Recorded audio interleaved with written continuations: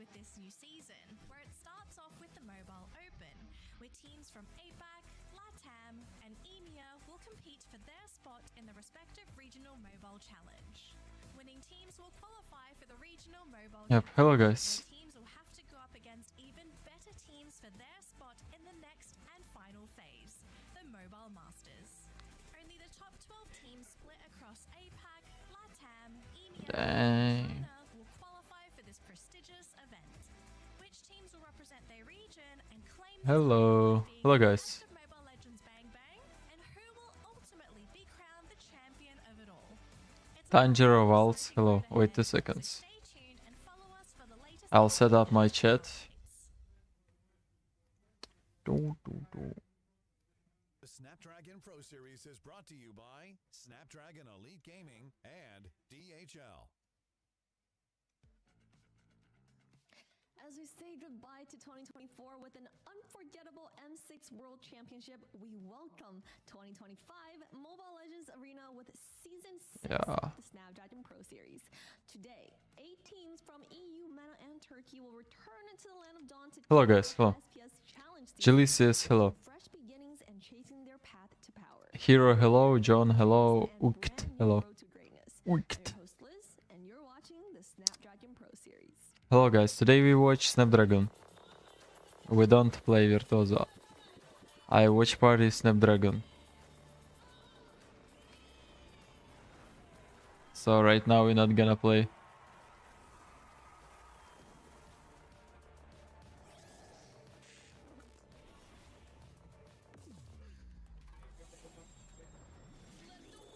No,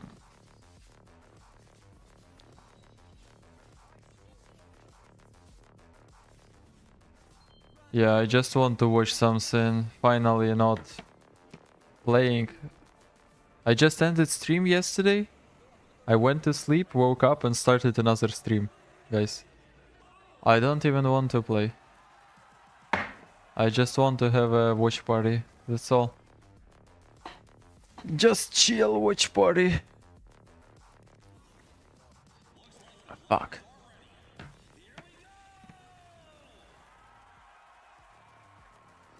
No.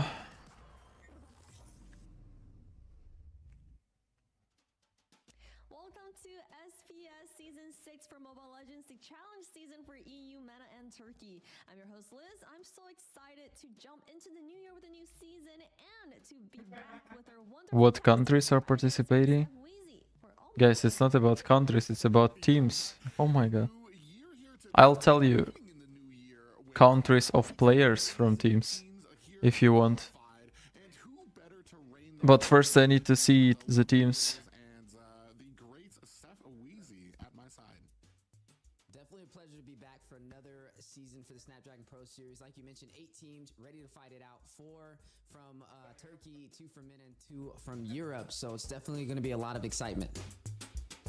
And for all of you guys watching at home, make sure to join us on our social medias. Follow us on X, Facebook, and Instagram at ESL Mobile. It's pretty easy to remember, ESL Mobile. And while you're at oh it, my make god, sure these to join casters. us on our Discord channel. Also now we got And some that beautiful is Asian lady. Snapdragon Pro Series. Yeah, especially if you can't make it to all the matches, you're going to be able to get all of the updates, all of the exciting action that you might have missed. You can go ahead, check out the socials, check out the Discord to see where you left off. Yeah, definitely check out all the highlights, the latest and greatest. Definitely going to be some today as well. So Ростик, можете закрити двері? teams are getting ready to step into the land of Dom. We have a lot to cover Закрийте today. двері. Yeah, let's take a seat back to memory lane and freshen up on how we got here into the challenge season. The Snapdragon Pro Series Season 6 for Europe, Middle East, and Turkey delivered a season filled with epic battles, standout performances, and unforgettable moments. Early stream, bro. I'm doing a watch party. Bracket fights. Every stage of the tournament showcased the immense skill and determination of the competing teams. In Europe and MENA, GK Esports and Team Falcons. GK Esports and Team Falcons. Their flawless strategies and teamwork made them the teams to beat. Similarly, in Turkey, Incendio Supremacy, previously known as Fireflex Esports and S2G Esports proved their dominance. The Syndio Supremacy played with precision and composure, while S2G's aggressive style earned them a clear path to the finals. The lower bracket was where teams fought tooth and nail to survive. Twisted Minds and Birthright in Europe and MENA, alongside Papara Supermassive and Beşiktaş Esports in Turkey, gave it their all. Twisted Minds displayed relentless determination, while Birthright pushed their way through the tough Mikazuya. over in Turkey. Papara Supermassive and Beşiktaş showcased grit and resilience, refusing to bow out without a fight. The grand finals in both regions were an unforgettable experience. GK Esports went head-to-head with the Team Falcons in a thrilling showdown. GK Esports secured a flawless 2-0 win, sweeping their opponents with ease. In Turkey, the Syndio Supremacy faced S2G Esports. The Syndio Supremacy's consistency and aggression crowned them champions of the Turkish Open Finals in a quick victory. GK Esports, Team Falcons, and Syndio Supremacy, and S2G Esports, ready to take on each other, and are joined by Elevate, Birthright, Papara Supermassive, and Beşiktaş Esports. I call this Papara Supermassive.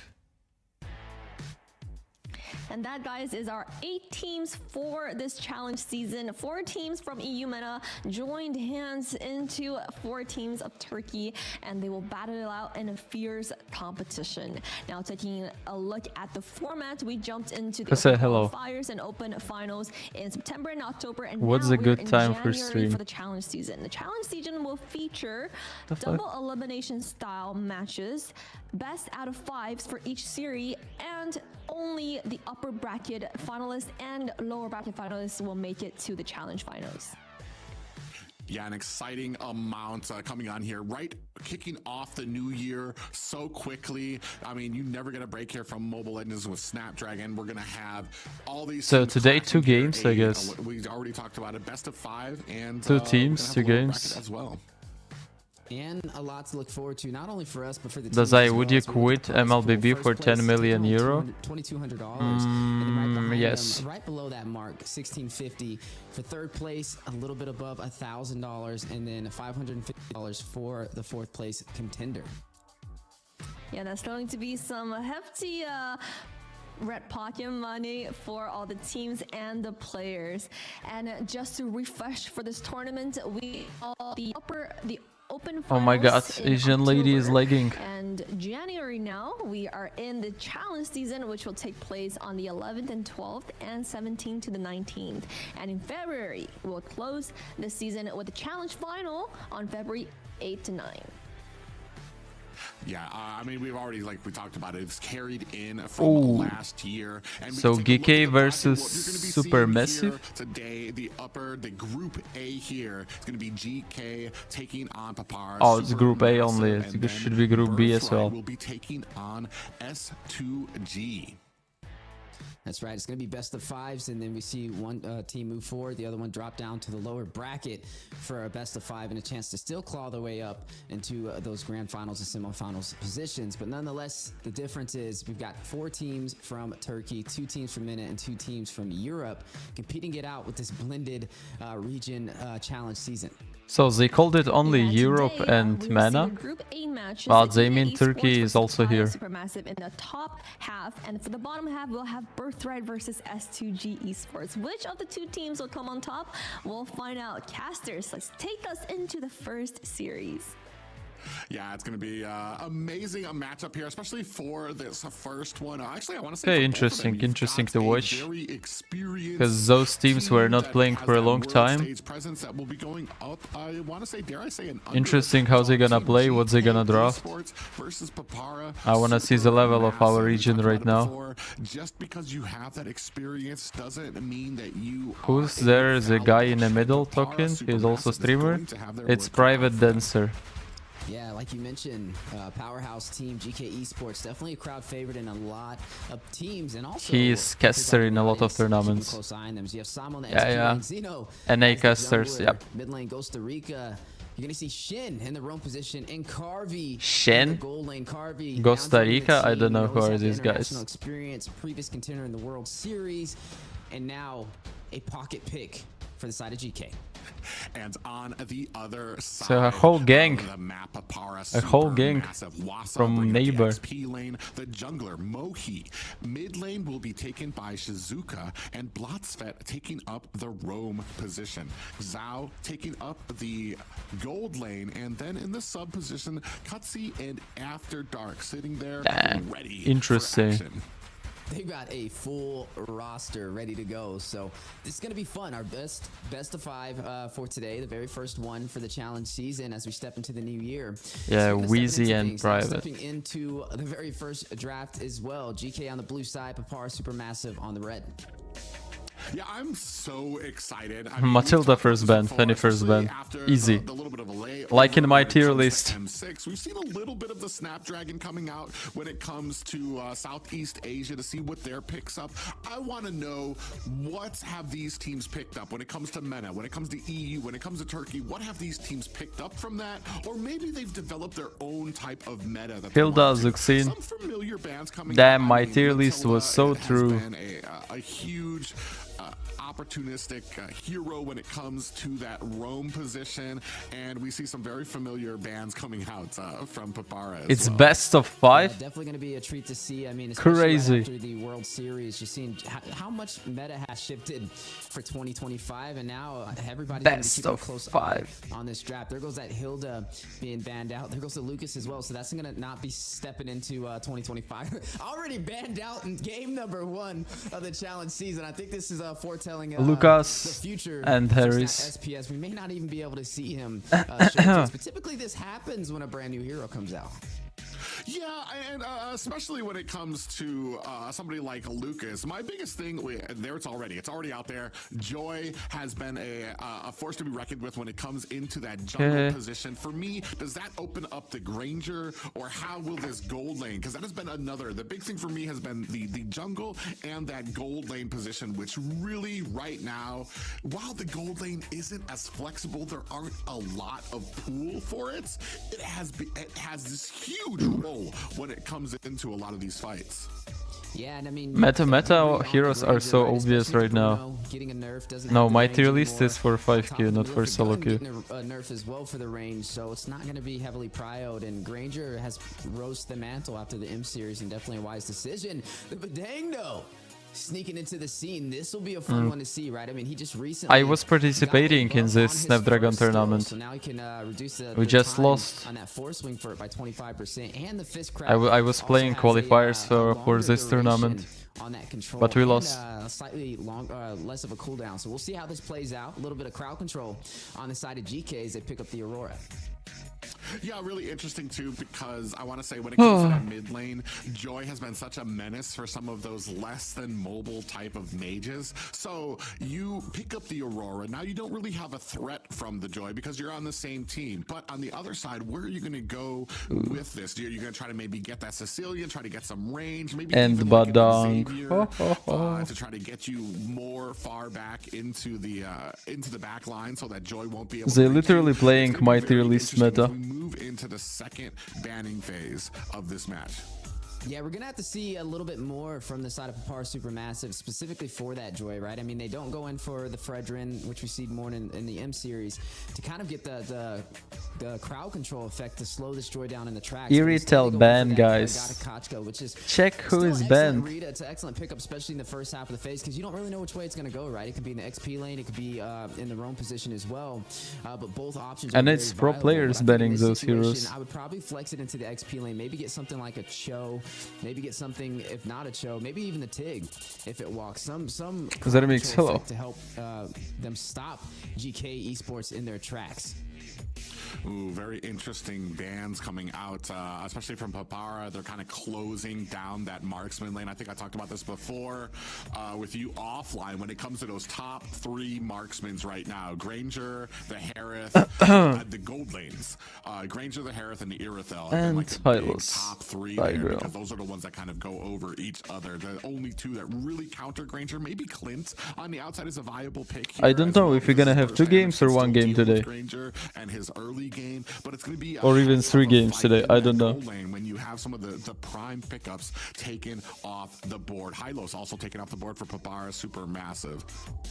This is Probably we're gonna interesting, have 3 games today. Travis Katat most likely going to be in the XP lane going up against this Badang. But the It's thing gonna about be it is with exhausting, Badang, I with the swear. longer control effect, that's a lot of crowd control to work inside of GK's favor. I mean, you imagine the Aurora walking in with the Frigid Glacier and then the Fist Crack right behind it. You're not going anywhere, and I think that's going to be the game plan, especially on these neutral objective plays for GK, on these turtles, on these invasions, possibly for the buffs. And that's something that Papara Supermassive is going to have to watch out for, because they don't really have the heavy crowd control aspect. Yes, you have the Avatar, the Guardian over there with this Gadakacha, but it's not enough, right? And taking out the Tig, taking out the Lu Yi as well. They're on to the same thing that we are, right? They're looking for more crowd control, and we have to limit that capability. And as we talked about before, Sicilian going to want that range. You're going to want to be as far back and as separated from Joy as possible. Sicilian fills that role, and he's just become this big, huge nuisance. Okay, Sassy is not really in my tier list, but they still pick him. I don't know. Maybe I failed with Sassy. Able to group the opponents. It just depends on how well GK is going to be able to play around that. Is Joy going to be able to close the distance during these objective fights to be able to take him down, especially in the early game where it is so crucial? And, you know, I'm keeping a close eye on the Sicilian as well. I mean, he did recently just get a nerf with the recent patch, right? His mid to late game is not as strong anymore. I mean, they nerfed his bat impact. It does a little bit less of that damage. Corazon, hello. Which could lean inside of GK's favor. But Nice. Carmilla is bad for him, guys. Carmilla is too hard to do something with Carmilla. You know, that's a pick for the Joy, right? It's hard to catch use that right enemies, with the Dryad, you have hard a to little bit initiate slow, there fights. goes the It's even turtle hard we're to looking tank out for as something well in on the other fights. side. I don't think it's a good idea to pick Carmilla, even if she has combo with Sassy. Looking good so far. Yeah, Okay, really nice. Interesting. I want to say a big chunk of the side of Papara Supermassive. I don't really like Granger versus Melissa because Granger might destroy Melissa, but team fights are better for GK. So I'll say GK gonna win this. Off a lot of this damage because it could be turned around on them, especially with 2 vengeances potentially on the enemy team. Yeah, but there's some isolation players that can get the job done. You have the Cho on one side to be able to use the knockups, the Jikendo, the Way of the Dragon as well. But then you have the Gadakacha on the other side who can use the Avatar of the Guardian to be able to drop down on a selected member as well. So there's a lot of mobility and a lot of things working on both teams' favors. But one thing's for certain, ladies and gentlemen, we are jumping into game number 1 of the challenge season in this amazing best of 5 GK Esports up against Papara Supermassive. Man, I just love to say that Papara Supermassive just rolls off the tongue. It's very elegant. I'm actually kind of rooting. We do have the Granger, one of my favorite players. We take a look at some of these emblems. Yeah, you've seen the emblems pop up on the board really quickly. Now, there is a little bit of a commonality, right? Dang. We have 3 Impure Rages over there from the side of Papara Supermassive, so it's looking like they are trying to go in for a little bit more of that. I couldn't even damage see the aspect. When you emblems. look at the side of GK, it's kind of a blend of multiple things, right? You have the Temple of Rain, you have the Quantum Charge, you have the Impure Rage, you have everything on their side. So damage is definitely the main focus for Papara Supermassive, whereas GK is going for more of a First blend blood of already. Well, then, yeah, as well as Shizuka. Well, actually, Shizuka already took a little bit of a death there. GK actually putting 1 on the board very quickly, and that's not where you want to be. And another one up at mid. Looks like there was a fight coming out, but was able to get away quickly. I mean, they're already starting off with the action. GK just not going to take their foot off the pedal right now. Yeah, and that's a little dangerous for Papara Supermassive, considering Shizuka's running on the Sicilian, right? He needs those stacks. He needs to really play passive in the early game, especially with the mid to late game being nerfed in the recent patch. It already has a little bit of an upscale battle, and when you take some early deaths, it's definitely going to hurt you toward that mid game. Ooh, Mohi goes, tries to get himself some damage, even hits with an evil queller, but not able to finish the job. Bloodfest coming in, getting some vision. They're really doing a good job trying to protect this turtle to get and secure this first objective. Shen comes in. I don't know, because Theo started blue buff, he's now in bad position. Right now, Mohi has the evil queller out, is able to find the retribution. Frigid Glacier is out, does not catch any enemies, and just like that, Papara gets a free turtle and an escape. All right, so Joy really had time to take her blue and then go turtle. But able to pick up this turtle should equalize this economy. And now I don't know why she was in such hurry I mean, I'm to go turtle, but right? fine. It looks like he's just waiting He drops that wall, but he's waiting to use the fish crack because he wants that Frigid Glacier from Costa Rica, but he wasn't able to pull it off. Yeah, and a little bit of a fight here. Now Bloxfest actually in a little bit of trouble. Does have that Wrath of the Dryad come out. It is not able to You did sound dirty in that tier list. Because he's bullshit. Maybe he's not And I just want to highlight like that, right? The lowest second tier death right now, from but Shizuka, he is the still Sicilian, bullshit. And the Belleric not So I don't able to care slow if he's down in young E tier Zeno in his tracks. or Able C to tier. get the electrifying beats to get the pick off too, and that's gonna not only lead him in the jungle, but also limit Shizuka even further than that one death he had in the beginning of this game. Yeah, and you bring up a great point too. I want to say that was kind of perfect placement for Bloxfet on the Belleric. Ooh, another fight here coming off. We do have the ultimate coming out from Suzuka. Big pop up, and he does find the way of the dragon. Not able to take care No of that. one He followed finds a shoot. kill No, onto Costa Rica. There is madness in the mid lane, trying to lock onto Samo. Not able to finish the job, and a disengage from Papara. 3-1, a GK lead. Yeah, definitely a major lead. Young Zeno finding Shizuka. Electrifying Beats goes out though. Right now, Young Zeno 2-0-1 on this Joy. A little bit And useless I feel fight in Papara bot lane. Supermassive Jay has could found have a way to farmed her stop blue, him, but right? now her blue is with He's able to get what he CEO. wants. He's able to get some kills and then disengages. So now I don't like how Joy is looking playing. at the economy though, Papara Supermassive still ahead. They're up by just a few hundred, so it's about equal. Definitely this turtle play is going to be the But deciding I mean, factor on it's who's fine. leading the momentum.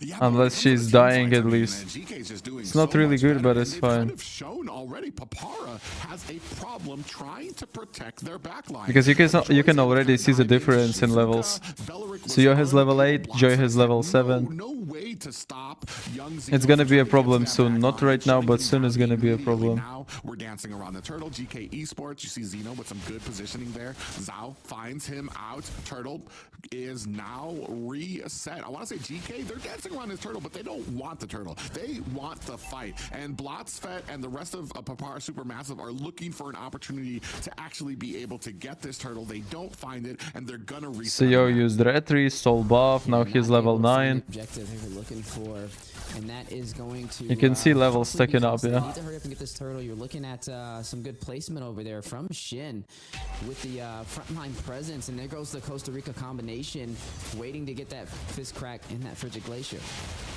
Yeah, a turtle fight now has started. Avatar the Guardian comes in wide, misses, zones out the rest of GK, but still not able to use it as an opportune item. And this is something about when it comes to Ganakacha. He cannot be the initiator because of how long that Avatar the Guardian takes. Ooh, coming in there, Samo finds the turtle, able to get himself out. You but took Moby on the turtle. back end, able to find him with a kill. Shen taken down as well, 4-3. Carvey finds himself a tower at the bottom as well. Fast, Joy. Ooh, Young Zeno almost picked off at making the most out of the mobility, but a big play from Samo, rushing in with the G-Kondo to get the turtle, but the mid turret will fall. But still, CEO is going level higher than Joy. Phase, able to pick up 2 kills on top of that, even though they lost. Because Joy was rotating really slow, she was wasting time. Their rhythm and control this. As a jungler, I can feel the Really interesting. You lose the turtle, you take a kill, DBR. and you lose Yeah. tower at the bottom. Miron but escaped you've slavery. gotten a bunch kills yourself. You were able to take mid tower, which I want to say is probably the most important tower. What of you the think game. about Rising? So I mean, we're I don't know. inching It's a towards cool Papara, mode. Even though these team fights aren't exactly the prettiest. That's what I think. For them. Cool mode for players. Yeah, and Some even though, motivation to you know, all create the team teams. fights, you're looking at Papara Supermassive winning on the map, and overall, wait a second. What now about GK on using top, so they're Arlo gonna do a this little bit of season? Is push it as well. okay? Harvey able to take down that tier 1 turret, and I now mean, Rome Optimus Arlot starts is to bad turn right this now, back but around, right? But they need to take this explain mid Arlot, because you can that's give gonna a, help you them can invade give him a into the chance. jungle. He's not that bad. Just there are better heroes than Arlot. That was pretty brave, especially going into 3. Jack Kai, members. hello. Here comes the backup, Shen and Samo from the top, looking for an opportunity. You see Costa Rica dropping some bombs. And there Asanali, onto hello. Papara Supermassive, and everybody. No, Balearic is not that bad Rome, guys. Balearic is actually really good. Disengage right now. I would still say Papara Supermassive has Joy the engages advantage, into you, holding you on just to ulti with Editors Baletic well and save your still move team. around more comfortably. But GK, when it comes to the team fights, as long as they're together, they're starting Why to is Joy find playing their like a rhythm. monkey? Right now, it's a little bit of a lead for Papara She's not Supermassive. playing that bad, like. Sitting at, You can still see 30,000, he's and now professional, looking but for some great zonage. enemy jungler, what is his name? Moji? Moji is playing like way better in rotating. I don't know, it's like King Kong versus Kairi, like. Into the enemy purple buff, we have the Avatar the Guardian comes out. Playboy Carvey might be in a little bit of trouble. Gets taken down. Zhao with the Told you it's gonna be a damage on problem. that Granger. They're gonna find themselves a tower Because as enemy well. jungler is And just taking like everything. that, the game swinging very, I want to say very dominantly for Papara Supermassive. Yeah, definitely a good push for them. And now you're going to see 4-4 on the scoreboard. Both teams even in kills, but you got to look with where the kills are going, right? Mohi picking up 2 over here. And Fishcrack coming out. Oh, catches 2 of them, but I mean, look at how tanky they are. Wasa barely even took any damage, gets frozen there. And he's they gonna are die. powerless. Now looks like Mohi No. might be in trouble. He's not gonna die. And able to find the Soul Sever to find the kill. Papara Supermassive on the rise right now. Minions at the bottom. They're going to make short work of that tower, and they are almost knocking at GKE Sports. King Kong versus Kairi, which one win? They said King they're Kong. not no underdogs. They're big dogs in this game. Guys, I don't know GK if you saw, but there are some videos on YouTube and TikTok analyzing King Kong rotations. And if you see them, not only that, you'll but understand also able to why take his down team Playboy wins. Carvey, right? He's now 2 deaths, no kills. His rotations combined with Melissa's gonna be that mid to ultra late game good marksman. I'm initiations still pitching and a close OP eye to gold Suzuki laner too, though. With Papara Supermassive, means with win this every lead, game. He's going to be able to get more comfortable in getting these stacks, especially how he was falling so early in this game, to kind of speed up that pace and be able to hit like a truck toward that mid to late game. You're already seeing the Elegant Gym. Dazai, what are some best explainers right now? He's gonna have that burn damage Hilda, effect and Lucas, also the life bane on top of that. But for Badang, GK, Hylos, they need Gatotkacha, this map Khalid, presence. They Chu, need to be able to see Fovis. that turret in the mid lane, and this just showcases how important it is. Papara Supermassive, a lot of insurance, right? They can Is this invade a into the tournament? jungle Yeah, of it's a GK. tournament. They don't have to really It's worry about too ESL much punish, 'cause Snapdragon they have a lot series. of turrets to be able to rush back to. But not You the suck, same for penis. GK. Ooh, nobody has eyes It's on Samo up nighttime. at the top, looking for an angle to kind of get in here. They spot him Whatever, out. bro. Still Mogi able to pick up the retribution. Avatar the Guardian comes out. They do find a kill on this Asamo. Shen running for the hills is going to activate that conceal to try to get himself away from Wasa. And Mogi and them are on the chase. They're going to go ahead and capture Of this course, orange Papara gonna buff, win this game. for their efforts. Like, there is always chance to come back in late game when defending, but What a game so far. in pro games, Massive this lead percentage, for Papara this chance is really Supermassive. small. A shocker, a bold statement as well to jump into the challenge season. You're going against one of the heavily favored competitors, GK Esports, and it's starting to turn into a domination. They got this little march to the mid lane, bot side. Oh man, Got Zeno to caught gets Joey taken out. finally. Wasa and Mohi there, just watching, not able to do much to add to that fight. You see Wasa on the side here. They're looking to try to push their way in. Samo, Lord at mid, minions at bottom and top. In comes the Avatar of the Guardian, immediately hit with a Frigid Glacier and a way of the Dragon. Zhao coming in, takes out Just the no tower, finds damage, himself no a kill damage. onto Shen, knocking at the core is the Lord. 1-0. Supermassive going to take game 1 from GK Esports. What a statement. Papara Supermassive showcasing to the world they're ready to take it to another level for the challenge season, and now up 1-0 against GK. They I don't know what was that, Jungle did? They had the Sicilian Probably. and able to get the job done. Now, the question is, where do you go from here, right? Can they keep that momentum? Can they keep it rolling? Up with a 1-0 deficit is definitely a great place for them. And, oh man, GK, what a match. Yeah, a very good match, even especially because Shizuka had a couple of hurdles. Also, in that Badang early Chu. game on that Sicilian. I don't think it's a good idea. They needed some Hylos. Early game where Sicilian's gonna be the most Hylos or susceptible, Khalid or but eventually Gatotkacha, I able to don't know, round that something corner. more Zhao team was able to fighty. take off in in that that gold lane. We've been focuses more talking than about, one I've been target. mentioning this. Add Newman right now. That gold lane is so important. As you can see, MVP here, Xiao, on that Where is Granger. Kairi? Kairi is And the thing is, in I love how you kinda Indonesia. highlighted the goal lane, right? Samo not able to find the way the Dragons. This not is able to get the Europe isolation Turkey plays to the tournament, back line to EUR&MENA. take down Zhao. He went through that entire game deathless, and not the same for Cardi, right? He's seen One a lot of Rising? times I didn't Awasa even play rush in Rising. there with the AOG, the Belloc, I should have around played with yesterday when I and then started the also, stream, but I Mogi forgot. just able to deal some damage and pick up Oh, those by the kills way, I alongside got a global Zhao. Elise, guys. Carvey not able to get online. They were lacking in the damage department, right? I mean, even though they had Xeno, the Bellocs right there. You have the Wrath of the Dryad to catch him in his tracks. Let me show you. Needed a little bit more oomph. Yeah, as we take a look at some. You of look the like you from replays here, Georgia? I feel Oh, like, I'm not the from team Georgia. had kind of split priorities with who they were going for. You see Xeno here getting caught. They had to execute that electrifying beats, but still not able to get the retribution. It was just. I don't so hear much, sound as it got of to the game. mid-game, there really wasn't much that they were able to do. Electrifying beats there again. Let me They just do show find a you my kill, global. but eventually, I want to say most of this game starting to go over, going over to their enemies. And it started right here, right? Able to get the turtle to equalize this economy when they were down 4-1 What the initially. fuck is Blushfest this? taking down Shin as well, and this is where you start to see signs of life from Papara Supermassive and GK starting to kind of be more reactive than pushing the way and being proactive, and that is something that Papara Supermassive sniffed out.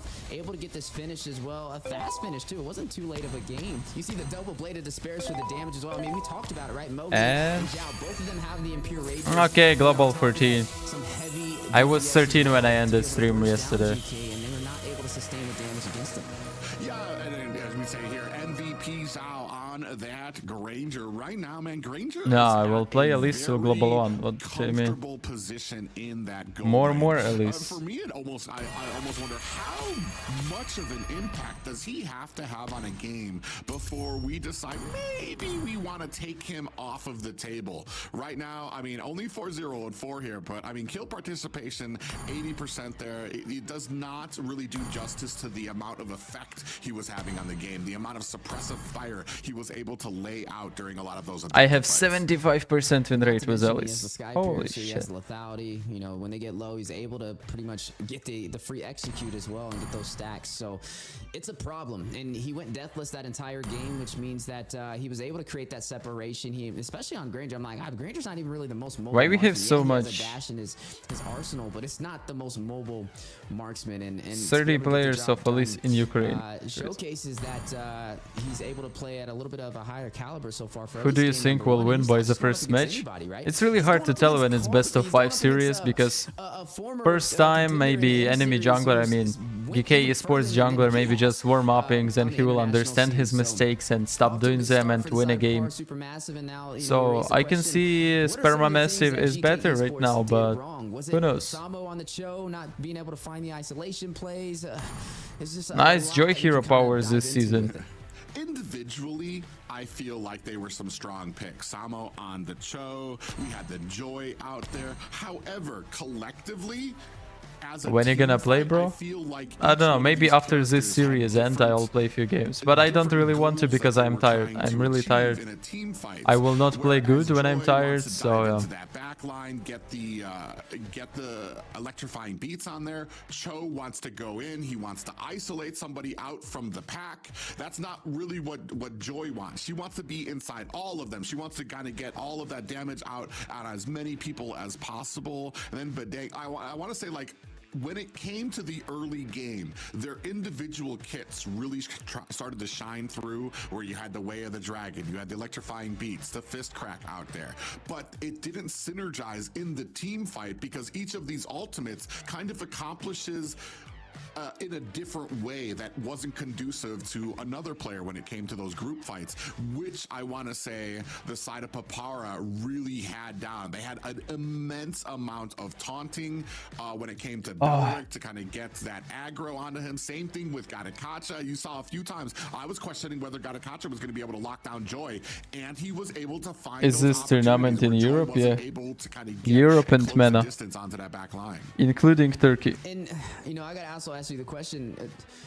I love how you kind of broke that down, and it feels like I for think they GK, should were pick like trying burst a and new defense recipe, right? fighters And when you like put a Argus and Thomas. different combination of heroes together that Nah, we it's don't bad traditionally idea. see They need as more a team unit fight. in the international scene or the They need competitive team scene. fight like So Hylos, much Gato, doesn't work. How do you Khalid. feel about the Bedang in the roam position? Phobius Do you is feel not like that it would've good, been but more also effective fine. answer? Do you think they Edit kinda leaned a little probably. too heavily into it? I mean, they did have the Aurora, I guess. the Denji-kun, combo with hello. it. Yeah, and that's the one thing I was kind of wondering, I probably have to look back over the matches. Oh, 'Cause I'm kinda Danger wondering, High. on paper, it seems like, I mean, once you get the CC down, the Aurora would be a huge hit. But I did notice some of the targeting wasn't, once we got into those team fights, the side of Papara was doing a great Did they job go of for having diversity that again with the Gattacacha, commentators? that Yeah. Belric up in front. They were the ones getting caught We with the have fist match. They Asian were the ones lady, getting caught with the way of the dragons, so that the rest of the team American was guy, able to kind of rain down and the damage. black when you're American wasting guy. all of your abilities, all of your CC We are on those fine. heavy hitters, It's gonna like be a Netflix. problem once that's over and once they've kind of wiped the dust off of their shoulders, and you still have those damage dealers to deal with in the background. Again, Feniben. And now, speaking of wiping the dust, wiping into game number You're 2 of reading this two best of chats? 5 Yeah, for the I'm reading first two chats. series of the Snapdragon Pro Series Challenge season. Papara Supermassive able to do a little bit of a shockwave, kind of a surprise to me on how well they orchestrated game number 1 against GK, especially when in the beginning they were down, right? They didn't find the Thomas first, can be relevant in few pro play kills, but as they were just able a to tanky secure these hero, objectives, and it just seems but like Argus, as they're rotating around it, the synergy is just growing as the later the game goes for them. And I do agree with you. I he's think, just too useless having at objectives. The Wasa and also Blotchfet to be able to frontline Dazai, who's better, waste King that Kong utility or Kairi was in one of his the major prime? things that helped him in that game, especially in the draft on the way though. Oh, A lot of assassin prio for the side of Papara Supermassive, taking out the Fanny, King Kong. taking out the Hayabusa. Still. Man, can I just say that Papara Supermassive, Shizuka and Zhao are looking directly into my soul. They're definitely looking through Commentators us into won't say GK my name Esports if to tell I'm in them to tournament, bring it. because Look my at that name is... intensity there. What Two the fuck is assassins this? taken off from Papara there, Fanny and Hayabusa. And we've talked about it before. There's still play here for Kairi, assassins even in right his now, prime, especially when you didn't take out have some so of the good big macro hitters. as King Kong. Suyu taken off there. I We know. saw Joy. Maybe not the unkillable or ultimate pickup that everybody thinks it is just yet, as having a little bit of problems trying to break through the line of what Papara Supermassive set out there. That Gattacacha, that Belric, it was a pretty big wall for her to try to cross. Yeah, Vincent, hello. You know, it's interesting when you talk about the Joy because it was heavily prioritized in the first phase of the draft. And I feel like Zeno was able to get a lot of kills in the beginning, right? He was able to get those pickoffs, but I feel it was Samo and Shin not able to provide the frontline presence and to provide the crowd control to allow the kills to go over to players like Carvey and Costa Rica. I feel like the Joy was getting its job done, but when you have all of those elements not working on your side, minus what you're providing, and then you have on the other side some great frontline players like Wasa and Blotchfet to be able to bait out all that utility, it makes it challenging, right? I Yeah, feel like you could still I'll go dare the it Joy now. in this situation, even against the same lineup, but I think the difference has to come from Samo and Shin, right? They need to find some setup potentials. I'm not really a big fan of the Bedang. I think maybe they go for something a little bit more traditional. I mean, even trying to maybe sneak in a Hylos or sneak in a Gatot here could be a possible game plan. But Papara Supermassive will be first in the draft this time around for game number 2 against GK. So GK will be on the red side with a 2-pick swing. Well, it's interesting that you bring up the Bedang because I want to say from when it comes to that type of composition that GK had, you had the Cho kind of out there trying to dive into the back line, and you had Bedang trying to look for the forward set like right in front, and you didn't really have anything that was able to kind of protect the lines. Not a lot of CC for them. They were looking to be the initiator, and if they couldn't initiate, they didn't really have anything to fall back on. They had no peel, not a lot of CC to stop This stop the layout enemy team from looks coming ugly in, as so it was a fuck. real issue. But This it's time, just- Wasa, or this time Papara. It's just Snapdragon layout. Pick up that Joy. We're gonna see what maybe changes. GK kind of They always have this layout. layout. Just shown possibly how to deal with the Joy. The Ahenia, hello. Speaking of changes, now with the 2-pick swing, GK gonna go ahead and pick up this Mathilda alongside the Phobius, and I'm actually a pretty big fan of this, right? Phobius' main problem is when he starts to engage, he doesn't really have any. They not even disengage. He taking can't get Lucas. out of the heart of the battle once he's in there. But when you have the Mathilda, Maybe the guy they'll who take wins, Lucas you right have now. a get out of jail free card after you're wreaking all that havoc. So a really good 2-pick swing going on their side, but they are going to be going up against this Joy, and they don't really have anything to stop it in its tracks, which means they are going to be forced out to use maybe a Fredrin in the jungle or something, because they need to be able to stop that Joy. The Bruno, though, we were just talking about this, Private. How do you feel about the Bruno in today's meta? I was about to say, in this economy, Bruno, but he has taken... Stocks are down. Stocks are down. Bruno's stocks are down right now. He took some heavy nerfs after M6. They nerfed Bruno. They nerfed the Malefic gun. He's lost a lot of range that he used to have. But that doesn't mean he's absolutely useless, especially if you have a decent front line that is going to be able to hold the enemy at a distance. They're not even gonna pick Lucas. They banned Lucas last game. You get the Malefic gun on Now him. they don't pick him. It used to be just automatic win-win. Here, I think we've evened it out. Now, if you have the Malefic gun, you're at like a normal marksman range for Bruno. You got to catch it with they pair. I like that they paired this up this way. They didn't allow this to go into the second banning phase without them picking up something that will pair with Bruno, something that can kind of hold that line in front of them, something that can create that distance, allow him to get those crits and allow him to get those stacks. So I like the Bruno pick here. And I also like the Fredrin pick to go up against Papar Supermassive, right? We were talking about when you have this Mathilda and this Phobius, you're lacking in the crowd control department, and going up against a hero like Joy, that's not something you can really afford, or that Joy is just going to go crazy with the electrifying beats. So picking up this Fredrin is a strong pickup for GK Esports to kind of counteract that. Now, we have yet to really see the marksman go up against the Bruno. I'm right there with you. With Bruno lacking the range, he's going to need a strong frontline presence to be able to really pop off, right? Fredrin, really? If GK can close that distance and be aggressive, Bro, I'm it may like, be he was little bit playing of a bad with threat. Joy. So far, though, He's not we gonna need to play see good something with from GK in the Fredrin. crowd control department. When we're looking at what they still have available, they still need to pick up their mid laner and also Yeah, it's Europe their, tournament, Russia. marksman as well. For the mid lane, Lu Yi is still a viable option. It could be a little bit of a problem, especially going. By the up way, against I have a Joy, new but as long as cat. you're I kind wanna of name it by the Dazai, but veteran, it's a girl. then you don't really have to worry Who about cares? it too much. And then not to mention, I guess you have the Name Mathilda her too, so, I mean, Dazai. Lu Yi It's okay. lacks mobility, but if you have the guiding wind, then you can go back to safety as well. But they're gonna ban it out themselves. Yeah, really interesting thing here. I mean, we do have, when it comes to Prio, when it comes to the mid Name lane, her Sakura. oh yeah, I was about to say Vexana. We still have Farja out there. Because, I mean, you're not going to stop them from getting to you. You just need to have a plan now. So might as well just go for some of those picks that don't really have a lot of mobility. Vexana being one I know, of I don't those. like Fredrin pick Farja's already. another one Bullshit. with a feathered airstrike. She's kind of a sitting duck. But, I mean, any mage right now is going to be a sitting duck when you have a Matilda. So Stonic, it's better for us to stop kind of plan being around that. Are we gonna so maybe be able to use the Avatar of the homophobic Guardian, and racist. defensively to be able to kind of cover that when you see the Matilda kind of using that circle. What the fuck? Use the Avatar of the Guardian, create that space. Sicilian out there for the side of Papara. Seems like a comfort pick for Shizuka. Gonna pick it up again now. When we were watching Hitler. game number 1, it didn't have the hottest start, right? It took a little bit I of got time you. for that Hello. engine to get revving up, and it could be a wise decision. I was just gonna say maybe they picked the glue here, and the reason why is Yeah. it's a good read to the. I don't know, this guy that is playing jungler for GK Sports, he already failed with playing Joy.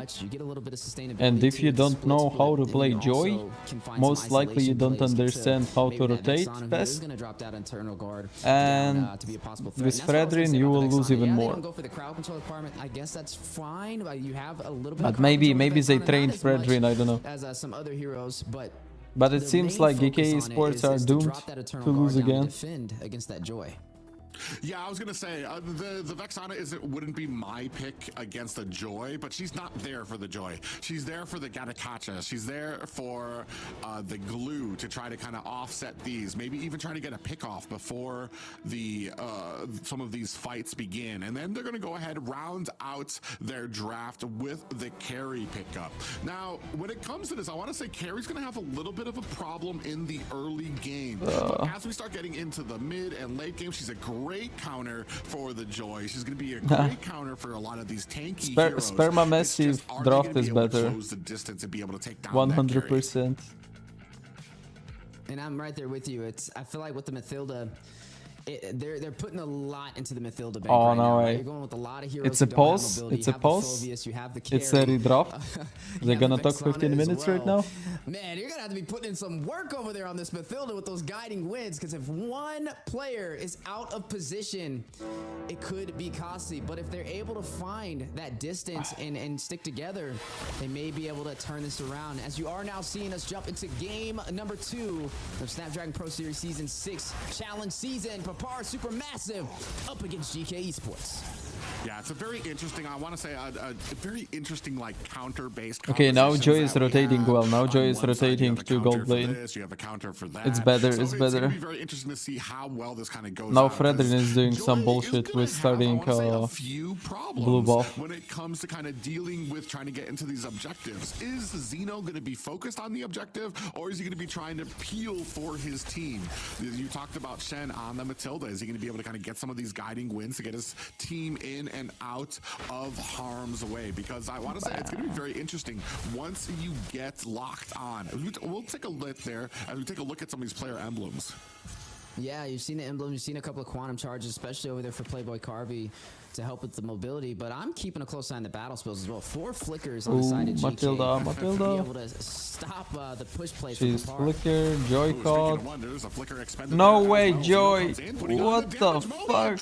Taken down in the first minute and 30-second. Blotsfed might be the second on the list. Guiding Wind's going to bring in Zeno under the tower, looking for the damage, and Blotsfed taken down. Last hit Mobazane solo, Shen. guys.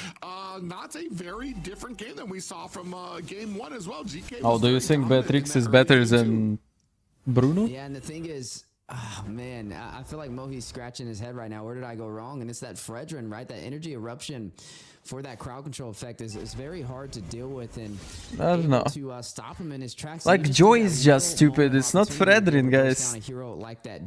How did Joy get out-rotated with level by Fredrin? They were leading in kills in game number 1, and we were in this same exact Joy. situation. But this is where Papara Supermassive turned it around. The first turtle play, they were able to take this objective, and then they started to form that snowball. But this time around, GK more on the defense, not going to be as risky, and has a well-compensated draft when it comes to the pickups from Papara Supermassive, and the turtle will go on their side. Yeah, one thing I kind of have to question, though, is you had Mohi was definitely not in a position to contest that turtle. So why were 2 other members from Papara sitting there on that turtle, like trying to show themselves to GK? Was there ever going to be an opportunity, or maybe would their presence in another lane have been maybe a better touch? It's some of these little things you have to kind of consider. If you're not going to be able to take a turtle, try to make it or punish them for it. Find maybe a gank in another lane, but just sitting there watching them take the turtle is kind of not a cost-effective solution. Yeah, and these little things might not seem major until you're almost to that mid game, and you're like, oh, had we had, found the trade-off in the early game, we could have probably won this fight when it comes to the minor differences in gold. But right now, GK looks like they're pretty much in control of this game, up 2 kills, able to find the first objective, and this is really good for them considering they have this carry who's going to scale really well as the game goes to deal massive damage. The healing from Shin is and these guiding winds is going to be crucial as well. And right now, Papara Supermassive, I feel like they're testing the waters, but they're trying to find a mistake. Yeah, they're doing such a great job putting a ton of pressure onto this gold lane. They want to make sure that they are laying every single Why brick it's for always that jungler path of the fucking carry up? success into that mid and late game. So we're not getting any ganks on her.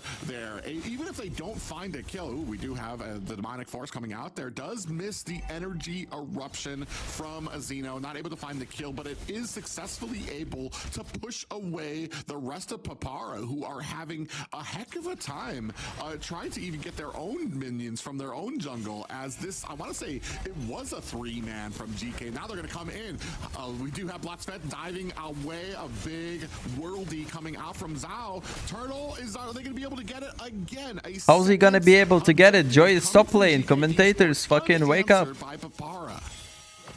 Yeah, able to find that objective yet again, and now possible counterplay on the way. It looks like they want a little bit more. They're going to go in for the siege on the bot side, possibly. You see a lot of presence from GK down there, not trying to give Papar Supermassive any breathing room. Speaking of breathing room, Damn. Carvey. What is he talking about? Now going to have that slow effect as he does hit with those speedy light wheels up against Papar Supermassive. Something He's a rose. Hello. watch out for. Yeah, it's tournament. Yeah. Though, right? He needs to get these stacks. He needs to scale to that late game to be able to have a major impact. But wait a second. Yeah, they are just Unfortunately, so Akai had from the first game, they use that as a lesson. Akai hasn't taught them to help take buff. Rotates back to gold without hesitation. If only Sperma Massive had super good Akai that is helping buffs, maybe Joy wouldn't have died at early game with level 3 versus Fredrin level 4. Maybe probably even look for the rotation at bottom. Like, they really need Akai. Yeah, and I think the difference is Shin, right? He's not running on this Bedang, he's running on this Mathilda, so he's able to provide a little bit more opportunity. Philippines the strongest, bro. Easier than trying to get that fist crack off. Yes. Battle, speedy light wheels. Oh, we lose the blitz. Oh, actually, no, we don't. Really? He's able to get away. Taunt on Dazai. Really? He's looking for an escape. He's able Kill to them, find guys. It's your last himself. chance to come back this They bullshit, please. do lose a tower. Split is out. Energy eruption pauses him in his tracks. He's going to turn away from this fight, but the damage has been done. GK loses a tower in the gold lane. Yeah, able to find that objective, able to take that tower. Both teams giving a good fight. A low kill game, 2-1 at the 6-minute mark. By the way, guys, is still Vengeance Glue working, or they fixed it? Turtles, which helped them a little bit in the economy. But you're starting to see Papar Supermassive, the fight come alive, right? You're starting to see them punish on some of the mistakes, the overextension. Can you play in the Philippines server? No, I can't. Some kills, and now the turtle on the way. Yeah, we do have a demonic force into the back line. Samo trying to put the damage onto Suzuka, who uses the flicker to get away. The turtle has been taken. Big energy eruption lands onto Wasa, who's gonna have to use that split to get. Carry used ultimate. They all used ultimate. Vexana has ultimate.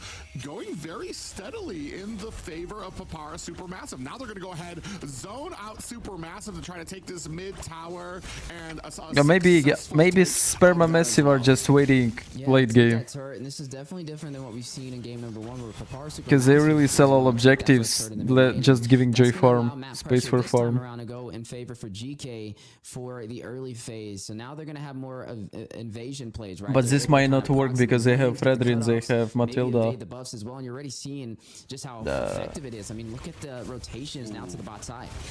Yeah, they go in there looking, and Playboy Carvy's going to have to back up here a little bit. Zhao came in there. The little bit of, I want to say, time that Blotsvet was able to get them. He did die for it, but they are able to narrowly protect this tower a bit. And I want to say, macro-wise, they're kind of even, except I want to say GK just a little bit ahead, even though they're under when it, I mean, it's one tower to one tower, but the most important tower, that mid tower, the one that opens up the map, has been taken by GK, so it's going to be a little harder for Papar to answer some of these calls. GK Sports is from MENA. That's going to do it for the gold lane tower. Supermassive is from Turkey. Yeah, they're going to go ahead and take that. A good play from Carvey, and not even something that Papar Like GK Sports is from MENA, but they have players from different countries. Some are from Egypt, yes. Some are from Mongolia. Carvey is from Mongolia, yeah. On this Bruno, so needs to be careful on his spacing. From Temu, yeah. We saw a circling eagle out there by Shen, locked on to Zhao, but not able to seal the Katie, deal. hello. They're going to go ahead and back off protection up at the Yeah, I top. told you I'm gonna Lord stream is tournament. out right Yesterday now, when I was and ending I'm stream, wondering I if told you. Papar is actually in a position to go ahead. Then I'm gonna and stream contest tournament. that energy eruption misses just wide of Blotzfett. The rest of the team, I mean, we were talking about it. That guiding wins from Shen doing a great job of kind of keeping this team together, keeping them grouped in a nice way to get them out of harm's way and pull them in a direction that GK wants them. Right now, looking for a good position onto this Lord. Yeah, but top side, you are looking at Mohi. We talked about it earlier, right? They need to find the trade-offs, and he's gonna go ahead and take the turret on the top side. But a play for the Lord. Yeah, they're gonna go in there, and we don't have Joy for this. Okay, fight. Lord. Big, Joy is still pushing the fucking top. Seal the deal, take Xeno, and get him this Lord, and a little Avatar of the Guardian almost cost Blotzfett. But I want to say Nice ult from Gato. He took flicker from Vexana. Patience coming from GK. It's gonna help them because Joy will be able to kill Vexana. We still have this game under control. Probably. Trying to extend to get this kill. Joy got Divine Glaive Seems now. like something Papar Supermassive. Samo is from Syria. Okay. With losing this Lord. They knew that, You know Katie? Yeah, I know Katie. He's on the top side, but he found the turret to try and open up the map just a little bit, right? So, I mean, it's not the biggest advantage right now. Gold is definitely leading. You for see, the side of Samo is GK from up Syria, north, Karvi is on the from bot side as Mongolia. well. Not to mention Playboy I Carvi don't on know. this carry. You got to keep a close eye. He still hasn't fallen. So he's I gonna guess stay they on have the some edge of the guys game from and have Egypt. A lot of damage with these speedy light wheels. But then on the other side, Shizuka, he hasn't fallen either on the Sicilian. And so maybe toward that late game, we'll see both of them from opposing sides dealing that damage to burst out pretty much anybody on the map.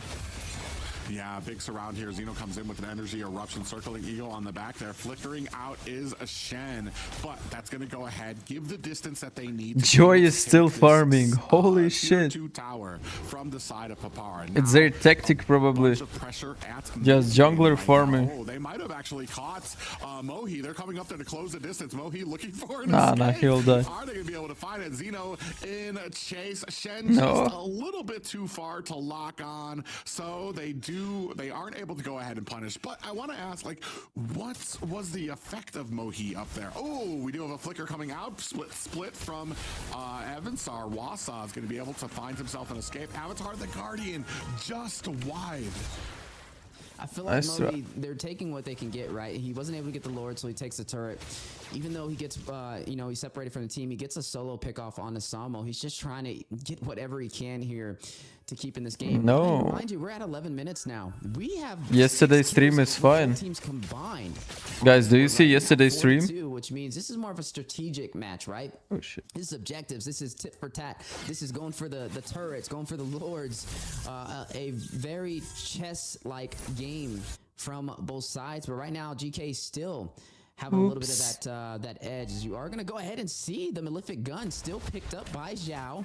It is limited in range. We'll have to see how effective. Oh, it got blocked because of this will be in copyright. this game. Dang. But like I said, Playboy Carvi on this carry. Yesterday's He's gonna be stream hitting got hard blocked too. because There's of a lot copyright, guys. burst I'll potential fix it. from Supermassive, not only with Zhao, but Tomorrow also my Shizuka. stream will be available again, but Mohi's going to have his work cut out for him when it comes to being able to join some of these fights. Because right now his team isn't engaging without him. But he can't really join these fights because you've got Xeno on the Fredgen. You've got Carvi right now on the carry. Two heroes that can absolutely hold down and shred a Joy player. So when it comes to some of these objective fights, I'm kind of wondering what is going to be the plan. You see him going ahead, locking on to Samo. Electrifying Beats is out. And we do have an energy eruption. That might be all she wrote for Xeno, who's going to be able to get out with the guiding wins. But down goes Shen. Carvi finds a kill onto the enemy marksman and the mage. That's a double kill for Playboy Carvi on the carry. And on the back end, we can see the demonic force is going to put another one down. While Mohi finds a kill, electrifying Beats come out there. He's able to find a kill. Oh, it might be a little low. Samo's on the line, looking for the kill. Flickers in, but not able to finish the job. That is a travesty there at the objective. So many bodies. Yeah, like we said, tit for tat, and now 8-5 on the scoreboard. The Lord wasn't even taken in that engagement. It looked like it was going in Papar Supermassive's favor, right? There was Where's the fuck it is? GK finds a way around. A good play from Playboy Carvey to find Blocked? Zhao and Shizuka. Blocked? Oh. But then you see Mohi. Yeah, only one song, only one song. My stream will be available like in 3 hours probably. And becomes a stalemate play. 8-5 right now, 13 minutes. We're getting toward that late game, and now this is where we want to see just how effective the Bruno is with the Malefic gun, just how effective the Sicilian is with the recent nerfs on both of these heroes for Papar Supermassive, going up against some heroes that really didn't take a heavy hit, such as this carry. Oh, Mohi tries to go to the back. Avatar the Guardian catches Move my Kimi up, bro. Your Kimi is bullshit. With the final hits there, Playboy Carvey running for the hills. It's only for TikTok, so it's Skype piercer. Onto Samo, trying to use that demonic force to get away. Wow. And he is into the back line. Wasa's gonna have to give up that split. So it's a comeback. Zyle is trying his best to keep the damage onto this Lord. In comes the circling eagle. Oh, Joy. Joy don't throw. Looking like Mohi setting up electrifying beats back. Dang. Sassy killed Matilda. Casters didn't even see that. For the side of Papara Supermassive. Yeah, able to take that Lord on their No. side. GK. Sperma Massive tactic worked. Joy got farm, Joy come back. Right? When you don't have, Even though Joy Shin fucked up on this start, build, Joy it's come gonna back get you late. out with the guiding winds. A lot of their heroes lack the mobility, and they didn't expunge any of their flickers as well. I'm kind of looking, I'm like, when are the flicker plays going to come in? You can use it as a defense mechanism, but you can also be offensive with it as well, but they haven't really used it at all. And now you've seen the Lord on the top side for the siege into the base for GK. Yeah, they're going to storming the gates right now. Ooh, do you have a little bit of damage coming out there? No, They Tivixana. are going to have to back off. Ooh, and this tower might survive the night. A little bit of a sneeze of health left up on that top high ground tower. The mid, not so lucky. Zhao going to put the finishing touches up at the top. This is an amazing push for Papara right now. Coming in, you do see a little bit of a circling eagle on the Mohi. Electrifying beats is out. We do have he's dead. Please there. kill Mohi in him. trouble, taking some tower shots, does not make it out. Immortality Yeah. block, but the finishing touches from Carvey on that carry are gonna lay He's dying out like me on stream. Supermassive's jungler. Yeah, I was gonna say, when did they push back, right? They got what they came for, able to take 2 inhibitor turns. Your but at tier some list point, you gotta push bullshit. back. You don't have No. minions on your side. And overstaying their welcome, Mohi will pay the ultimate price for that. But still, Hi Dazai, Chan, you start so early? Because it's tournament. I can't start late. Are going to take a lot of time to be able to get back in this game, and it's going to be a huge impact. If you're Dazai, out of Joy good position, as play? we're now seeing You mean this Joy or just Hero? full build Hero is systems, good. wishing Hero is Actor great, going meta wide hero. behind Glaive. This Looking Joy at the fucked other up side, start, Wintercrown but is picked up playing by, well. Costa Rica for a possible save before these engagements. But like we said, Shin has to be alive. He has to be in proximity. All tournaments for the except guiding Philippines wins, and because Indo you're gonna is expect boring. Papara Supermassive to try and Bro, get to your it's back lines, to boring try because and it's find not your Playboy region. Carvey and try and find Costa Rica. Because you don't have any connection to these teams. Yeah, and a big thing too, Mohi found a great position, found a great slot when it came to that last objective. For fight example, on the NACT flank, was surprised really Costa Rica not at an boring. opportune moment. So- It was so many really things fun had to go watch right. Costa Mobazain Rica come had to backing. show himself to the team so that Supermassive knew where he was. Mohi had to find a great position, and Shen had to be out of position to save Costa Rica from the electrifying beats. So it just all went well, and I'm wondering if GK is going to make that same mistake again, because that really flips this. That's a huge amount of damage. Take it off the field before the objective fight even starts. Well, with the Lord spawned in, I feel like we're going to find ourselves inside of a 50-50, right? It's really going to boil down to who can get the micro over the other, right? Who will be able to play better as a team when it comes to synergy on the 5v5 skirmishes. Please, They're Joy, not be even going for the split careful. plays on the Please be lanes, right? careful. They're not even going to try and create some separation. So it looks like it's going to possibly be a bloodbath as the Lord does evolve at the 18-minute mark. Yeah, really interesting. Oh, clutches an energy eruption onto Blitz. Is that going to Ooh, be gato, enough? Look at gato, the gato, damage. gato, He got gato. almost almost procs that immortality out on the backside, has the split, finds himself onto Glue just killing Kitty. We do have the winter crown, and down goes Samo. They don't have marksman in fight, guys. You can't fight. You can't fight. Avatar the Guardian comes out, does not catch anybody from And GK Retri lost. Mohi finds the Lord Shen, finds a kill onto Mohi. The rest of GK taking flight right now, trying to run away. Playboy Carvey taken down by Shizuka. Is this it for GK Esports? It's over. It's over, I guess. It's just over. Behind you and still holding on to 4 members and also having the advantage in numbers. Not to Make a lower tier for Eudora. Okay. It may be a game winner. I'll make Z tier for Eudora. It's GG's anyways, they just can't defend it. Another core secured by Papara Supermassive. Kerry just decided to suicide. 2 games for what many would have considered the underdogs, but now they're writing their own story. The pin Mobazane became coward, not answering fans and not even playing with his team. Really, guys? What happened with Mobazane? Let's talk about Mobazane. What happened with Mobazane? Tell me. Because I was not watching his streams and I'm not really his fan and watching what he's doing. What happened with Mobazane? If we have Mobazane subscribers here. One more victory to go and they potentially could find their first victory in the challenge season. What a statement they are making today. Yeah, there's a dog inside Papara Supermassive. It's just not an underdog. I mean, it's a bad dog. That's like a Raj dog. It's a big dog. Yeah, it's a big dog coming out for Papara. I mean, a great game, especially being able to maintain their composure through a lot of the early game that they knew weren't going to do. I don't know. Mohi had a lot of trouble trying to kind of close. He's so tilted after that lose. Because one guy told in chat that he's not even playing with his team. We're gonna have to split push. We're gonna have to put Mohi to kind of clear out some of these lanes. And I mean, finally they were able maybe he wrote some message in his YouTube, like he's on vacation or something. Did you check community tab on his channel?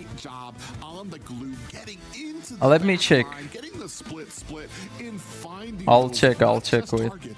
The correct targets onto Carvey, onto Costa Rica, onto those squishier lines. Mobazane, where is he? This game was a lot closer than match number 1, right? It was back and forth the entire way, down to the wire and down to the micro mechanics, which made the difference. And overall, worked more in Papara Supermassive's favor. Speaking of micro plays, a lot of tit for tat, a lot of back and forth. This game in the beginning was very low in kills, right? I want to say for at least the first 12 minutes, I think we were under 10 kills completely.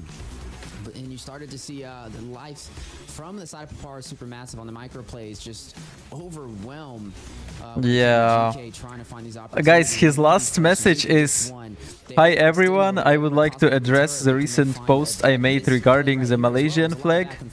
I fully understand that it was disrespectful and I regret posting it. I want to sincerely apologize to the Malaysian community as well as anyone else who was offended by my actions. Esports is about bringing people together from all countries, and what I said goes against everything MLBB stands for. I no way did intend to insult anyone, but I understand that intent doesn't always match impact, and I take full responsibility for my post. Moving forward, I'll be learning from my mistake and make sure that this does not happen again. Thank you to everyone who has held me accountable. It is a reminder that we all need to be more mindful of our actions and how they affect others." Cool, Mobazane. Well, and that's kind of, it's just when it comes to some of these recipes, especially having a Joy on your team, you've got some good split lane prio, which isn't really able to be answered. We saw even the Phobias tried to go. It was his last post. And, got taken down one of those, and that's why we had to kind of send the entire team up there. He was not streaming for 1 month, and it was his last post. Gracing the board this time, yeah, this time with the Bruno. I don't know what is happening with him, but he certainly got some problems with Malaysians. With his basic attack range, but also with the He wrote the apology with ChatGPT. range on that now, but still able to get the job done. It's not like Bruno's lacking in the damage department. All the damage is still there. He just has to be a little bit Nah, he will come back. to be able to pull it off. And Why would he dump his YouTube account? And depends. As we progress through the challenge season, but right now I don't really feel like it was the heaviest threat. I just feel like overall the micro as a team Spreading fake news is crazy. Better. Why, it's not fake news, it was on his channel. It's a post on his channel. Matches. I'm trying to think, what did GK have? What was their initiating factor when it came to some of these fights? What told them, all right, everybody, go in? For me, it kind of looked like Fredrin was sitting there, and a lot of these games were just waiting. When are they going to attack Fredrin? When are they going to attack Vexana? Bro, apologize after every tournament. Oh my god. On GK's side. All right, Mobazane is not learning from his mistakes. And this is something that I've kind of been noticing from both games, where they have this great laning phase. They have these heroes that are able to kind of pick off when it's like 1v1 or when it's like these off-ended. But when it comes to the team fights, they don't have that factor that's going to tip the scales in their hand. That's going to give them the advantage. You can't really fight, like I've always said this before, a 50-50 fight is never a fight you ever want to take. It's never the opportune fight you want to take. Why is he showing Bruno rotations while showing carry? What the heck? Signals, all right guys, it's time for us to go in. We're going to be able to win this fight. And I just didn't see that factor on the side of GK. Chicken and him had argument after also on stream, blaming each other for loss. They put everything into the hands of I don't know. to really be able to provide that for the team. And they Playing Fredrin every game and expecting to win. Like I said, there's a lot of moments where we didn't see Like you're really fighting not only enemies but also meta when playing Fredrin. It's kind of useless. Be aggressive as well, but we just didn't really get to see it. He's learning how to apologize properly every time. If GK wants to have a chance to turn this around, I feel like the recipe that they're building, right? They've been crafting up in game number 2. So much fun being made of Mobazane. They just need to add an additional ingredient, and I think they need to have some hero that can split push to the opposite sides to not allow, like you mentioned, the 50-50. But he should at least tell us he was going away for a while. Yeah, probably. When it comes to these neutral objectives, and I think if they were able to pull that off, they may have found an easier time, because that was a Hello, Corben Follows. Hello. Are you going to play today? No, I'm not really going to play on this stream, but after I watch tournament, I will go chill a little bit and start another stream where I will play. There is a chance. But critical thinking, because I'm really tired. All I can is make fun of Mobazane. You had a Fredrin and a carry there, and at the beginning, right off the bat, I want to say Mohi experienced it. Saw the energy eruption, saw how he couldn't go anywhere, gets taken down, immediately adjusts. From the first few objectives, he's immediately going to the side lanes, trying to get some pushing He plays power, like 3 hero, Alpha, Fredrin and Bane, yeah. Okay, Alpha is meta. Okay, Bane is not bad. Fredrin is bullshit. And with Alpha you need a good team fight. You need some Matilda probably, you need some Gato.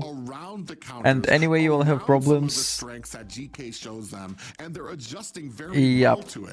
And if enemies know you're gonna pick Alpha, they just gonna draft the way, so you can't have a good combo with Alpha, you can't have a good draft with Alpha. That's what enemies did, Mobazane lost, and why? Find that perfect play. You got to create that opportunity. So I would definitely say he's the opportunity creator. Denji. Super massive. For the side of GK, I mean, good morning, Dazai. It's my birthday today. Happy birthday, happy little leaf. Right? They were waiting for let your birthday be like Lil Leaf. Happy. Kind of played in their hands when it came to a lot of these engagements to be able to win these trade-offs and push on forward. So exactly, at least say, guys, I'm here, just need a break, I'll be back stronger than ever. But it's now 2-0 with Papara Supermassive in the lead. He just forgot. It's normal. To kind of brush off some of that rustiness. I know we had. Oh, we're not gonna know what's happening in his head unless he tells us. So But it's about time for them to kind of show that. don't criticize him too much. He's tilted. We take a look at the team head-to-head here. Average kills. I want to say, I mean, this not really a big surprise, but the big thing to me is that it isn't more. So that means that this game is still well within reach for GK. Dazai What wins. also is interesting, the Sicilian being most picked here. I mean, it's been picked both games from Suzuka, and I wouldn't even say that like he didn't really pick up a lot of kills, but maybe it's the damage that's being dished out. But the interesting part about this specifically is that the Sicilian Come on, last game. Super Messi wins this, and let's go next game.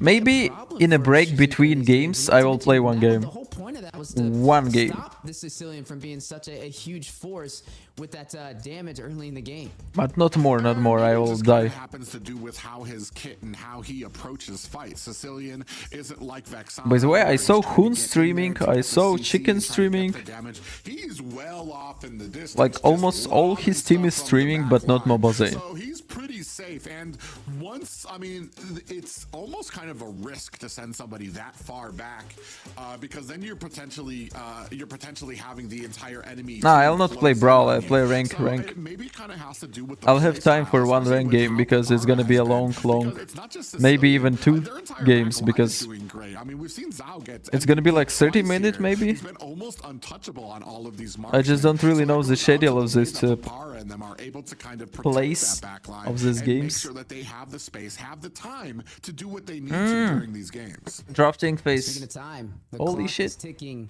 and seconds are running out for the side of GK. One more win for Papara, and it will be a clean sweep for the first series of the challenge. Benny season. Ben, They Sicilian need Ben. to find answers, and they need to find them fast. And we Oh my talked about God, the ball. Sicilian.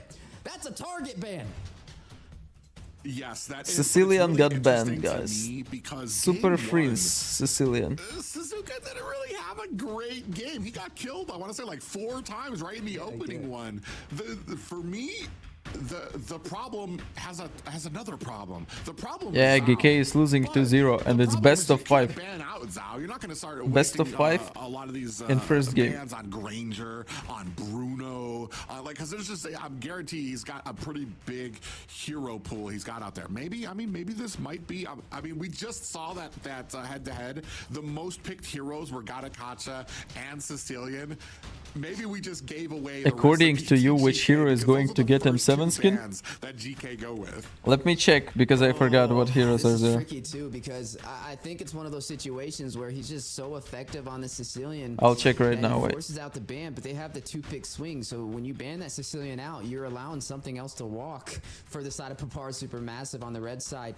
Now, Granger Danger. Oh, by is the still way, in guys, effect. free tickets. We've seen how Free great it's tickets been. for Definitely a Hunter x heavy Hunter private event. Marksman should be picked up by Papara Today. Supermassive here. For GK, Stop do they invest inviting back me, into this Joy? monkeys. Again, do they slot that in? It seems like the Joy was very effective for Papara Supermassive. I'll and I'm not spin it even sure later, if but that's let me something I would even see. take the risk of allowing Papara to get, because if you allow them to get this Shit, Joy, I already got and you 3 allow them free to get the tickets. Granger on top of that, that's gonna they're building up the numbers for a winnable lottery ticket.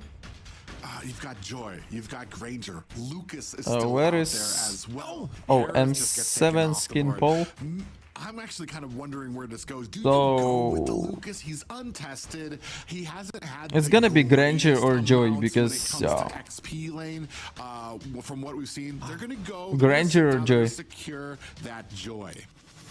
Okay, so Granger Fredrin, does that come out here? Why is it fuck you? Massive? What? I just told Granger and Joy and they picked Granger and Joy. I'm just saying. What I the have yet fuck? to see the Lucas I was watching on the M7 competitive skin scene ball. internationally.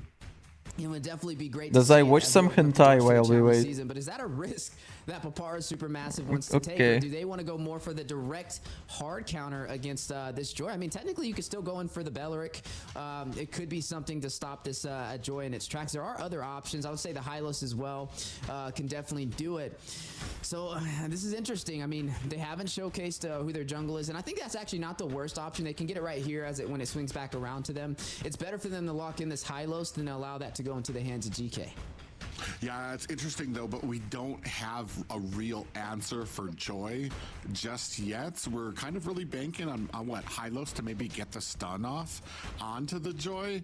And do we pick up Lucas here? Are we going for that bait? I feel like both teams, Irithel, a great answer when it comes to Granger.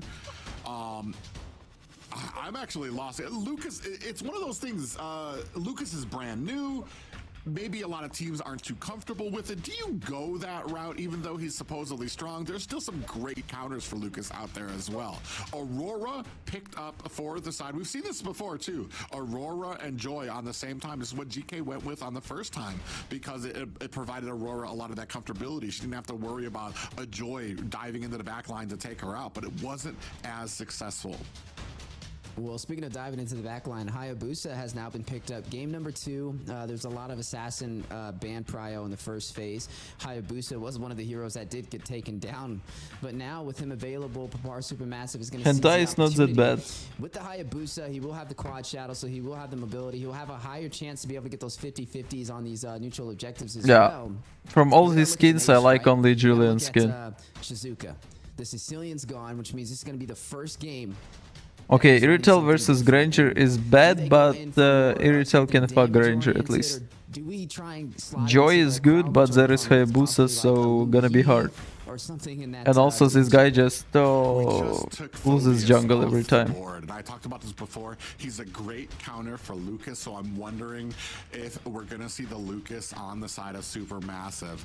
There's not too much that I want to say you would want to take off. Oh, and we took off the Freya, so really focusing onto that XP lane right now, especially when we don't have the XP lane, we don't have our mage set up just yet. Why did he even write that, James?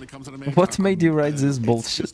We know it's not going to be the Sicilian this time. So, I mean, maybe we go with the Farja, maybe an Xavier. They both kind of fill the same roles when it comes to kind of getting that distance and being able to rain fire on from the back line.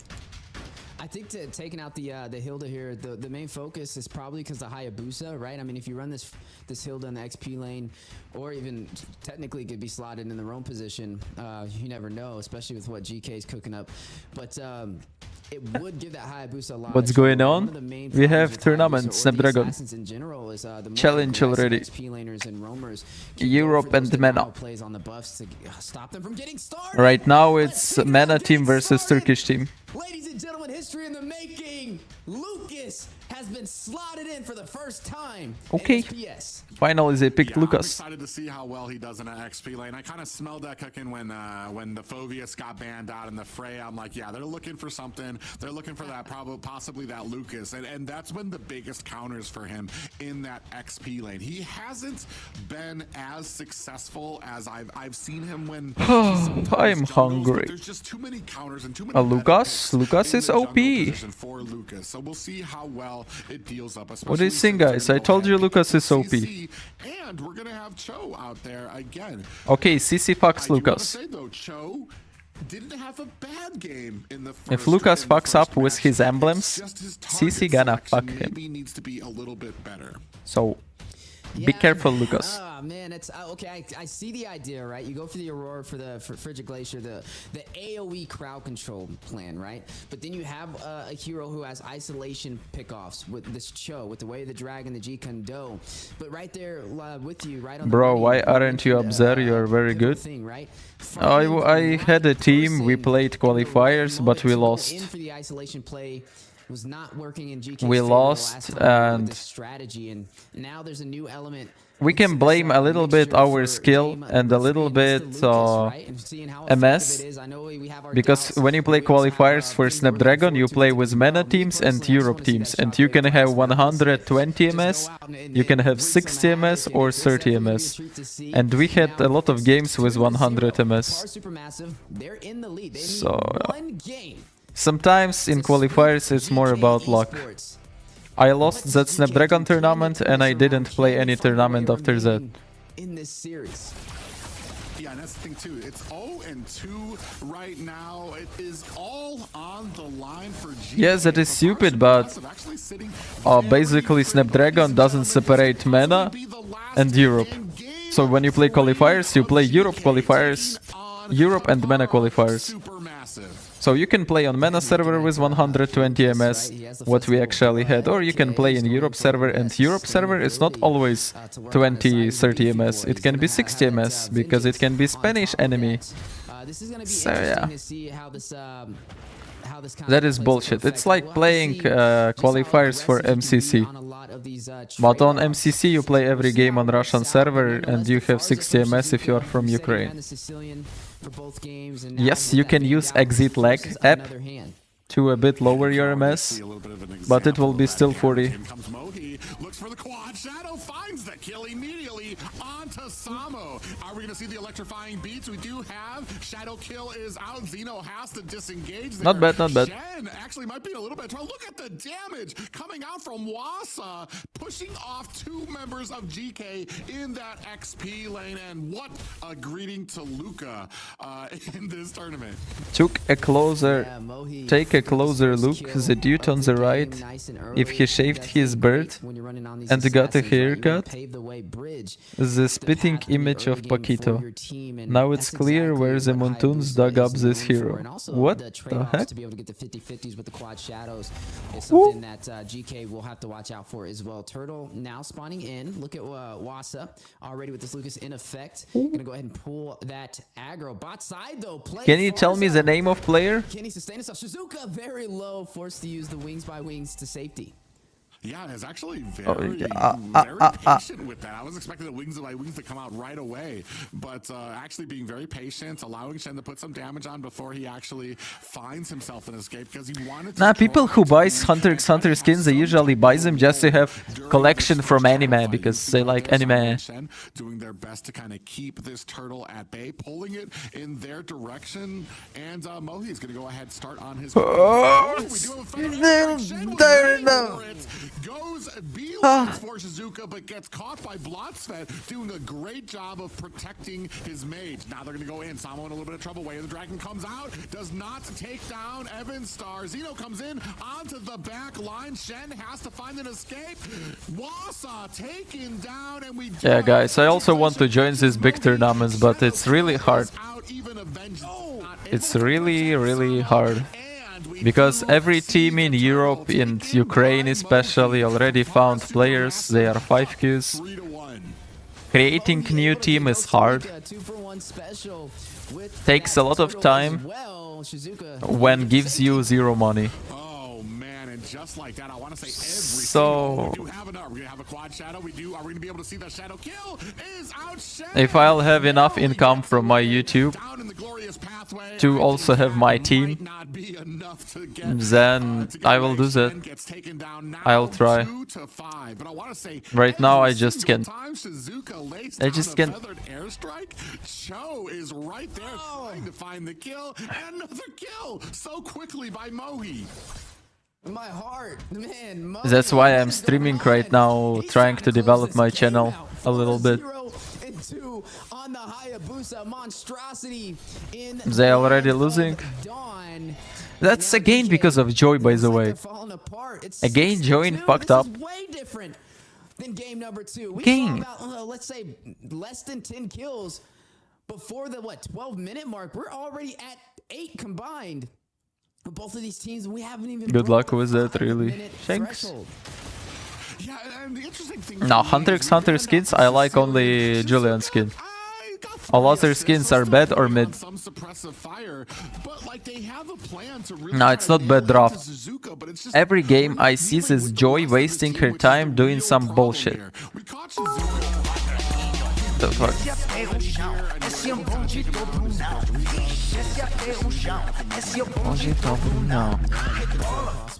Задонатив 50 гривень. Thank you for the donation. Why you donated me?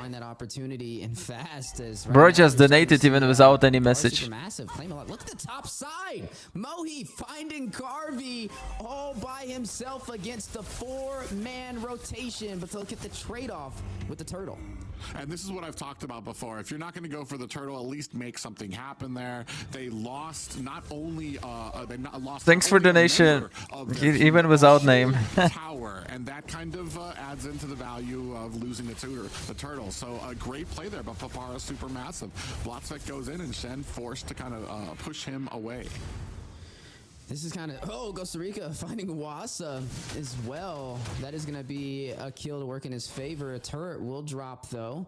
Right now, map advantage. I guess both sides. Corben, why you donated? I wrote you a comment in your account. Advantage for the side of Papara Supermassive, specifically already. Xiao, is still alive in this game. Keep an eye on the Granger, but wait a second. Yeah, great way of the Jagan. Shen was able to find Shizuka, and then you found the freeze there from Costa Rica, and that's what we've been missing when it comes to these setups for the Way of the Dragon. Push him back into your team. Holy shit. It's gonna be a long song, guys.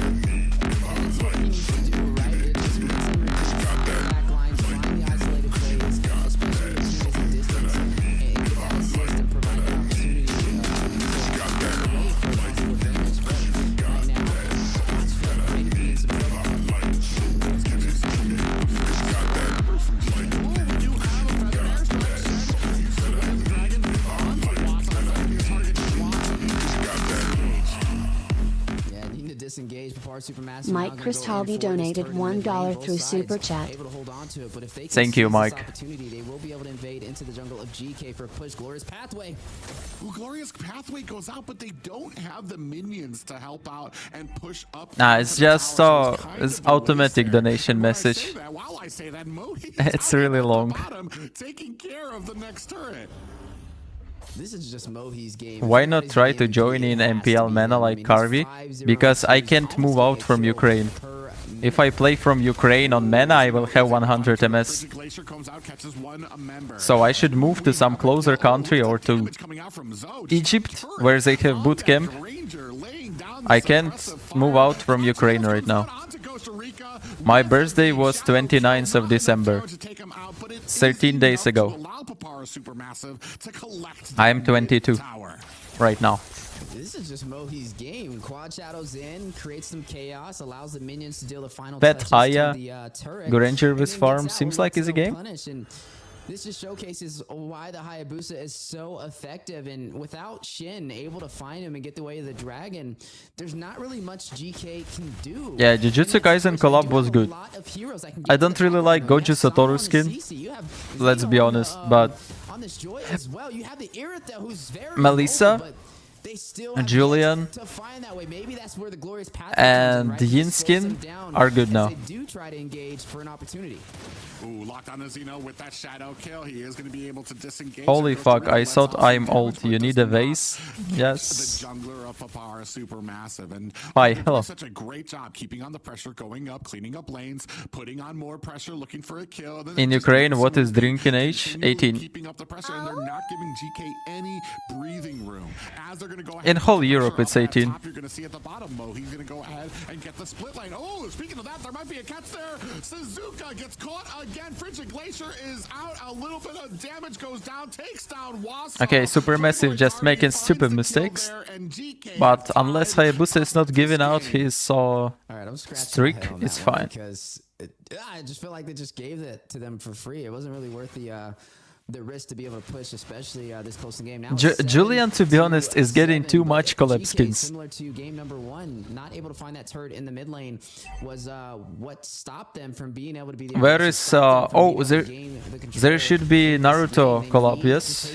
But the pressure, the macro from Papara Supermassive to be able to clear out these waves, even when they do lose a couple of members in the engagements, is overwhelming. Farsa ultimate wasted. Oh, we do have an early feather. Oh. Again, 10 hours music, but okay.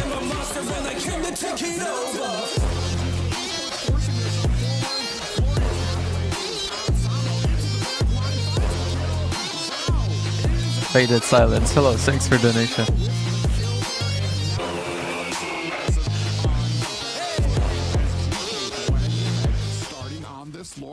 Dazai DCLSI and CSI official donated €5 through Super Chat. Faded silence official. The pack. Yeah, able to Thanks for some donation. hits, and now Papar Supermassive force out the Lord Pit. Yeah, Shizuka got caught. Zeno finds the kill onto No. He is down. Sasuke gonna be Suyo GK Esports with like signs of Susana. life at the 10-minute mark.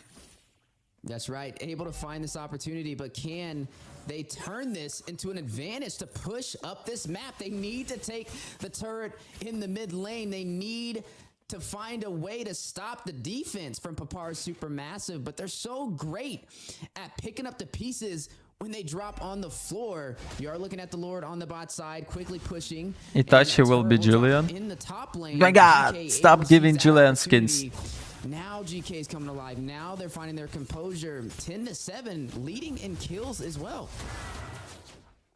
Now, I want to say, too, maybe a little bit of a problem with Shizuka not having a Gatakacha to be able to protect him from a lot of these engagements. See right there, he almost caught again, had to use that wings by wings to get away. But I want to say the big problem, 0-4 for a mage right now, kind of points out to your Sun gonna be positioning out Naruto there, is cool, yeah. like I was saying, you don't have the That's why they buff Sun. They kind of landed up there again. Chen in a little bit of trouble down at the bottom lane. Playboy Carvey comes in to dish out some damage with that heavy crossbow. You saw that shockwave blast coming out from Phobius has 0 skins. And now things I don't know why they gave him one skin. They should leave Phobius without skin till the end of this game. Yeah, right now, 10-8 on the board, 2-kill advantage for the side of GK, able to open up a couple of turrets. They take the mid turret, so now they have a little bit of breathing room to be able to invade onto the side of Papara Supermassive, and will be costly now. No, Masha can be Sakura Forced to use the glorious pathway if they will add Sakura, but I saw there is no Sakura there.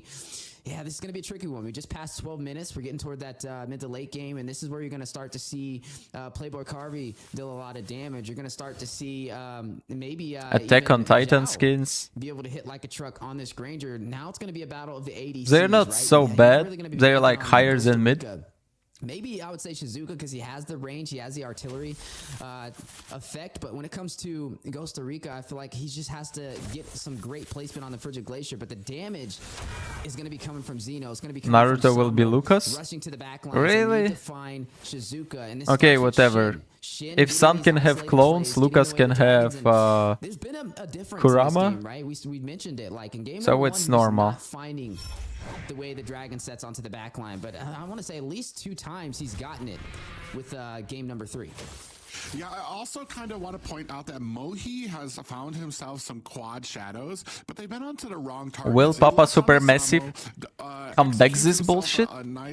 Or it's doomed? But you're dealing with a vengeance there, and then you wasted that. As soon as that's down, GK know that they don't have to worry about that. See right here, he's caught on the Shen. They're not going to be able to put him. Come on, Hayabusa, steal the Lord. Steal the Lord. Come on. Oh no. We do have a feathered airstrike out as well. Passive. Samo finds a kill onto Okay. Mohi. Zhao finds a Hayabusa kill on did his some own, bullshit. but Zeno He just went finds straight himself to a Chook. kill on to the Lord. That is 2 down for Papara Supermassive. Another fight going over to GK. Blotsfed actually might be in trouble here as he's looking for an escape. And now deeper into enemy lines and being gunned down by Samo. He chooses turret for a death. All right, well, I guess we're going to game number 4. The way this is looking. No game number 4, guys. Making the most out of the situation. A lot Let's of win, mistakes coming let's out from win. Papara Supermassive. The positioning from the feathered airstrikes from Shizuka, not really hitting the mark. I feel like they're a little premature. Yeah, and as you say that, down goes Shizuka. Gara will be whale. Actually, shadow kill. Mohi comes in, able to put enough damage onto Carvey to find the kill there with that shadow kill. Lord at bottom, pressure at mid and top. They're gonna go ahead and try to lock. Oh, up Joy. on that Granger. He is Nice. just a mass of dashing ability. For Damn. catches 2 members down. Goes Show. I don't know why Granger died. Will fall. You're gonna lose 2 members from both sides. Does GK continue on this. Their push. marksman also died, but they don't have Playboy Carvey, and they really need that ADC to be able to get in there for the push potential. So they're going to go ahead and retreat on this situation, which will be a stalemate. But this is a little risky, in my opinion, right now. We're almost by the way, past the 15-minute mark. We're now in the I want to try and this is where it's really going to boil down to if Aurora micro plays and macro plays, right? It's really going to boil down to these little engagements, either getting a split push on the side if Aurora lanes can or flicker winning second team skill. fights. And both of those objectives, literally for the last 2 games at least, were working more in Papara Supermassive's favor. So it's Aurora have to keep a tight shot group if they want to extend this series into a game number 4 and not allow the sweep from Papara Supermassive. And we know Papara Supermassive is a team that knows how to play from behind when they don't have the advantage. So they're playing ball. Right now, GK up 3,400 gold as well. We've got about 50 seconds until the Lord spawns in. So both sides trying to gain control of the map, trying to She be able can't. to lead the way in the jungle, but you got to be careful with the overextensions. There's a lot of mobility from both sides. You have the high boots with the quad shadows. but you No, also have Aurora Xeno on can't. the She should CC. use Flicker You got, first. Sama on the CC, Xeno on the Joy. Any mistake is costly, and the respawn timers are high. Shen going out there trying to get some vision, get some information for his team. 23 She just can't. Even if I do this with 2 hands, she just can't. Mohi and Shizuka need to kind What of about put their heads ultimate? together. Shizuka needs to be able to kind of, I mean, maybe hold the trigger on some of these feathered airstrikes, because I want to say the first few have kind of come out without. Oh, you see here we have a shadow kill go out, but now what has that done? You do not have a shadow Aurora kill. can do Flicker You're before trying to take this skills. purple buff. You were going to be able to take it anyway, but you're not going to have that shadow kill when it comes to this Lord fight. And extends very far. Feathered airstrike comes out, takes a little bit of damage down onto Samo. Glorious pathway is out, diving into the back line, being kited. Boom. French Glacier comes out, catches 2. Down goes Owasa. Playboy Carvey with the kill there. Another onto Blotsfet, and that is a double kill for Carvey, and looking like a easy Lord for GK. If they don't see Mohi, they sense something is amiss in the bushes, and they're pulling out the Lord until they can see what's going on right now. Now clearing out the mid lane, trying to put some pressure out there, and I'm wondering if Mohi's going to be able to find it. You can see right there, Samo's going to be able to check that bush. He does find both of them, and down goes Shizuka. We do have a shadow kill out there, not able to find it. Mohi in trouble. 3 members closing the distance on him. Almost. He has the quad shadow, gets caught by the way of the dragon, and that is going to be the next Lord for GK Esports. Man, a lot to break down from that engagement, but we're going to start off with these feathered airstrikes from Shizuka. Boy, what are you doing? You got to slow down on that trigger finger, man, as you are going to go ahead and see GK take this Lord and now work their way toward the base. Snoopy, I have a lot of food. Possibly their first Trust win me. in this series. Yeah, fighting for their lives here, trying to protect. My brother right now is here with his friends, and they ordered a lot of pizza and sushi. They are celebrating some birthday in the kitchen. So I have food. Crashing at the base at once. This is going to split up Papara Supermassive's control. It's going to mean that we do have a concealed play out here. Sensing it, Mohi dashes himself out to safety, but the top high ground tower gets taken out. Lord down at the bottom. Feathered airstrike. Please defend this. Wasn't able to take out all of these minions. This might be it. Yeah, Hayabusa, Hayabusa. Supermassive GK can smell victory out there. Are they going to be able to find it?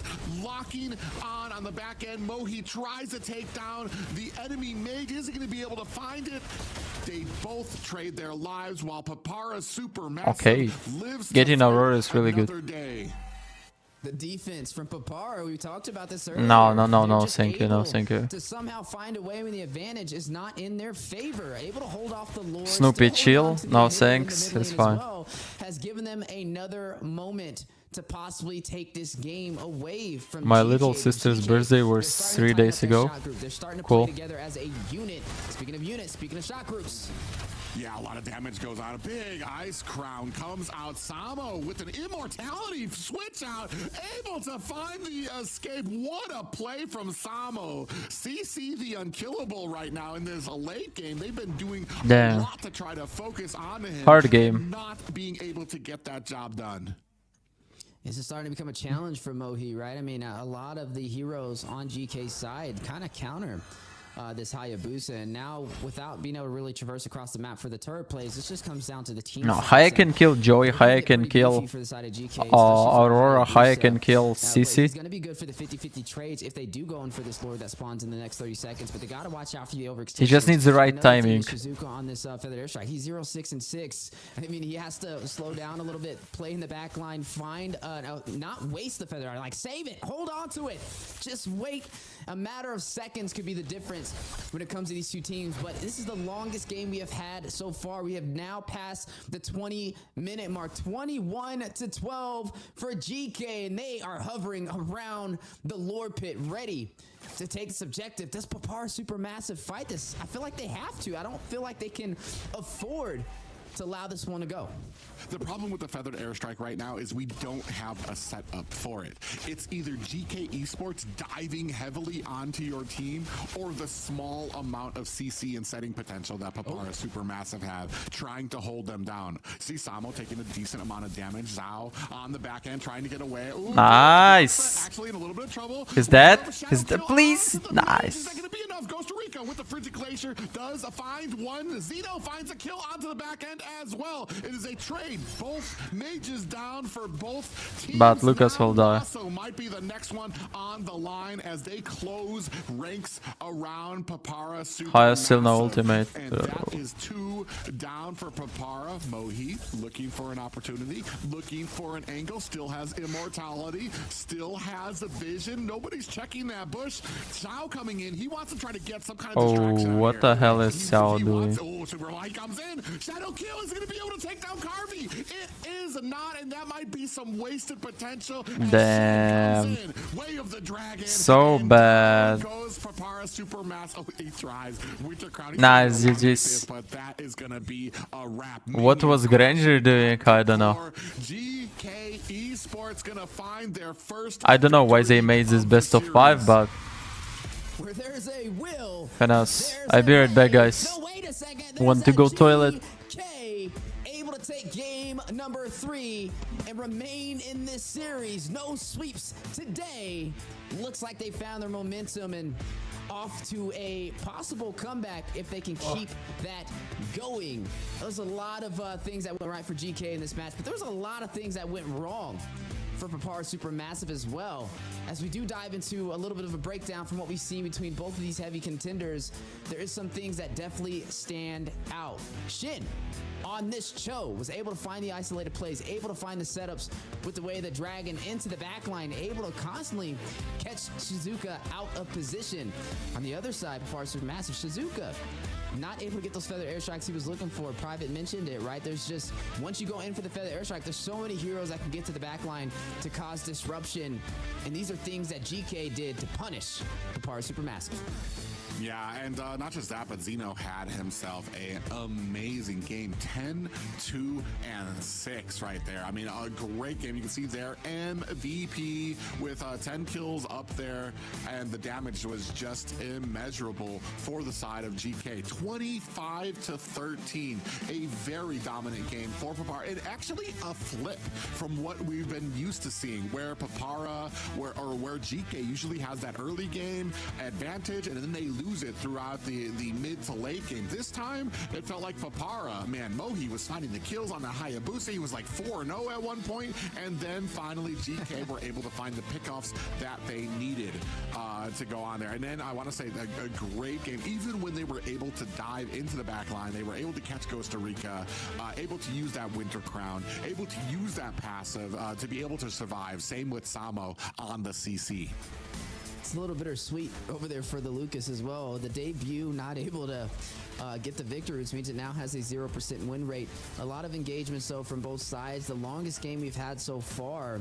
Both teams fighting over that 20-minute mark. But overall, it came down to the macro plays, right? It came down to both teams using their kits. A lot of times, Shizuka with the feathered airstrike, it was either too early or it was out of range to deal damage, while on the the other hand, you got to see Shin with the isolated plays, the setup, Zeno being able to get to the back line. There was a moment, a brief moment, where I felt like this could have been a victory for the side of GK, especially toward the end when you saw Mohi. He was hiding in the bush at the Lord, but as soon as he saw, I believe it was Shizuka go in, he decided to give up his element of surprise instead of trying to trade a Lord for the 50-50 and getting picked off himself as well, is what ultimately led to the side of Shizuka victory so far. But another great game in the books for the challenge season. 3-2 comeback, no way.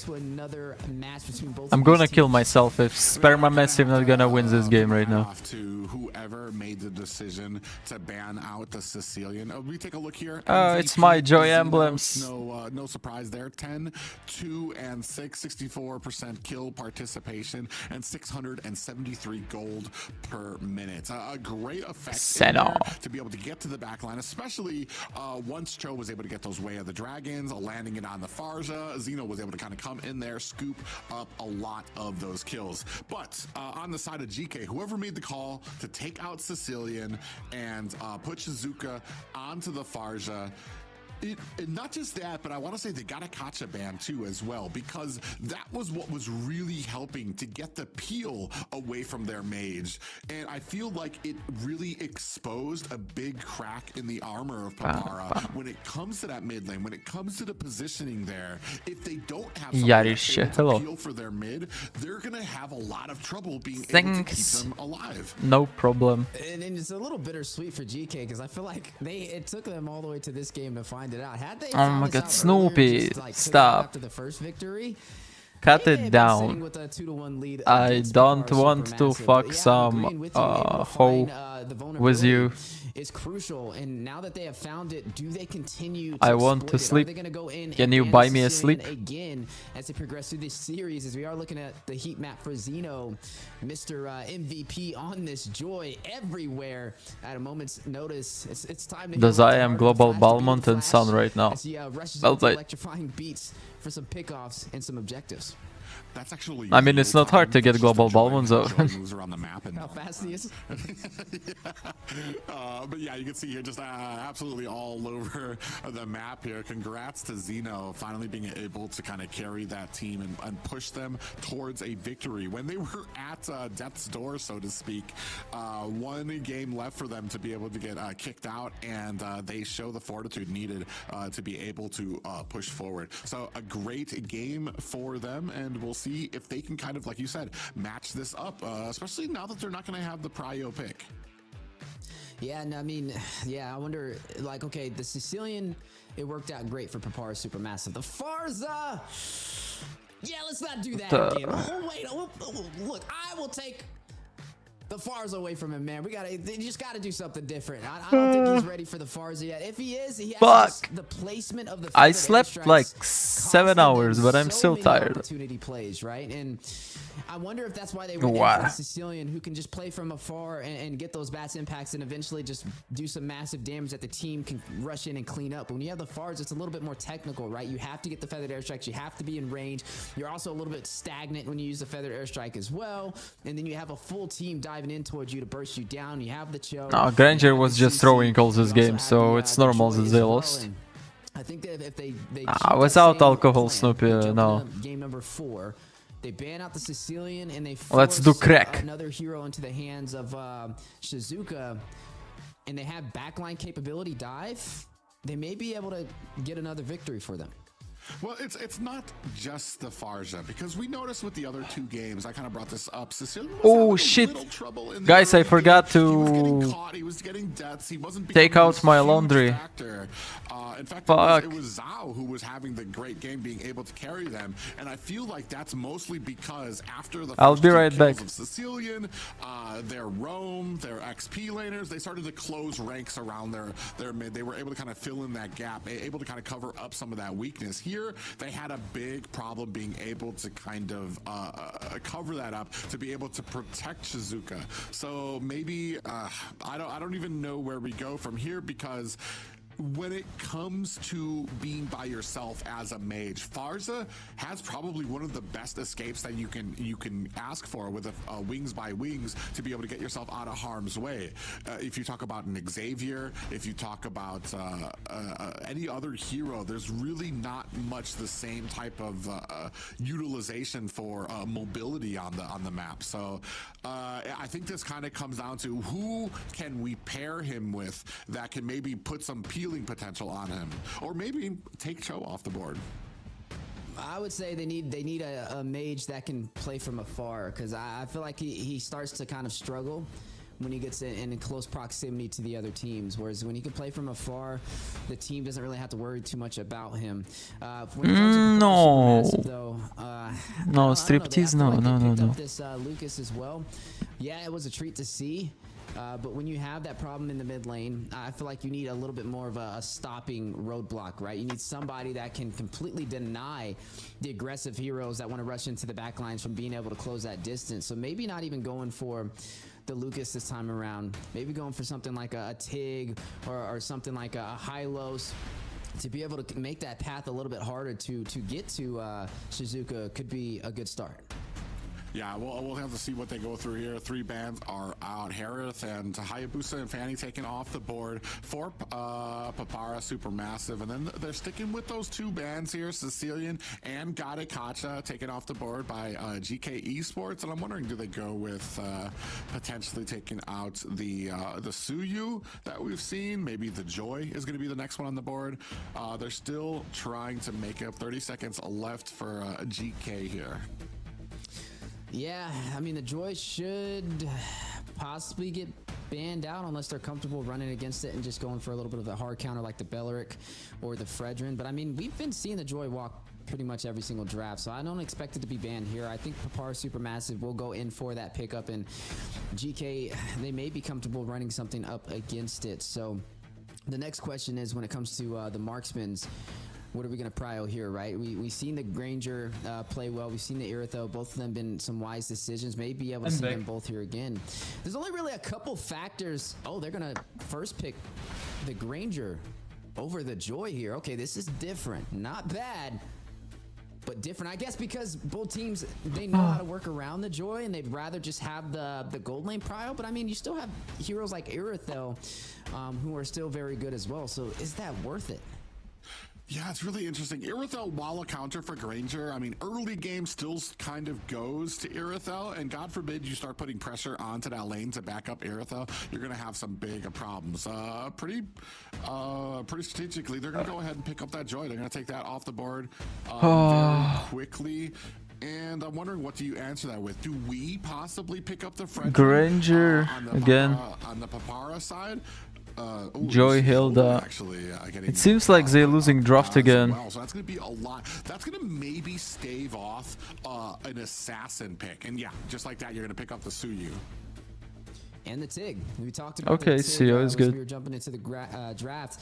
The Papara's main issue was they did not have a way to stop the backline from rushing into Shizuka. But now when you have this Tig in effect, that's gone. You can count that out. If you want to rush in A, by all means, that's a free kill for my mage with the implosion plays and the setups. So I think it's a good read from Papara Supermassive. The Hilda is interesting. This may be a challenge for the Hilda, though, because considering there's a Tig, right? So you still can't be overly aggressive. And not to mention, we have yet to see the mid lane pickup from the side of Papara Supermassive. I mean, you could even go in for something like in this situation, technically a Valentina, which would even deny the Joy even further with the Terrified. It'll deny the Hilda from being able to rush into you, and then you combo that with the implosion play. Not to mention, you can take the real world manipulation away from the Eve as well. That could be something that Shizuka picks up, but the only problem with that is it requires you to play up close with that Valentina to get those ultimates.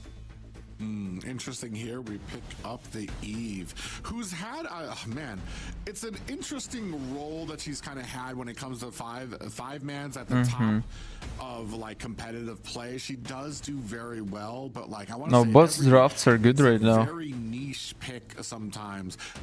A great early game, though, by GK Esports when it comes to the Joy, when it comes to having that Hilda on the team. We're actually... This is Snapdragon tournament. there isn't right much now. to stop a Hilda and a Joy on Papara's side, especially if they're going to try an early game invade. So I'm wondering if that's going to be something that they're going to try to come out with. The Ganakacha is taken off the board. They're not going to have that. You see Hylos is in the next one from the side of GK Esports. There's going to need to be something that can protect them, because I want to say both of these heroes are actually going to do very well to be able to kind of burst down a Tigreal, maybe burst down a Suyu. And depending on what lane Granger is at when they invade, he might not be able to provide a lot of support in the early game. Yeah, I want to see what's going to be slotted in the gold lane as well up against this Granger. I mean, you have heroes like the Moskov, which may be able to go in there. Could be effective, but right now I'm getting the idea behind the Eve, right? You have the setup with the RWM. You can control, you know, entire zone. And then you also have the Hilda who can rush in for the Van Irritel. when it comes to GK, they've Okay, they banned all good marksmans. And that's where the Joy is going to be able to do some work. That's where the Hilda is going to be able to do some work as well. The Hilda, we still don't know if it's XP or roam position. It still can be flexed to either side. I mean, they can pick up, like a Tat and the Hylos are gone. So maybe not, may not be the wisest decision. But nonetheless, right now, the draft for both sides is looking pretty solid. There goes the Bedang again. Badang is good counter for Suyo. You are a huge fan. That's what I know from my yesterday game. It didn't really have such a great effect in game one, but I mean, it depends on how some of these fights go. We have a huge initiation type of chase composition coming from GK. You've got the Joy, you've got the Hilda, and then you're hoping that you can surprise the enemy, that they're gonna back up themselves up against the wall to where you can lay down the real world manipulation, and then Bedang will be able to come in. The only problem is if the side of Papara are able to turn this around and they are the initiators, then you might have some problems here. We do have the Valentina being picked up there. It's going to have some great scaling in the early game for them. And I'm not going to lie, from the first composition where I thought it like everybody had kind of a different goal in mind with the heroes I have. Okay, GK, there is a Supermassive have high chances of winning this just by draft. Of this type of composition. Yeah, the only Bro, problem where are this you for from? me I'm from is, Ukraine. The idea is there, but it's the player's playstyle that I'm a little worried about, right? It hasn't been consistent enough for me, especially when it comes to Shin on these. Show me some good gameplay, please. It required way too much of him to be able to dive in and find the perfect moment. And Can I move this shit from there? That's there? when you started to see Papara Supermassive. It's blocking my face. But we'll have to see how face. it goes. I mean, maybe he's a little bit more comfortable now. He did have a way better game with that Cho, with the way the Dragon setups into the back line. So I think maybe he just needed to warm up a little bit, and possibly we'll see a new and improved version as we jump into our possible final game or possible tie to this amazing series. Papara Supermassive up against GK. Okay, now it's better. Yeah, we can see that. I mean, the signs of life coming out from GK Esports here now, not going down with a clean sweep from Papara Supermassive, trying to see if they can kind of double that and mimic and mirror that potential from the last game into now. Blotzfett doing a good job trying to keep that vision onto Shen, who's playing the roam position. I think we talked about this before. We'll see how well this kind of goes out there. Ooh, Shen with a good little push there onto Suzuka, gets the little bit of damage out there as well, and that's going to be a Litho Wanderer going over to GK Esports. I still think the Valentina was such a good pick here because you're denying a lot of the backline presence from rushing into you, and then you have Blotzfett to be able to rely on with the implosion plays. And then not to mention Zhao. I mean, you talked about it, right? There's multiple times when Papara Supermassive was able to claim a victory, we kind of felt like he carried the situation if Mohi wasn't popping off. And so with that at their arsenal, with the Suzuki, You can already see jungle diff. I mean, this should be So you will have much more level for them to be able to win this game. But for the side of GK, I mean, there's the X factor for me, right? It's the Bedang. I mean, you saw my reaction to it, man. I'm still a little iffy on it, but signs of life from that show from Dang! may be different. What was it? Flicker Valentina. First kill already. Shizuka caught again the first blood for GK Esports, but I want to say this is not unfamiliar territory for Papara Supermassive. They've dealt with this before. They've been on the back foot. It's that mid and late game where they really seem to shine. As we can see right now, Zeno doing a good job starting on this turtle already. Suzuka coming up from the side. We do have a Blotzfett looking for a positioning. Wasa out there. Real world manipulation is down, and Zeno gonna pick up a clean turtle. Sama in a little bit of trouble, is gonna be able to find an escape. Stupid Valentina ruining early game. GK, they get a kill, they get a turtle as well, and lose nothing in the process, which means they are going to be leading the way in the economy. Not by much, but definitely off to a good start. But we know Papara Supermassive is a team, even when the odds are not in their favor, they find a way to quickly turn this around and equalize it. So for GK, if they want to keep this rhythm, they got to continue to slowly climb up on these objectives to where they pile up enough to form that snowball. Ooh, demonic forces out. Is Mohi going to be able to come in time? Samo senses something in the air and disappears into the night, right back into those bushes. And look at how he's able to keep up the health. And that is why Hilda is so, I mean, sought after when it comes into this XP lane. The amount of regen they have. Oof, we do have a fist crack out there. Shen has to go ahead and flicker out. Playboy Carvey with the barrage. Is that going to be enough? What Zeno is comes into the back end, cameraman showing? Onto Suzuka. Another real world manipulation IMU and trying to trap out Zhao. Actually, I think that was the actual real world manipulation that coming out. Again, Joy having less levels than Suyo. And it does look like this tower lives to fight another day as they're continuing to put on the suppressive fire. Minions crashing in on to that tower. Costa Rica looking for an opportunity. Blitzfight comes in, finds the push and the pop-up, but Zhao not able to find the damage, and now taking a heap of damage. Two more members come in for the flank. Fist crack is out, finds a kill on the Zhao and Blotzfett, and that is two members down for Papara Supermassive. We just talked about this, right? Take it piece by piece, inch your way up to where that snowball starts to form, and it's starting to roll. 4-0 at the 4-minute mark, able to take the first turtle, and now controlling the second. Now Supermassive well, doing some bullshit. Invasion play may not be the wise decision. Wasa actually coming in with that demonic force, but is taking a heap of damage. We do have RWM out, and the ultimate coming out from Carvey is going to be enough, keeping away a lot of the members. That's going to be a second turtle for the side of GK Esports, taken there by Zeno.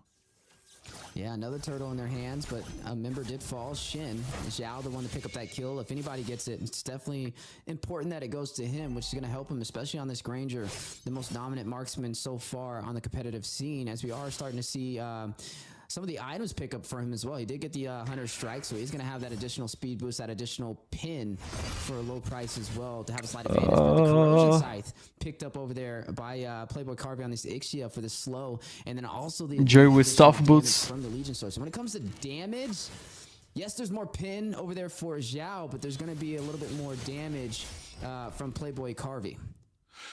I mean, I hate to harp on a single player, but Shizuka really just... Okay, now we're going to have some actual damage going down. They go ahead, put some damage on Asama, who's kind of coming in. Dude, right now, the Hilda, this is the problem with the Hilda. Even if Samo's not getting the kills, even if Samo's not able to do much, he's still able to exert pressure, exert abilities out there. We do see a little bit of a push going on the Blotzfett, but this is doing a great job of keeping away the team. Look at all the damage going up onto that top tower. And we're talking about somebody. Ooh, real manipulation is out. Zhao taking a heap of damage.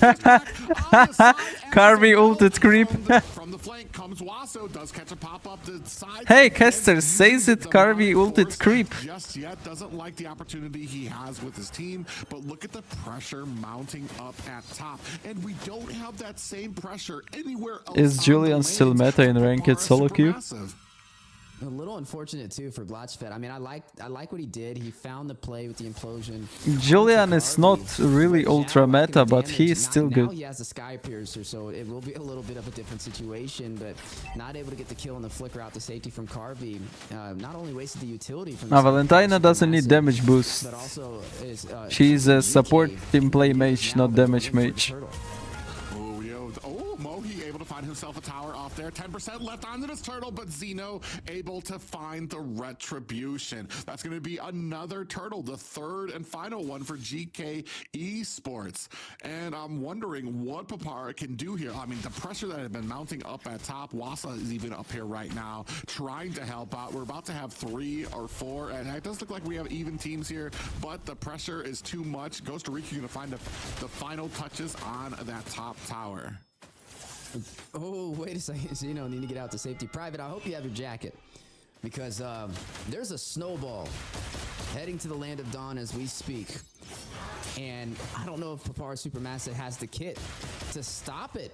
You're looking at 3 turtles for GK and 3 kills, and it's not even at the 10-minute mark, and they've already have the 2K advantage. What is working in Papara Supermassive's favor, though, is Zhao, right? He did find a kill, but he found a death as well. So, I mean, you get what you get, but right now, GK definitely leading the way, trying to even out this series, and off to a possible start to do that and begin a reverse sweep if Papara is not careful. Look at the folks on the bottom side. Look at Samo trying to put on some pressure to kite these minions, but some good rotations, keeping Shizuka alive on this Valentina, who Samo really cannot dive into. I mean, look at that. You got Shizuka diving into Samo because he knows he has to Terrify, and there's nothing Samo can do about it.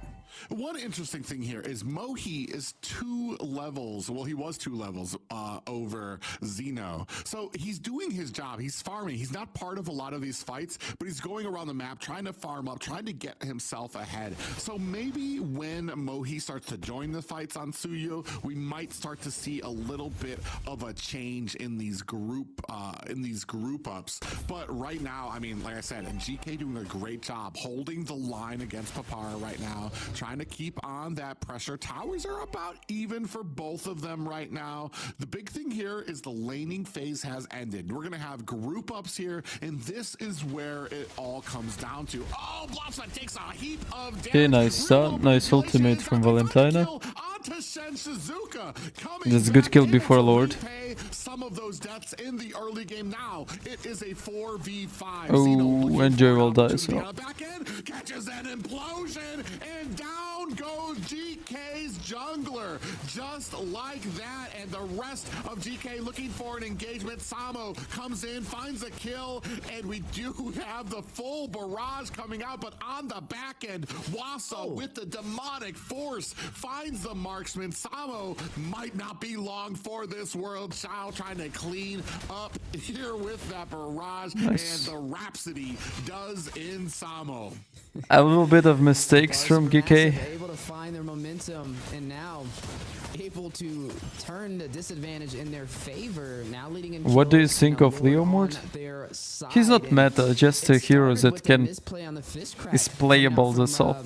Shin, as soon as he got caught out of position, they didn't have that utility, and then down goes the RWM from Shizuka with the IMU to be able to control that. Just his skills are quite useless in fights. And the basic attack fighter. Okay, half skills, half basic attacks fighter. Hero for early game. That's all. You know, even though he didn't have all the objectives, he's been going around. Yeah, it's possible to win with Leomord, but why you just don't pick Hayabusa or Suyo, Fanny? They're just 10 times better. Pretty much tied up when it comes to levels. Actually, or Alpha if you want fighter.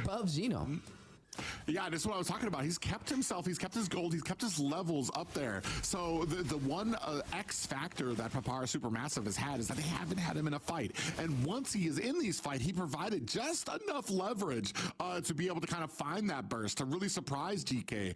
Blotzfett went ahead, put himself into a position where GK Sports pulled the trigger a little fast, wasted a lot of abilities on the roam, and then that was where they were able to find the opportunity onto Shenmue. He finds a kill onto GK's jungler as they are putting the boots onto this mid tower. Zhao gets the last hit there, and there is a lot of pressure. This went from an even game to now Papara Supermassive knocking on the high grounds of GK Esports. Yeah, Papara, they're standing up now, ready to try and close out this Can series. nice go Yeah, back it was such a from domination jungle. in the beginning, but one slight mistake quickly piled against GK, and Papara was able to take every single turret minus the inhibitors from that. And now look at the gold lead. They're up 7,000 gold. Keep in mind, they lost every single turtle this entire game, but still not stopping them. Even look at the leaderboard. Look at Mohi. We talked about it, right? He didn't get the neutral objectives, but he was all around the map finding everything else, and it added up. This is a time where the math is definitely mathing. 4,000 gold lead on one player is insane, especially when it's your jungler. That's what we were talking about, and I was talking about this before too. His smartness when it comes to being behind and knowing what he needs to do. He doesn't need to be part of these fights. He doesn't need to take a death in the early game for some of these objectives that he doesn't think are going to matter that often. He needs to make sure that his skill level is up, that his levels are up, that his gold lead is up there, so that when he does join the fight, when it matters, when it's on these Lord fights, he's going to be there to be able to turn the tables, and he's doing just that. And GK needs to be able to figure something out, because I want to say some of these picks are very great when you're ahead, namely the Hilda, but once you start getting onto your back foot, Hilda has a problem trying to find targets. Enjoy dead before Lord. Speaking of finding the target, Zeno, a bullseye from Zhao as he takes him down. That's a little bittersweet, especially when the Lord is in play for GK. Now they don't have their retribution, so the odds are more in Papara Supermassive's favor. But it looks like GK still wants to go in for the contest. Yeah, we do have a full barrage coming out from Playboy Carvey. He quickly decides against that, cancels it, and is going to have to try to find himself some new positioning. And I want to say Shen and Costa Rica powerless. Yes, they really need some 1-1 or Irritel instead of Ixe. Have an effect on this because it's been turned around so quickly. 5k gold lead total for Papara Supermassive. We saw it before. Or maybe Moscow. Moscow is good here. 5k isn't huge, but 4k on one player is absolutely insane when it comes to this. Ooh, Blotsvet in a little bit of trouble. Does get caught behind the wall. Shen taking some damage from Zhao on the back end. Decides against engaging and is going to back off. Now, we know Papara Supermassive likes to get aggressive. They may actually try and end this game with this Luminous Lord. I don't think they will be able to. Typically, you just see them take at least 2 inhibitors from it, but they're known to overstay their welcome, and GK needs to be careful because they may be running out of time. Nice damage from Valentina. Nice damage, nice zoning. Mohi trying to clear out the minions from the bottom. That is 2 high ground towers down. Zeno comes in, tries to get some damage off, not successful with it. Now the team needs to take care of this Lord, while the rest of Papara looking to put some damage onto this bottom high ground tower. They're starting to group up around it. Are they going to be able to protect it? Suzuka comes in. Real world manipulation is out. The fear coming out. Zeno onto the back line. Electrifying Beats is going to be able to find Suzuka on the back Nice end. try. The full barrage catches Blotsvet as Costa Rica takes the final hit there as well. 8-7 right now. They are not able to get the... No, they all used flickers. Only Badanka's flicker. I'm not even sure if this is like... They lose 2, but is this really a failure on the side of Papara? Now, I would say yes and no. Yes, they took the 2 turrets, but there's no... The 2 inhibitors, but there's no reason why they couldn't have pushed back right there. They lost 2 members, and now look at the punish from GK in the mid lane. They gain the mid turret because of that, and this all happened because they overstayed their welcome. And when you're getting to the 15-minute mark, when you do these things, it's so easy to be able to turn the tide back in your favor. Keep in mind, GK, they were leading the way for majority of this match against Papara Supermassive. They definitely don't want to give them the opportunity to turn this back around. Yeah, and on the other side of the sword of having one player with a 4k gold lead, that means that if that player is not part of some of these fights, you're going to have very different team fights on your hands. So it's something that you really need to pay attention to. Ooh, on the back end, you can see a little bit of a skirmish there between the roams there. Fist Crack is out. Ooh, Shizuka dead. Find a kill onto Suzuka. Mage is down for Papara Supermassive. Shen taking a fist full of demonic force from the enemy team. Costa Rica looking for an escape as Wasa disengages there. Both teams, not too worse for wear. Slow push on top lane, maybe that will help them. Supermassive Shizuka getting taken out. Oh, they do find Samo hiding in the bush. The rest of the team trying to engage. Samo looking, running for the oh, but dunk fail. Blotzfeld looking for a little bit of CC. Whoa! Wow, finds the kill onto Shen. No. Onto the back end. Tigreal cooked. For GK Esports. Zeno has to run. Wants to get back to the base. Are they going to be able to close it? Oh, look at the joy. pressure being mounted onto him. Zeno not going to be able to protect the base. This is looking like the close for Papara Supermassive, and that GG's. is going to be game 4 going to Papara. And the first winner of It was hard for them. For our very first series. Some may have said they're the underdogs, but others will now tell a different story as they take down GK. Yeah, they're not the Miron, hello. junkyard dog. I don't know. They were in there for the fight, able to find it and come away. At least one more game a is gonna be here victory today. over a very experienced team in GK. What a match. Yeah, definitely a lot to talk about, and one I will not forget for a while. Specifically, a couple of players that stood out for me when it comes to Papara Supermassive was Mohi. He did it on the Hayabusa. Yeah, they didn't get the victory, but just the potential that he has as a player, it seems limitless. All the time he finds the opportunities and he creates it for the side of Papara Supermassive, but it's up to them to keep up with that pace to make sure that they can make the most out of it, specifically Shizuka.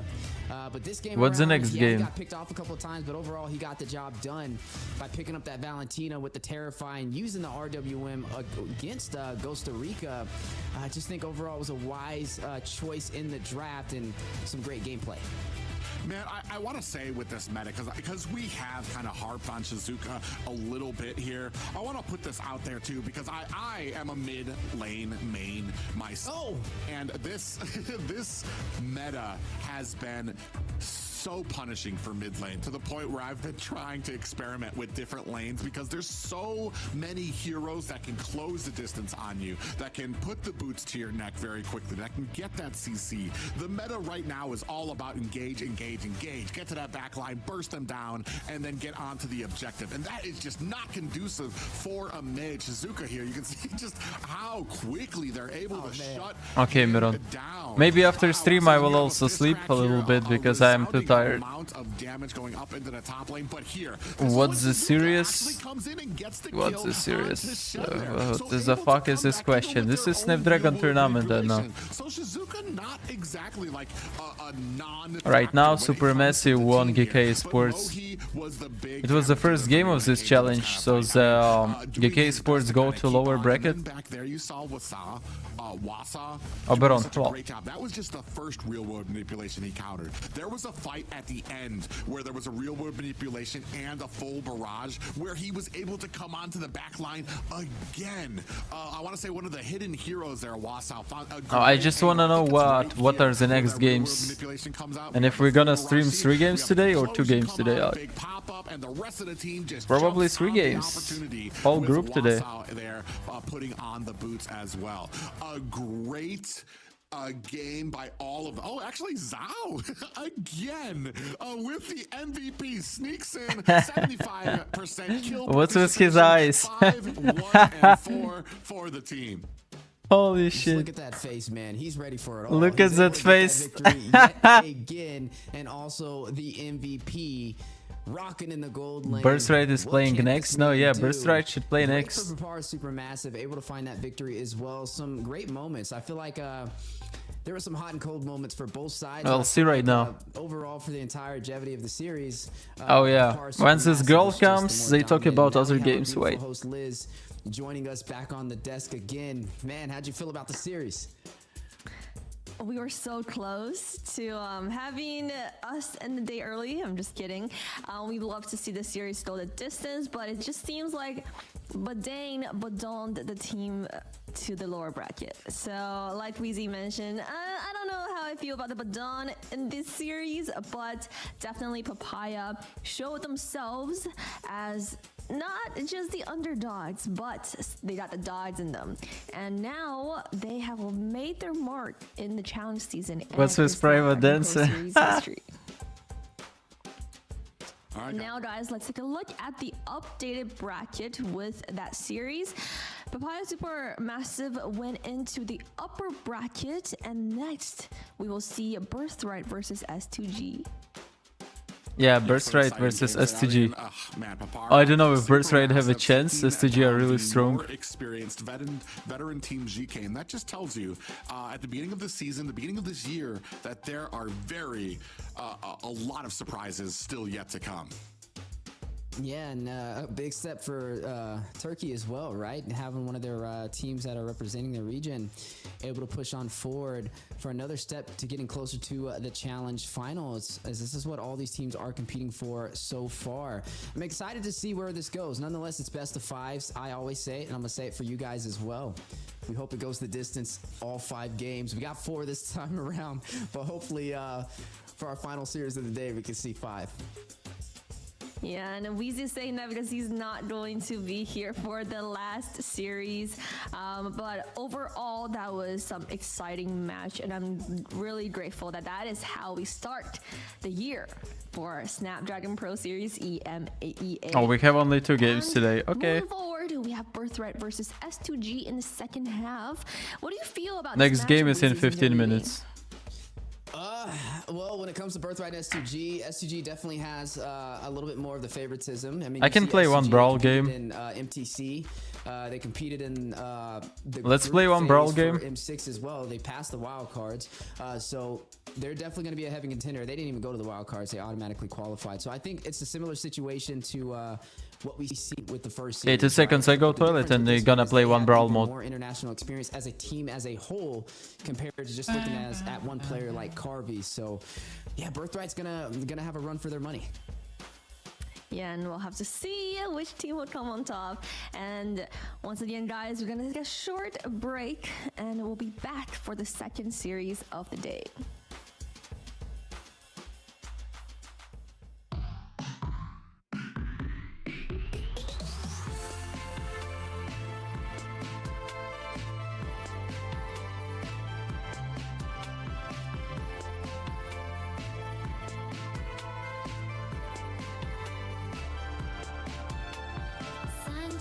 Dripping off your skin, I just wanna take it in. Magic shimmers in your eyes, can't look away, cause it's so nice. Give me all the sunshine, put it in my heart.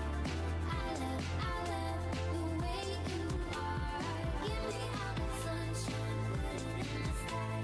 I love the way you shine. It's better with you, better with you, better with you. It's better, it's better, it's better, it's better with you. It's better with you. Better with you. Better with you.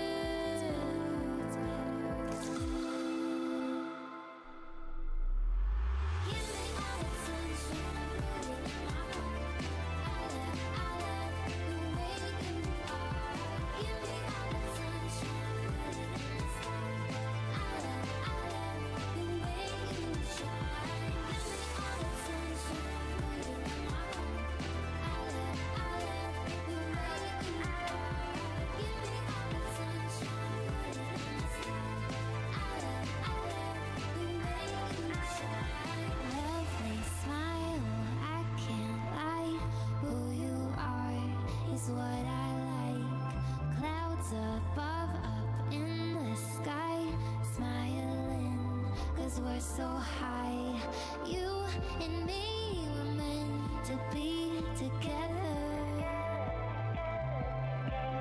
You and me, everything is better.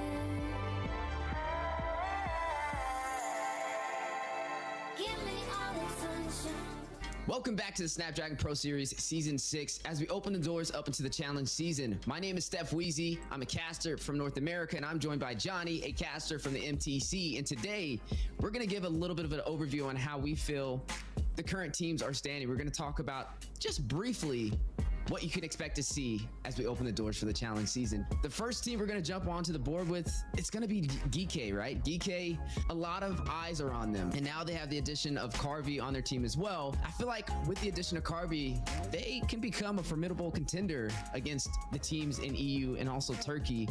And definitely somebody to watch out for. Let's go with S2G because they were the last champion of Turkish region. They have a good stability and experience. I think you may rate them as one of the favorites, but not the top 2 teams of the tournament. I guess I'll jump over to Team Falcons now. I mean, they're backed by a major organization, right? A strong support system, and they typically place well when it comes to their region. Right now, it's just going to be kind of hard to place them in that top tier, and I feel like they're just bro, who you are supporting? Something that we haven't really seen before from Team Falcons. No, I want Birthright to win, but and they are one of the most famous. I don't think they will win. They are very fast to adapt into new meta, and also during the series they can really adapt. Turkish community does not expect less than a championship from them, but I don't know if they have got rid of their haunting nightmares and memories of M6. You know, that's a hard one to kind of top, is City's supremacy. Like you said, just so much synergy. But I'm going to move on to Elevate now, right? I mean, I feel like they're still kind of in their early stages, kind of the opposite. Let's go play. Underdog, though. They bring some fresh energy, and I feel like they could bring some potential to the table. What the hell? Representative from Turkey. They are one of the oldest esports organizations in Turkey.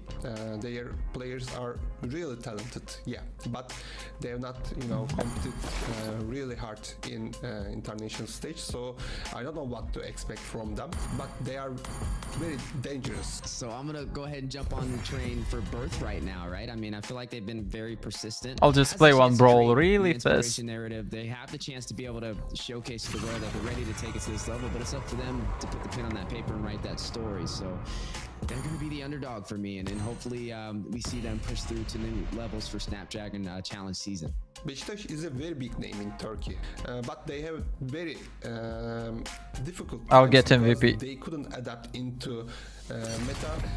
Their jungler was a tank, and Akai or Fovis? I don't want Akai. Was not playing any assassin. Yu Zhong. I think in the future they have. Fuck you guys, bullshit heroes. Potential, and they are also underdog for this tournament. I think being inexperienced will not help them at all. And that's it. That's 8 teams ready to fight it out in the land of Dawn for the challenge season. Johnny, thank you so much for your time all the way out from MTC. Oh, I muted them.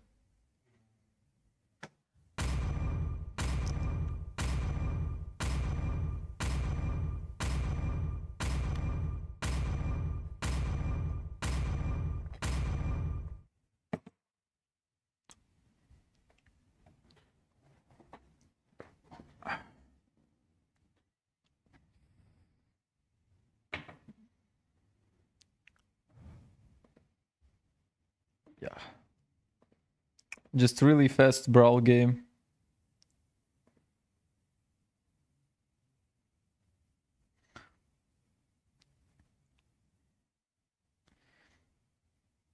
Oh. Welcome to Mobile Legends.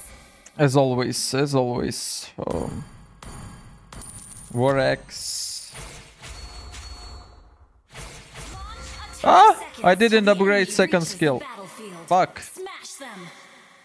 Dazai. What? Go get.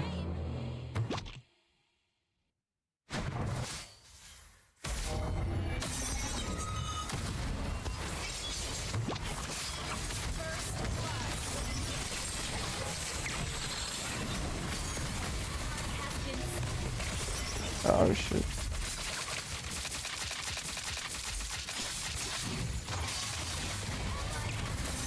Bang!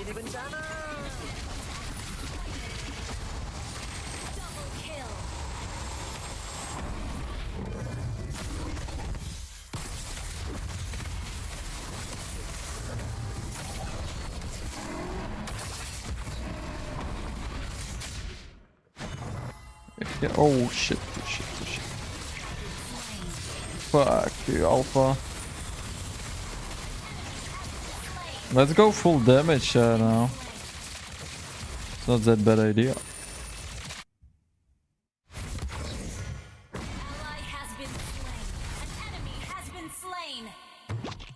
Are we still talking about Brawl mode?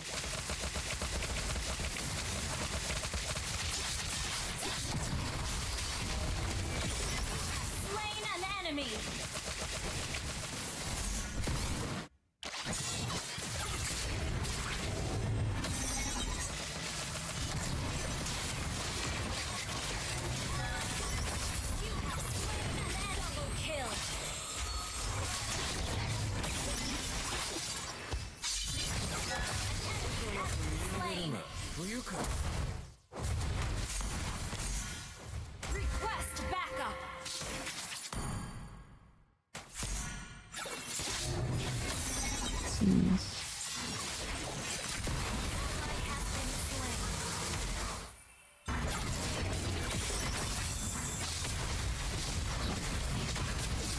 Damn! One more second. Rose gold is useless. An ally has been slain.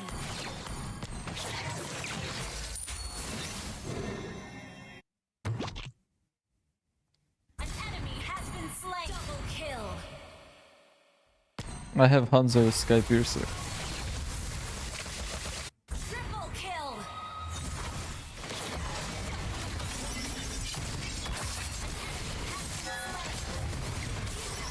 I see. Enemy.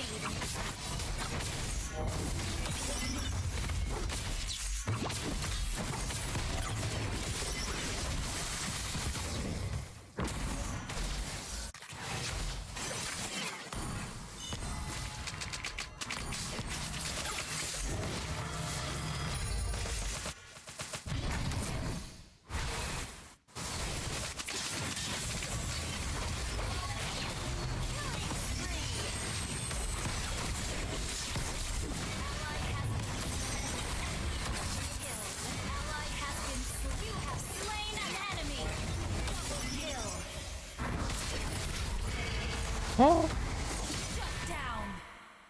Damn. I'll need some defense versus Brody.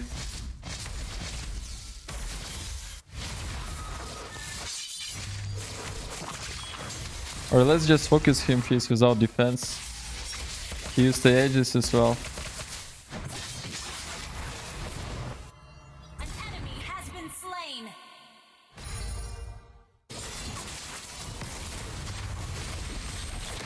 Shut down. An enemy has been slain. Double kill. An enemy has been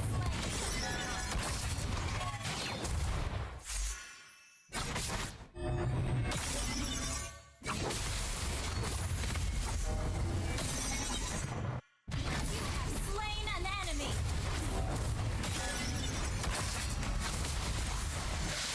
Fuck! God. Where did I use Flicker? Team destroyed a turret. Okay. Oracle. Or Queen Wings. I don't know. An enemy has been slain. Queen Wings better. Okay, hello.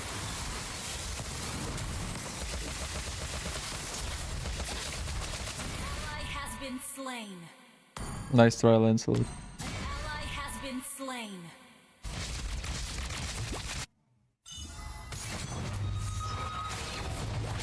Slain an enemy.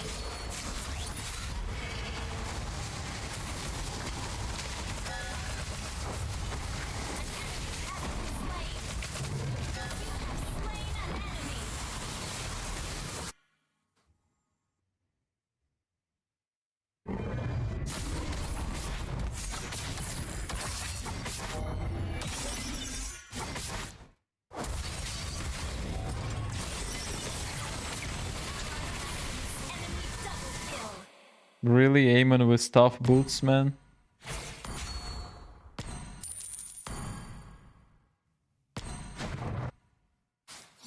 How are you? I'm good. I'm great.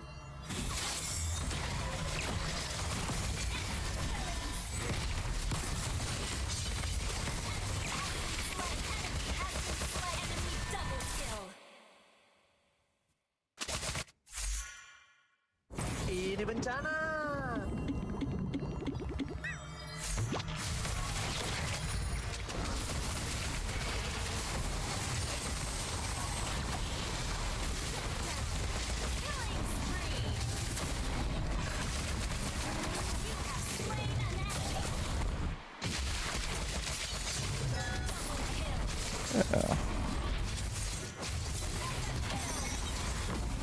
Easy. I guess it's GG's.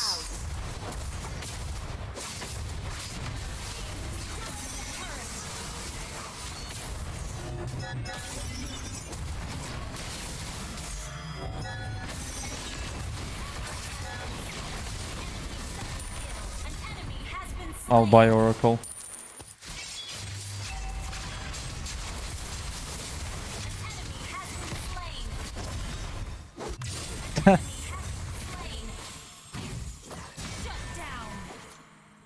Are you crying at Brawl?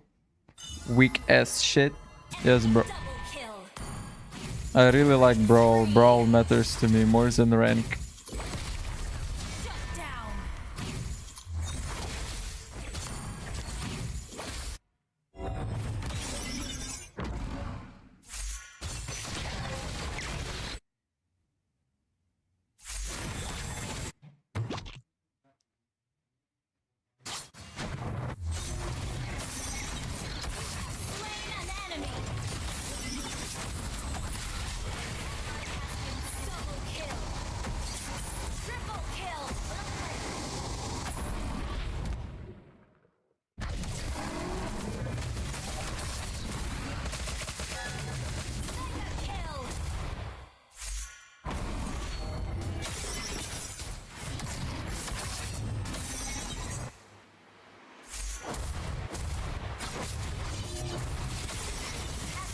Easy.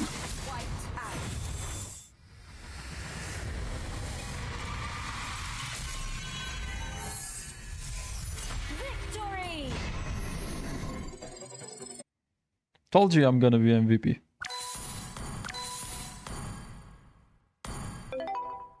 Too easy.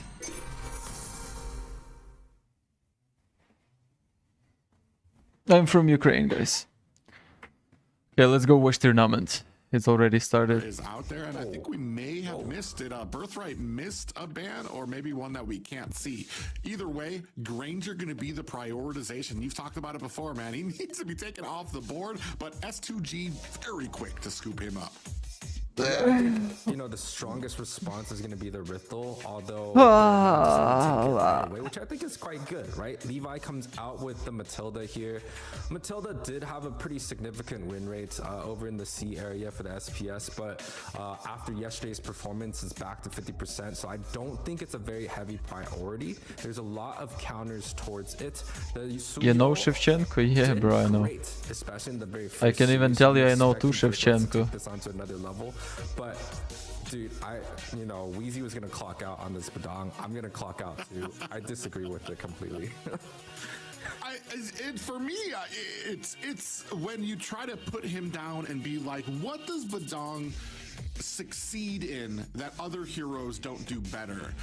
And that's kind of where I have a problem when it comes to the Badang, especially when it's him in a role like a roam position there. I think we're going to have the Lucas is going to be in the XP lane, which puts Badang into that roam position. I mean, he's got some CC, he's got some damage, but if you want CC, there's a lot better picks. There's Tigreal. There's literally an entire roster of roamers. Wicked. If you want damage, there's an entire roster you can go with to kind of give you that still have the same type of squishiness Sensei? that you get from a Badang that doesn't really Is it shine Ukrainian in Sensei? that position. But I mean, they might have something up their hand. Maybe it rolls well into what type of composition they're starting to think about.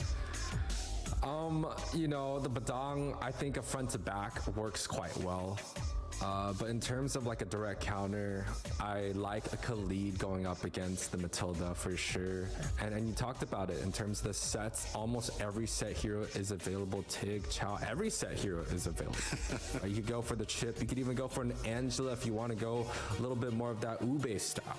but they do go for the Badang. This is something we kind of have to watch out for. Again, S2G is going to be kind of the one that stands on top. Dazai, please give me gold. Sorry, I can't.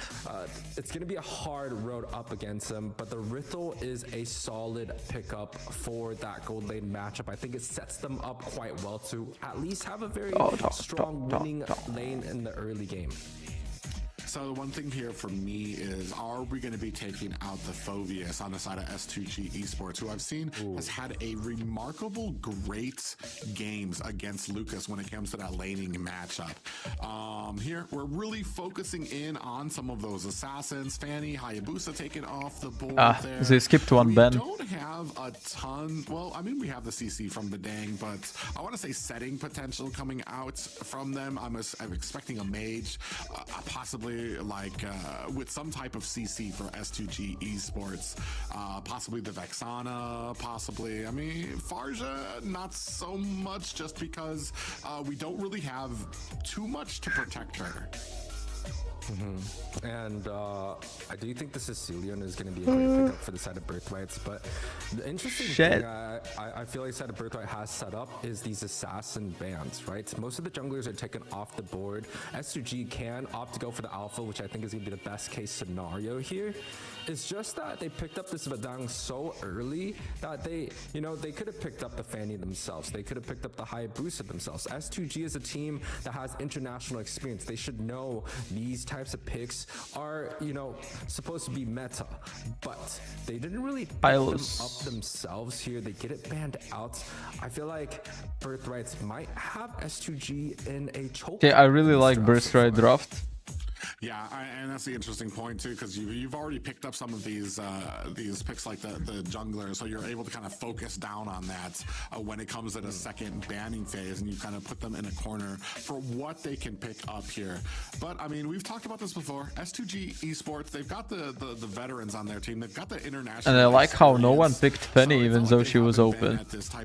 They picked Granger, Badang, Lucas, but not Fanny. When it comes to answering drafts in their own way with what they want. Still looking for a mage for their side. Still looking for, I believe, an X. No, we already have the XP laner. So, I mean, we have the assassin coming out there, and yep, the Vexana comes out.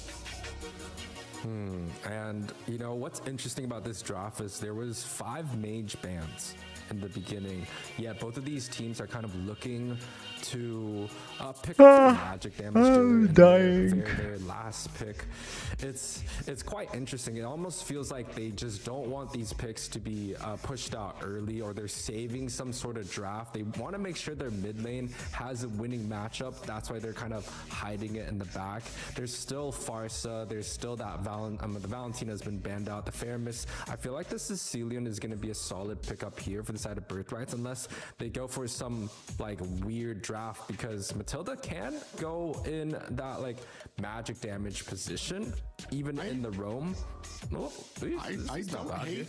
Oh yeah, that's not bad. I was gonna say I don't hate an Aurora there, because you have. Yeah, I like the draft. That would be kind of coming in to kind of close. I like Birthright draft more than S2G. How Lucas fights, how Badang fights, how Nolan is gonna come at you, but we'll see how it works out. Distancing, they're gonna go with the Xavier out there. It becomes even more and more lethal as the game goes on, especially with those dawning lights. He's able to just fire off ad nauseum. And I mean, the Xavier is good in a sense where it can deal with the poke damage that the Granger has to offer, right? It's like Granger comes in and pokes, Xavier comes in with the poke. So it's just, both teams are looking to start the team fight really, really early on with these damage. They just missed the bans, that's all. And then, come in, especially. How many subs do you? So MLBB sent you diamonds? Have what it takes. There is no program in Europe for diamonds for creators. So it doesn't matter how many subs I have. Yeah, we got the first first game of S2G Esports taking on Birthright. You talked about the early game here, especially for a Granger. I'm not sure how well Granger, I mean, he can just overwhelm in the early game. Iritho really starts to really have that menacing team fighting ability when it comes to the mid game. When it comes to the lane and lane, I'm just curious to see how well these guys are going to go at each other if there's no support going into that gold lane. Yeah, I mean, I'm kind of interested to see what the Badong does as well here. It might just kind of be like an EU thing because this is not something we see quite common. But at the same time, you know, the Badong can go with that Thunderbelt, and it's doing quite well with the spells that he has. Yeah, I mean, it's going to be interesting to see how they go. I still feel like Birthrights might have the slight upper edge here so far. Yeah, a little bit of vision there from Mark on that Matilda. It's a let Birthright know what's going on in S2G's jungle there. So I want to say good job for the roams there to kind of make sure that they're still gathering information, making sure that they're delivering that to the teammates. And in terms of the priority for the first objective, I feel like S2G is going to have a little bit more. No way we're going to have balls. Vexana has a very significant amount of. What happened already? Lane clear speed early on, especially compared to that Xavier. And when we look at the Badong versus Matilda, you know, has some damage early on, has a lot of the sustain, but it's not that frontline presence that maybe, especially in the very first few objectives, Birthright. I really want to sleep. But the interesting thing is, even when you take Sorry, a look guys. at the last series, right? Papara didn't even get any of the objectives early on. They were able to Your pull face through like into Rosa that late game, Fireflux. especially with their comp. So I don't know even how if Rosa they Fireflux do lose looks, on but a okay. very few first turtles from the side of S2G, I don't think it's going to be that bad. Yeah, it's really interesting because I want to say on the Valentin, side of S2G, you have a very heavy engaged type of composition where they're going to kind of try to run in, get those stuns, get that damage off. But on the opposite side, you're talking about facing a Matilda. You've got already a Xavier boss, out crazy. there. Two heroes that The excel in being able to kind of really stop that engage, that push forward, and be able to kind of pull back when it comes to like guiding wins in there. So it's going to be those two are going to be the big factors that I'm going to be looking for when it comes to some of these engagements and being able to maybe either stunt S2G Esports, or is there maybe misalignment or non-synergy going to be what helps them be able to push into Birthright? Yeah, and I think you're correct here. I think S2G definitely has the favor, especially in the early game for any of these objectives here. The Xavier, Irithel, Matilda, I feel like those are just the heroes that take a while to scale, and especially going up against a Nolan, right? Something that does have a lot of prio in terms of clearing out the jungle. S2G should have a pretty easy take on these objectives. Now, however, Birthrights do have this Hylos in their favor, and they get the stun off. Ooh, Glorious Pathway is out, and the creator actually looks like he's in a little bit of trouble there. Damage comes out, Kazoo finds a kill onto Levi, and they're able to push back Birthright with enough room to very comfortably find the first turtle. You know, I'm not really into that Badong pick, but that was a very impactful play coming out from Pagu here. But it's still going to take a little bit more. I'm back, guys. I took a one or two good hits for me to bottle of milk. Right? I still don't think the Badong is the right play here. I like the Matilda, I like the Xavier. Yeah, Turan Khan. Good night. SGG coming out with a small lead. Let's see if they're able to take this. It's anyway only first game. It's not that interesting to watch first game. Style, which I want to say, like, I'm not able to just give Badong the credit, but S2G Esports were very quick. Immediately got Levi down. As soon as they got Levi down, they immediately turned on to the turtle. They had a focus in mind. They had the goal and perfect synergy within like the same 3 seconds. They found a kill and found the objective. It just speaks on how their rotations as a team go. And you know, it's quite expected coming out from us, right? We see the Xavier, we see the Irithel, we see the Matilda. It's not a very early game heavy composition. So S2G definitely, they have to have these pressures early on, getting these objectives, getting these snowballs early on. You can see a small invade looking to happen here. Birthright's able to get up that blue buff. No problem. My favorite drinks are milk and kefir. Still like textbook game style. S2G has the early on, but ooh, small damage coming through.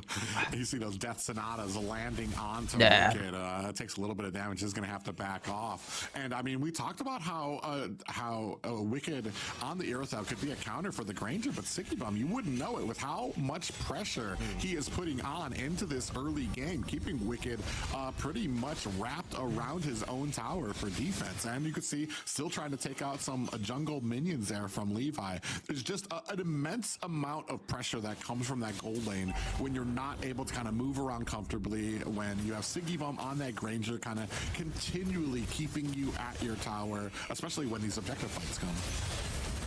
Ooh, bad idea. Bad idea. Comes through a lot of damage being pushed out for the side of S2G. Ultra bad idea. And the objective, S2G coming out ahead once again. This is something seems like S2G destroying on, right? Private. There's just not enough damage, not enough early game for the side of Birthrights to be able to deal with the objective focus mindset that S2G has. They have the Hylos with the Glorious Pathway. They have the Suyo, but it's just not enough yet. Yeah, and it's something that I've noticed sometimes when it comes to some EU teams, when it comes to laying that path to kind of secure that mid to late game. Yes, you've got these things that when you hit that 10-minute mark, when you hit that 12-minute mark, are going to be great. But if for the first 10 minutes you're having trouble getting kills, you're having trouble holding your lane, holding objectives, that 10 to 12-minute mark is going to be very bleak for your team. And Pagu actually doing a great job. You see here with all the amount of CC he's able to kind of put down onto MLBB and keep him separated from the team. Yeah, and I mean he's trying quite hard. Not bad, not bad. I like S2G gameplay. Really safe. It's going to be a very tough one for me to agree on coming out from a roamer, but here we go. It looks pretty good here. Yeah, he's going to go in there. MLBB's going to have to go ahead and pop himself a little bit of health there to ensure that he survives there. Pagu actually came in with a great little set there. Okay. Ooh, looking for a fist crack there. Does not find it. MLBB doing a great job. Does catch himself on the tail end of a guiding wind to get himself to mid. Now looking to go ahead and move on to the bottom tower. Right now, this is all S2G esports. They are delegating the speed, the pace of this game, where they're moving, and Birthright is kind of stuck to just replying. And 3K 6 minutes in, it's not a super lead coming off from S2G, but it's still quite decent. They're able to get the top and the bottom outer objectives, and now they're looking for the next turtle here. They decided to take it a little bit slower, maybe looking for potential Lord. Nope, they're gonna go for the turtle here, and Birthright's on the back foot of this. It's just kind of due to their comp, right? The Rithel, the Xavier, it's just not going to be that great in terms of the scaling, especially in the early on. But when they get to that mid and late game, if S2G drops off a kill or two, Birthrights should have a little bit of an advantage coming as late as the game goes. Yeah, we're about a 2K gold lead for S2G esports. That is the third turtle for their side, and just no signs of being able to take it from Birthright. You saw that Levi was getting his purple buff, but not able to answer. Kazoo had enough time to clear top lane, to stop the push from up there, come all the way from top lane back to the turtle to help out to get that objective as well. And that just kind of tells you where it comes when it's coming to the rotations against Birthright and how well they are able to manage these waves. And I will have to say that Birthright's actually looking quite good in my eyes at this 8-minute mark, right? 3K, they didn't let S2G snowball as heavy as S2G probably wanted to. They even got a top tower with the last objective. So Birthright's here, they're still able to kind of hang on the edge, but we need a little bit more signs of life from Birthright, right? They're getting into these item power spikes where, you know, each of these carries, they're already on their second item. Matilda finished the flash. You got the Xavier savior, looking to get that anti-heal. So Birthright is grabbing up these items quite quickly. I think SG has to put the pedal on the metal here. Yeah, they're not really taking too many deaths. It's a very low kill game right now. So, I mean, you still have the power spikes coming from Birthright when it comes to the mid and late game. But we've talked about it. I mean, the more and later this game goes, your in action may kind of turn against you. You're starting to see this mid tower. So important for them to be able to get this mid. Ooh, nice little Levi actually might be in a little bit of trouble there. Nolan looking to try to put some damage. Actually burst Levi down to about half health. Yeah, and I mean, Paigu did get that purple buff there, so it's a little bit of a deny coming out from the side of S2G. Now, with the objective coming on, I do think Birthright is just going to give this and trade for an outer tower on the opposite end. But is this so clean gameplay by S2G? Really clean gameplay.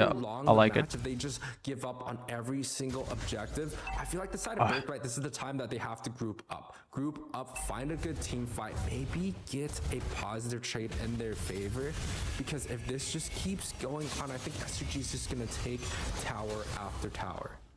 Yeah, and that's the problem. When it comes to turtle fights, okay, yeah, you gave up the turtle. Maybe you could put some pressure somewhere else. But the Lord is a completely different story. Now you have like almost an entire another member at the bottom lane putting on pressure there. You're going to potentially lose some towers here, lose some map space, and that is going to be a huge cost for your team when it comes. You see, you're going to have to split up priority. You've got 2 at mid, 2 at bottom, 1 up at top. Your team is split up as Lord crashes down onto the bottom tower, still looking for an opportunity.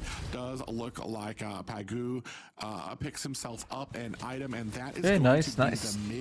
Play safe, push towers, wait next Lord, take all jungle. Yeah, I mean, I feel like it's still a decent defense coming out from the side of Birthright. The gold lead is still getting a little bit more and more as each objective. What's the color of your underwear today? You know, Birthright hasn't given green that much kills, right? It's just 1 on Hylos, 2 on the Suyu, and we have to kind of see how Birthright's green. this game, or is it just hello, Arabic guy. I'll see you. I can't read your names though. To find himself an escape from the back end. Mark, ooh, glorious pathway comes up. Siggy Bum able to take down the tower. Dawning Light comes out as Siggy Bum finds a kill onto Mark. My Lobby next on the docket. 5-0, a double kill for Siggy Bum. 5-0, 5-0, crazy. Esports without a single answer coming out from Birthright. Hard enemies.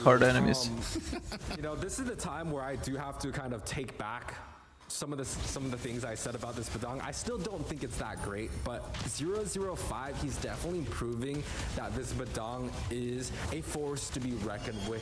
He's pretty much the one that starts a team fight and ends the team fight. First in, last out. He had a great set in that little skirmish onto the mid side, pushing S2G's lead up to 8k. This is kind of the danger zone that Birthright does not want to be in, right? 3k, 6 minutes, you know, it's negligible. But 8k, 12 minutes, this is a danger zone. I think Birthright's completely in trouble here. They have to play off some of S2G's mistakes, and it's just based off if S2G is going to go over aggressive or if they're just going to be playing disciplined and calculated here. Yeah, 8k gold lead for the side of S2G Esports. You mentioned it, and this is kind of the big thing, especially when it comes to a lot of the Nolan wants to take one more wave. I mean, Danny's doing a good job. Or even waves under tower, probably. A lot of his shots, but they don't really do much damage. They're not really having a huge effect on some of these fights. Now it doesn't like they he was just waiting someone to defend. Okay. Levi tries to search the area with an evil queller, but it's not bad. They still have slow push on bot lane. After this Lord, another Dawning Light comes out, catches 2 from S2G Esports. But you can tell, S2G Esports, they don't even want this Lord. They're looking for a fight. They want to lure out Birthright. Drinking milk is a way of life. Lead. And Birthright is looking for an opportunity. They need to find and catch somebody out.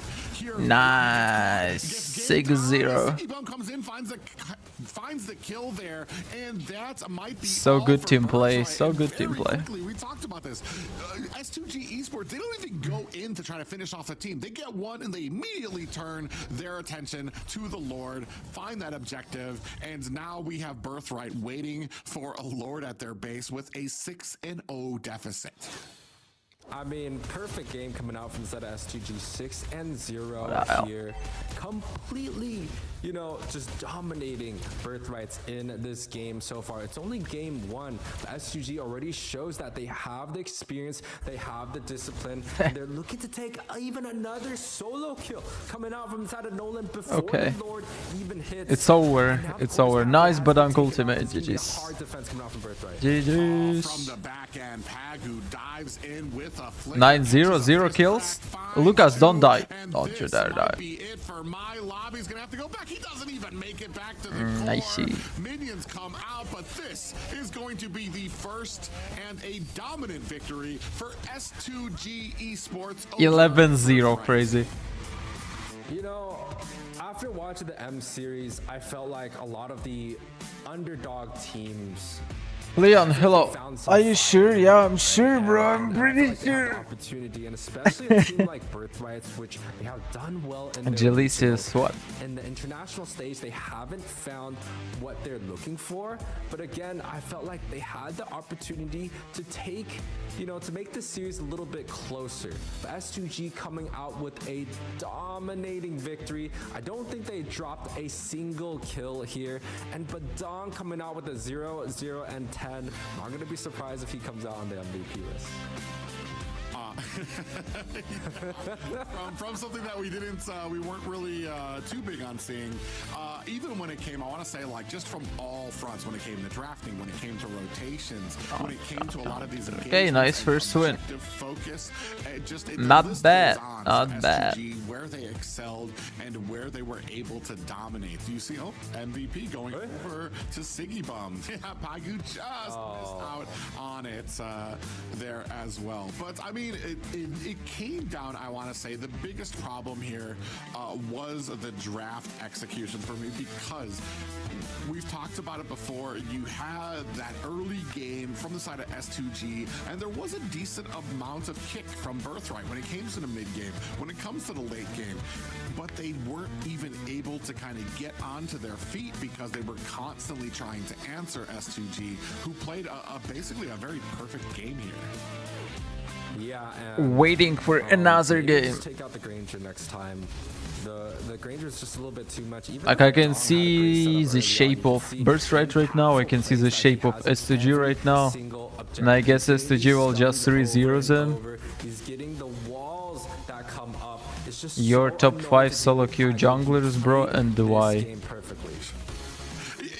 See their glorious pathway. Top 5 solo queue junglers. Coming out from Pagu to set them back, and then they still come Fanny, because high mobility, high farm speed, easy to kill.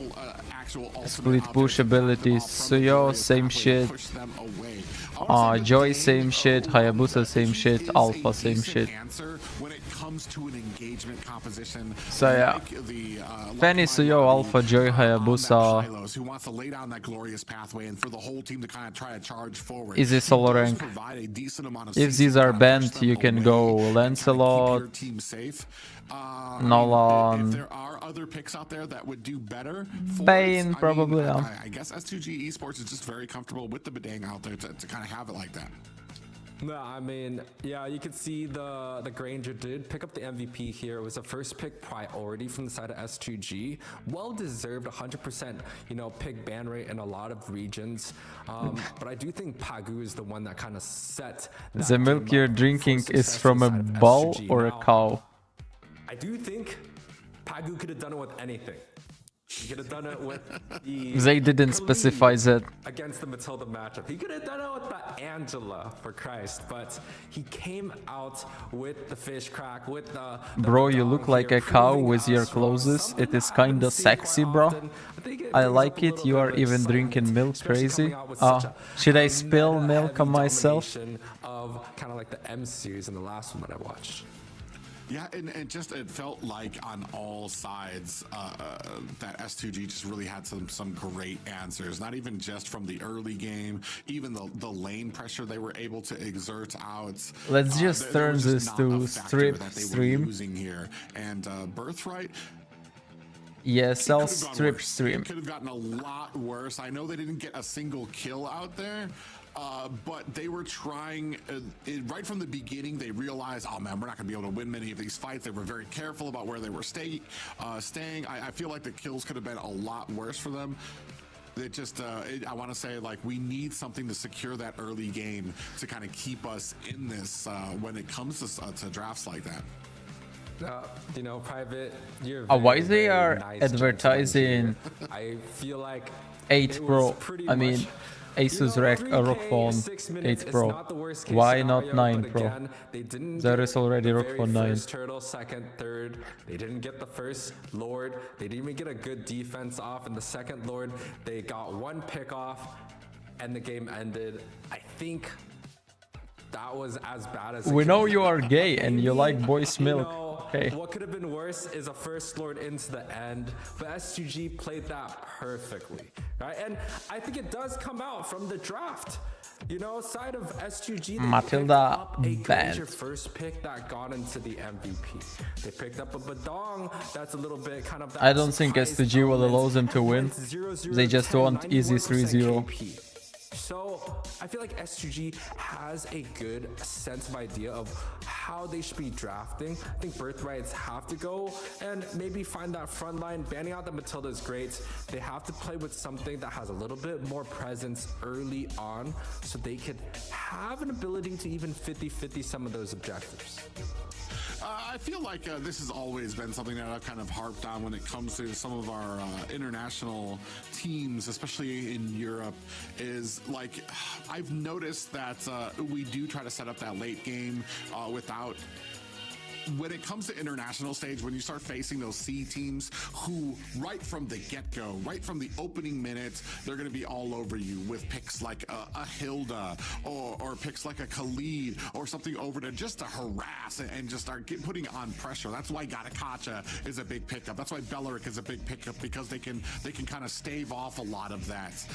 And I feel like that's something that Birthright's going to have to kind of get accustomed to right from the get-go. We need to have a plan. Nah, milk is just divine drink. Or to at least stave off, because while Granger got the MVP on that last game, he wasn't even part of those first two fights. You're absolutely Last right. night on your strip stream you did great. Pioneer, Thanks. who came in there, was getting a great amount of sets and really kind of set up those first two engagements that really set the tone for Birthright. It is impossible to play Hayabusa this season. No, Hayabusa is really meta. I don't know why you can't play Haya. Haya is easy hero in this meta. To kind of like, all right, you know, we have Iritha who hasn't died yet, who might be able to do well because she's facing a Granger. Milky. She's been sitting there hugging the tower the entire time, praying for somebody to come help her. So here we can see Birthright. They are going to take out the Granger. I almost dropped my milk. For that first pick, and hopefully maybe have a little better of a time. This is something I've been wanting to see, especially because I feel like taking out the Granger opens up a world for the gold lane where you don't have to focus on Granger and what counters Granger, which is what I've been seeing in a lot of C games. Yeah, what counter Grangers is the ban hammer. Like, take that dude out of the game. That, you know, Granger is just too good right now. I feel like he just pokes too much, has so much mobility, and even in my ranked games, like, it's just something I do not want to deal with. Now, bans are on the table here. It's interesting we have both a Granger and a Harith ban. It means the Rithel and some of the, you know, the lower tier marksmen. We saw the Bruno kind of come up, the Moskov, the Cloud has a possibility, and even the carry. So those are going to be the marksmen that are going to be set in the game. But now the jungle, they pick up this Soyu. I'm wondering if S2G is willing to lean towards this Fanny. Didn't get to see it in the very first game. It did get banned out in the second phase. Does S2G have the stream, Fanny, I will drop milk on myself. I'll spill a lot of milk. I'll be taking baths in the milk. I'm guessing this is kind of yes. And the Badang. Eve comes out, and I want to say here immediately is going to be the Valentina. I mean, we've seen Badang has had a huge, big pick rate here when it comes to these games here. Valentina, the immediate answer for Eve. who has that real world manipulation. You're going to be able to answer it with the IMU as well, but still lacking the early game from Birthright. And I need By the way, Sensei is from Ukraine. Kind of have something out there. From STG. Since Bedang seems to have that early game down. You know, I will say against Suyo, one of the biggest counters, especially early on, is CC, right? In the beginning of Soyu days, we saw a lot of jawheads kind of tossing him around.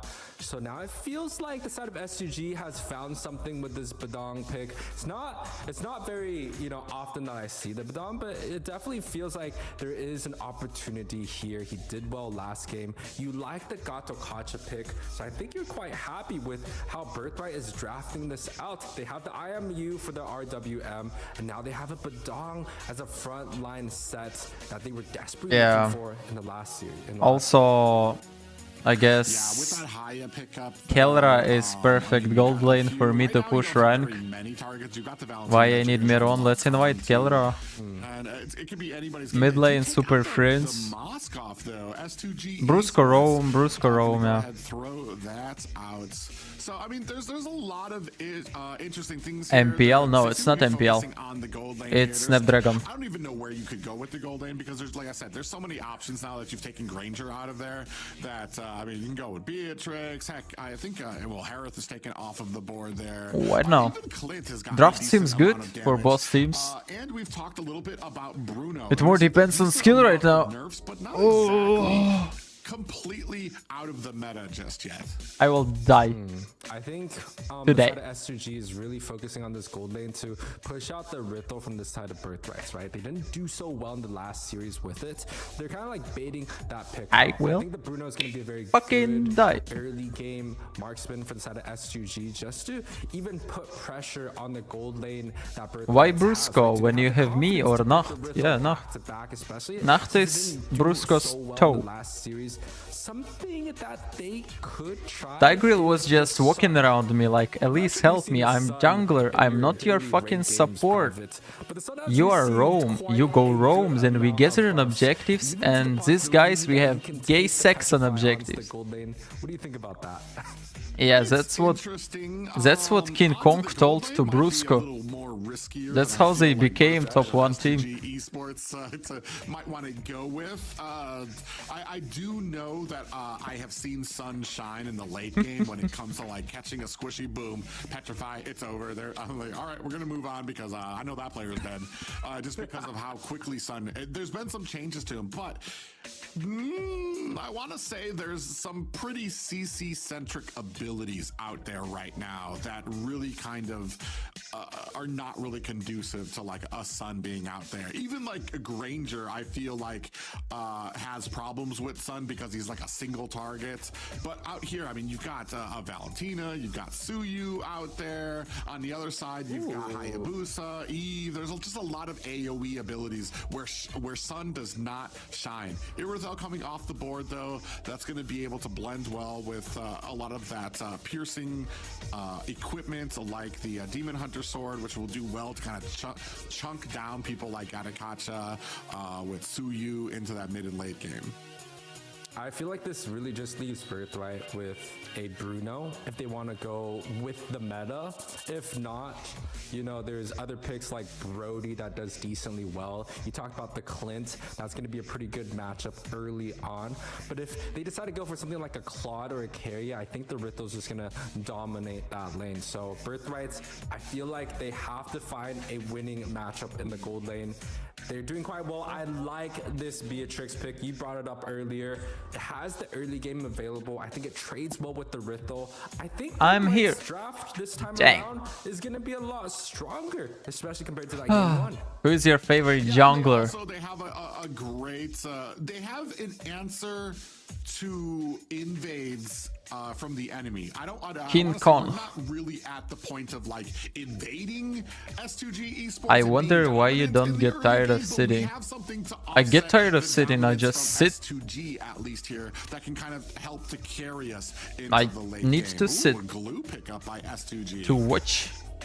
Yeah, I mean, a little bit of a tricky pick. Glue does have his worth, especially in the C region. I think they have a success Look. on a few games on glue, but you know, it's not like a it's not like a super meta pick, right?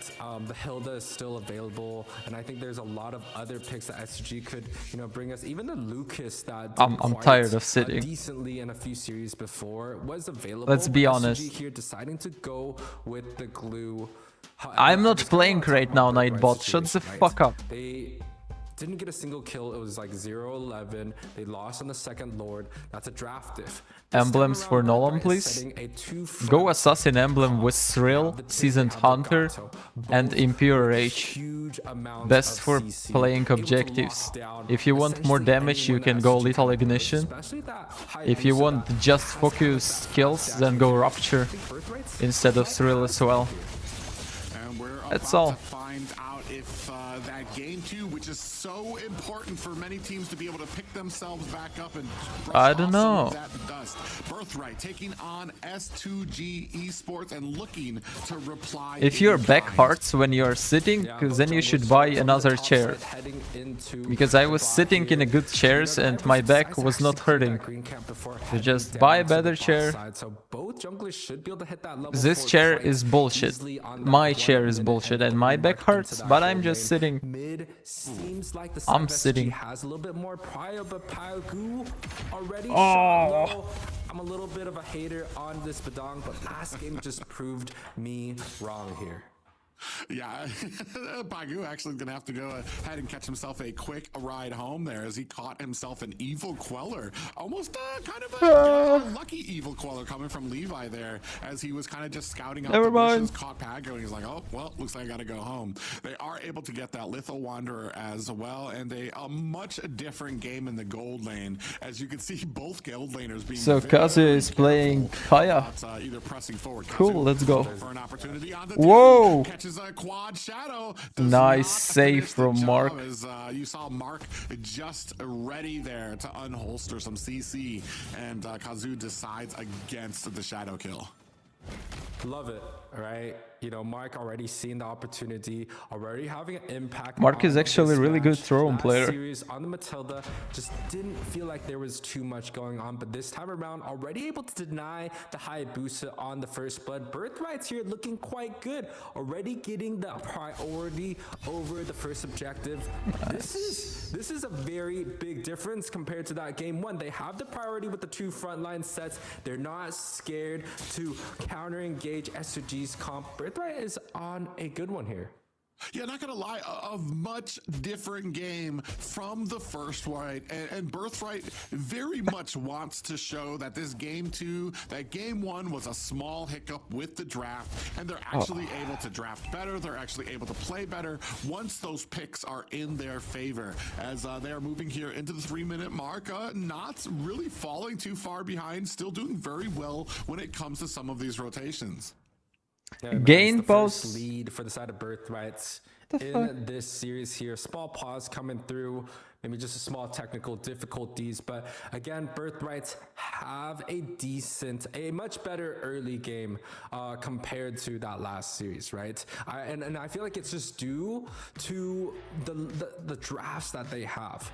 Right, in the roam position, they have the Tigreal, that's 2 CCs early on. In the XP, they have the Gato Kacha. Gold lane, you know, it has the Rithel, it has the Beatrix to go against the Rithel. That's a decent matchup.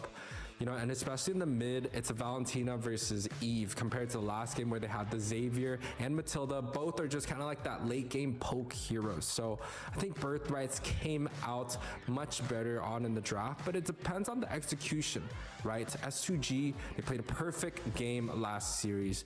I'm going to assume they're going to take that fire this time around.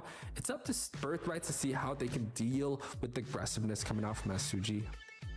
There's always that X factor when it comes to teams that separates the great teams from the pinnacle of the mountain, like top of the mountain type of pro teams that S2G has been competing with. And that's being able to keep the pressure up, to keep discipline up throughout the entirety of the game. Right now, Birthright is showing they have that discipline, they have that synergy, they have those rotations, but it needs to continue throughout the the entire game for them to be successful. And that's what I'm going to be watching for here as we're moving into the third minute.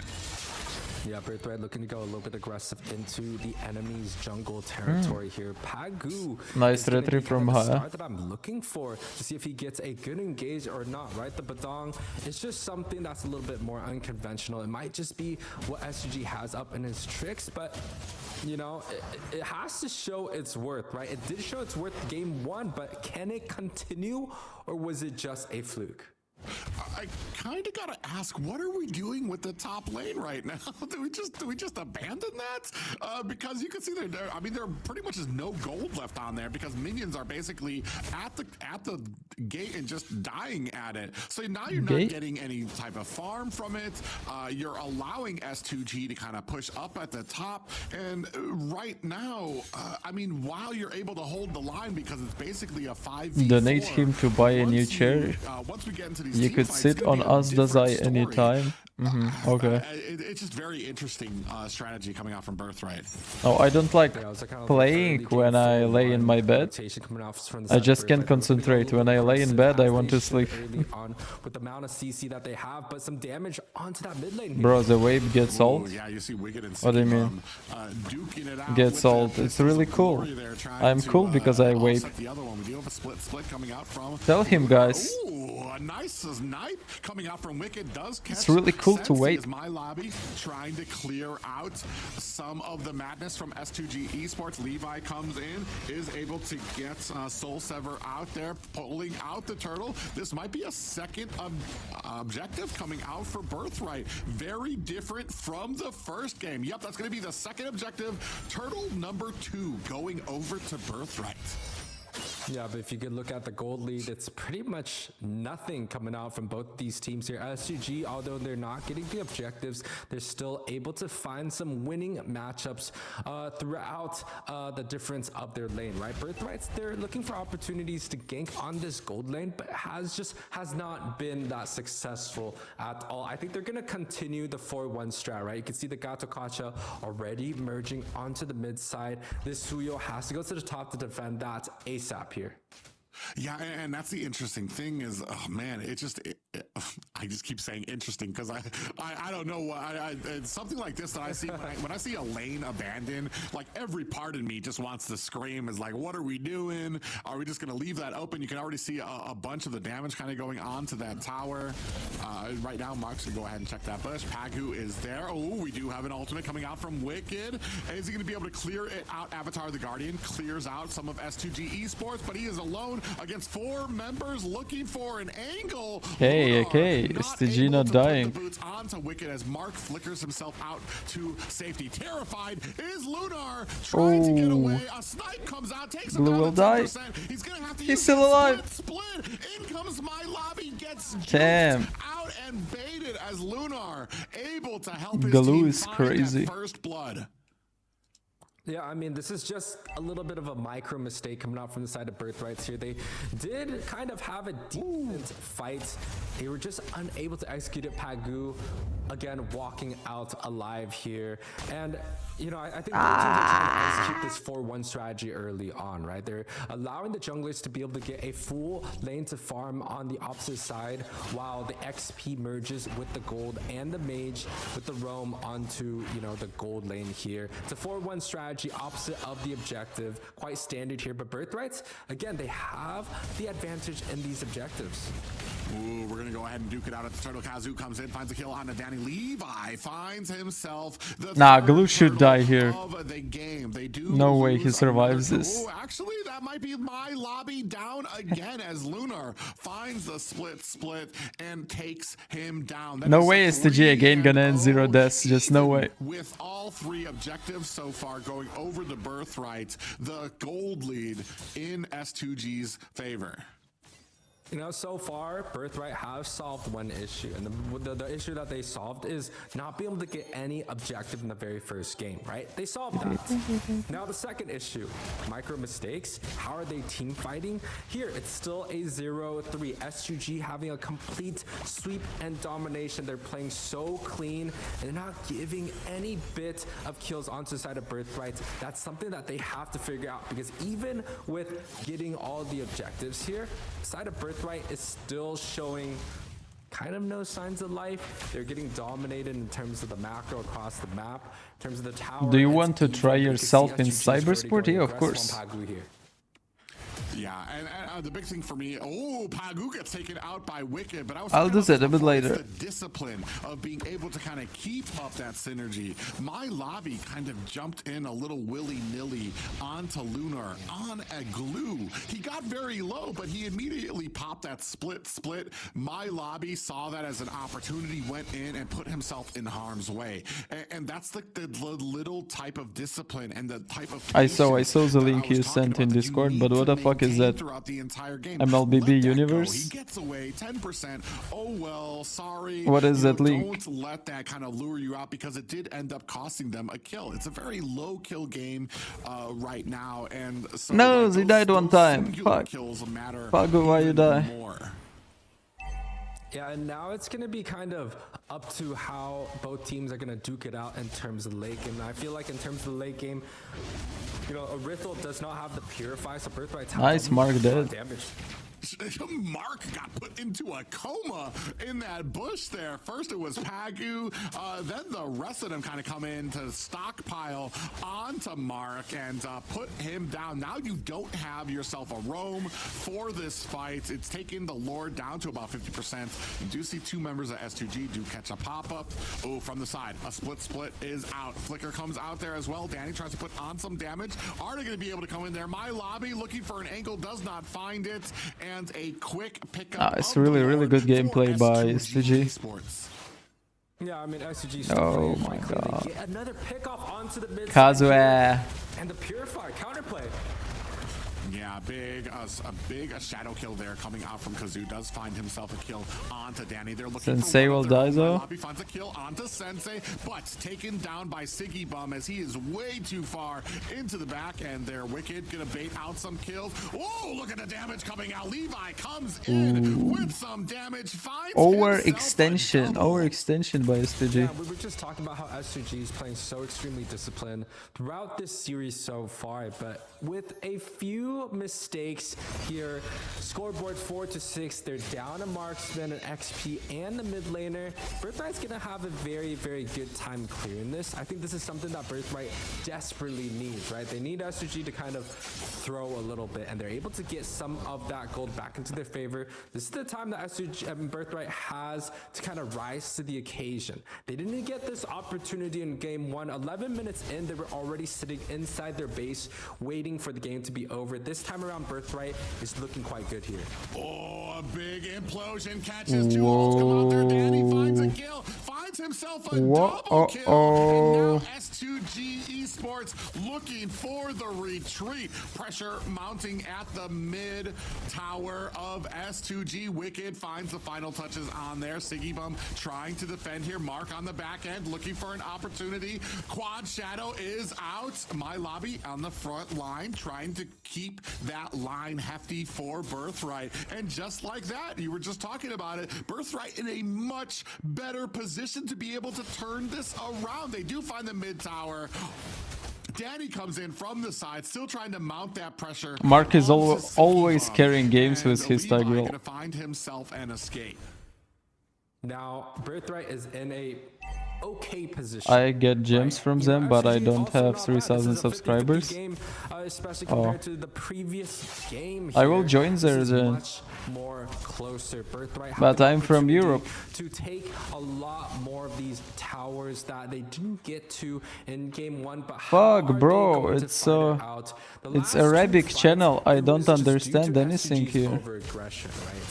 They didn't have the Purify available for the Eve and got bursted out completely. This time around, Sensei has that spell available, so even with the Flicker Implosion, it's still going to be hard to catch Sensei here. How is S2G going to fight this out? Birthright still have to find a good micro decision. They've done well in the last 2 I don't team fights. understand the Can Rebic, they bro. continue on this objective? I think it's going to be a big determination on who's going to be winning this match. I want to say like a lot of I don't think it's for me because to catch Pagu with the push. it's with the Arabic implosion. channel. Pagu wasn't even able to get a push or a punch out there to kind of shut him down, which has been the real keepsaker for S2G Esports when it comes to that Bedang. He's been doing a great job of still being able to maintain and push that distance and keep Birthright at bay. So it's all going to come down. Can Hello, Mark Nier. get the set that he needs without getting interrupted by Pagu? You see there, even Danu goes up there, gets hit by Pagu, and we are just at a standstill, a stalemate for this Lord as my lobby juggling around up the front. They have vision on Pagu, looking for an angle, and right now, basically at a standstill. Yeah, and it's a hard set, but I think SGG is very happily waiting this objective out, right? They have the top side pushing. It's a very, very big minion wave. Birthright might have to send the Suyo onto the top side here, so SGG is in a great position. They don't look to defend, so I think that top is going to be going down here. SGG, with the right opportunity, looking to go for this objective. I think it's the right decision here. Ooh, I saw a conceal play come out there, but it immediately Okay. out on Lunar. Implosion comes out. Wicked finds the kill. Levi with 2 one kills. to Pagu as well as 2 down for S2G Esports. Lord has been reset, but it is a 5-3 game right now. Nice. In comes Kazoo. We do have a shadow kill onto my lobby. Wicked But finds the Kazoo kill will die? onto Siggy No. Bomb. Kazoo Whoa! running for the hills gets taken down by Levi. Damn. Signs Birthright of life outplaying right now. coming It from is Birthright crazy. as they secure the Lord. A 4-for-1 with the objective taken out. Sensei is going to be the only one alive, and you talked about it, Private. You said Mark needs to be able to find opportunity onto Pagu. He finds one onto Pagu and Lunar. Both go down immediately before the team fight even starts. And here, Birthright. It's everything because they overextended one time. Do they have what it takes to get some of their inner towers here? Ooh, yeah, you see that split. Lunar in a little bit of trouble here. Wicked does find himself a tower. They're still trying to make some work. Terrified onto Lunar, who might not make it out of here. Levi with the finishing touches there. Now mounting on some pressure onto this bottom tower. Danny from the flank. Lord still pushing at mid. They're looking to close this thing down if they can. Levi takes a heap of damage. Okay, Levi dead. He goes down. Kazoo with the shadow kill. Is that going to be enough to offset Birthright? They are looking to close this one down, maybe biting off Wind a of little bit more. nature, They bah. can shoot. They will This go crack back from now. Pagu misses wide. My lobby there to cover the escape from his teammates. I don't know if it's a small hesitation and over-aggressive coming out from Levi, but I felt like that was kind of a bad play coming out from him, right? They have the minions being pushed onto the top and the bottom side. Lord was already down half, so the more disciplined play that they could have gone for is, let's say, hey, 5v5, look for a pick. If they don't get a pick, they can push some of the towers on the side, but Levi decides to go head in first, dive straight into the deep end. SG finds the punish, and the defense here looking to go a little bit more aggressive. Ooh, a couple of missed plays there. Force out the IMU. Real world manipulation from Danny. Thankfully, Birthright and everyone and S2G Esports both split apart. No worse for wear. Nobody taking any deaths. Ooh, we do see that BOD being put on by Kazoo. So I want to say these shadow kills are going to have a much different effect once he dives into that back line. Now, still anyone's game, Private. The middle tower is down, but that's the easiest lane to clear for the side of S2G. What is your server idea? Some people on mid. It's Just the side community, lanes just that my may be community. Quite hard, especially when the Lord comes through. I S2G post still there what I in do, very like good position when I in terms of the stream, what gold I'm lead. gonna do, and blah blah blah. It's great coming out from both teams, right? Birthright Just my finally gets community, a that's little all. bit more, you know, Sometimes I do gold, especially in giveaways, this and game I compared also to do this in last. Discord, But so here, is where SUG, I feel like, shines a little bit more. The Rithel into that late game, especially if he doesn't get implosion on or CC'd, it's going to be quite good here. Oh my god. Ooh, big push. Mark does catch the marksman. Big pop What? Siggy Bum done This marksman? has been procced. Down goes Siggy Bum. Danny finds a kill. What the fuck just? What? Or for S2G Esports. Split is out. Luna running for the hills. Mark trying to create some distance from Sense that you can see. Nice, GG. So I don't know what Irritel just did. Trying to hide in the bushes. Real world manipulation is not enough to protect them. S2G Esports on the back foot. Only 2 left to protect this base. 90%, 50 down to 10. Birthright. What the fuck? Themselves game 2. Irritel just went straight to this. Mankrili, hello. What is that game? S2G Bianca, hello. Deep Yes. in Birthright's side of the jungle. I feel like it's a little bit not giving Birthright enough respect, especially when the game was so even in terms I know, of they just threw a game. Birthright, yes, they came up on that match, but it was honestly for me due to some of the mistakes that the side of S2G did. Right? I follow We you talk about because the your very game first is very mistakes. The beautiful. Rithel died between Indeed. the mid, first and second tower on one of their sieges.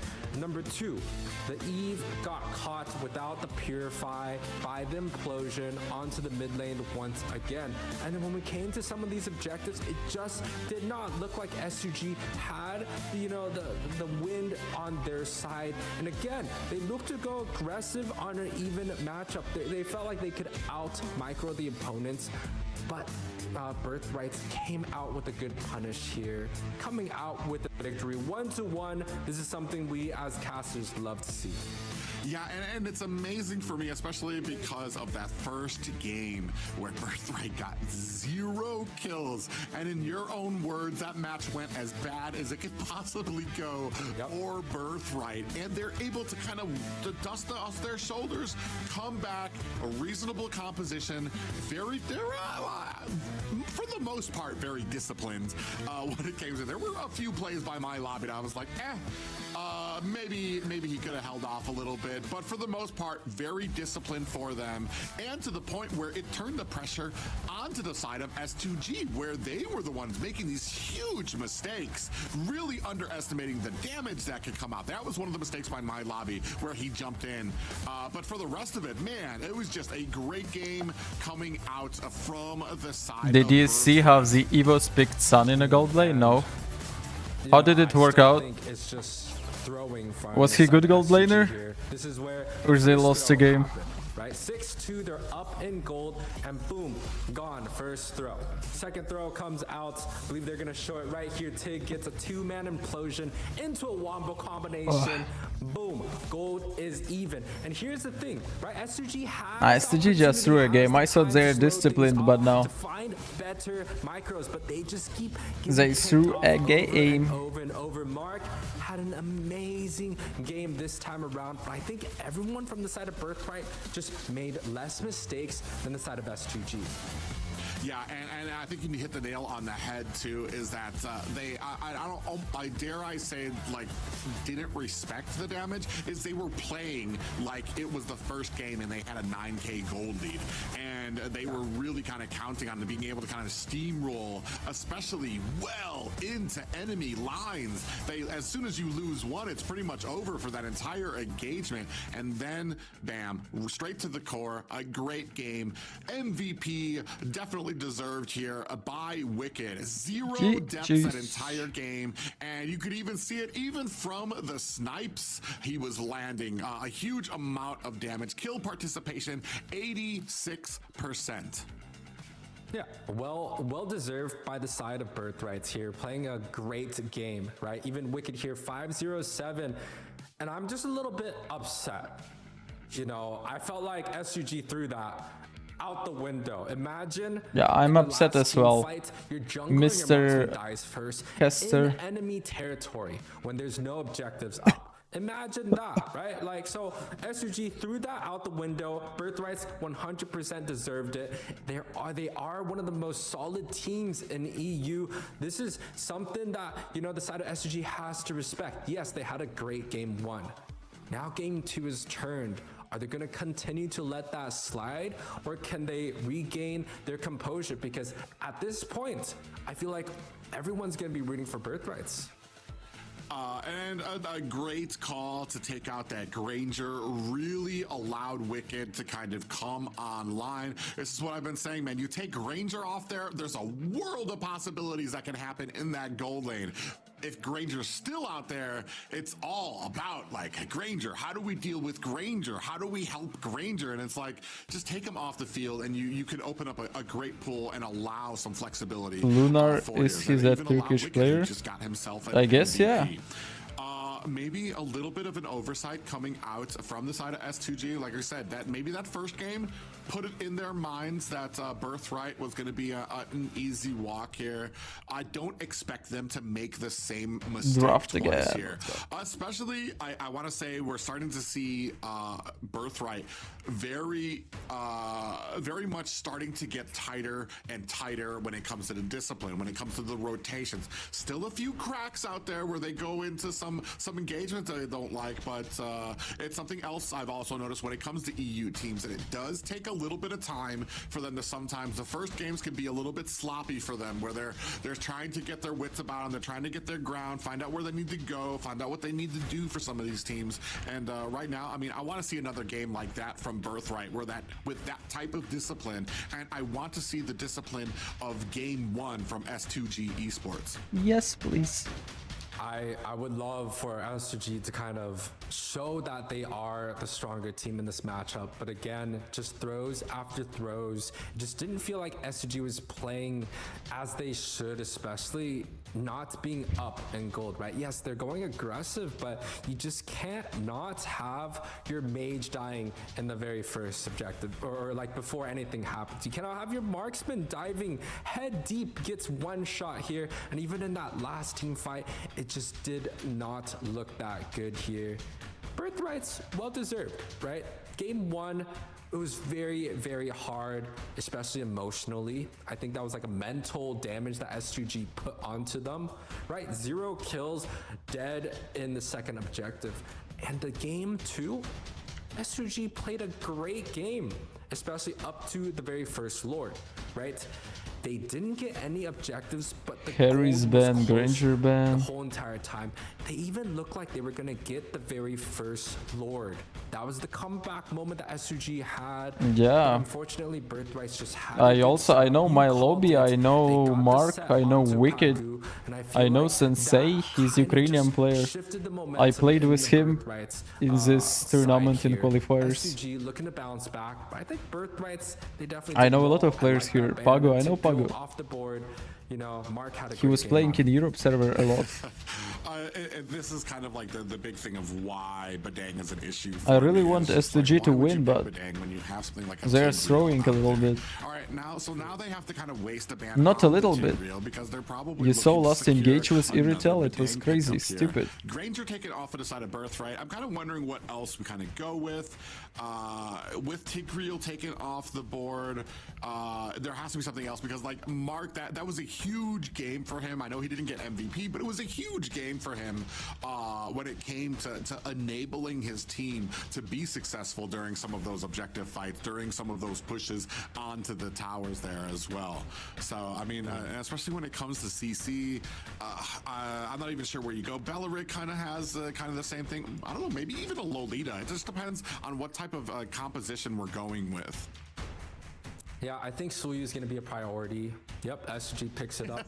Leah Rithel should be a very high priority as well, but Rithel has lost the last 2 matches.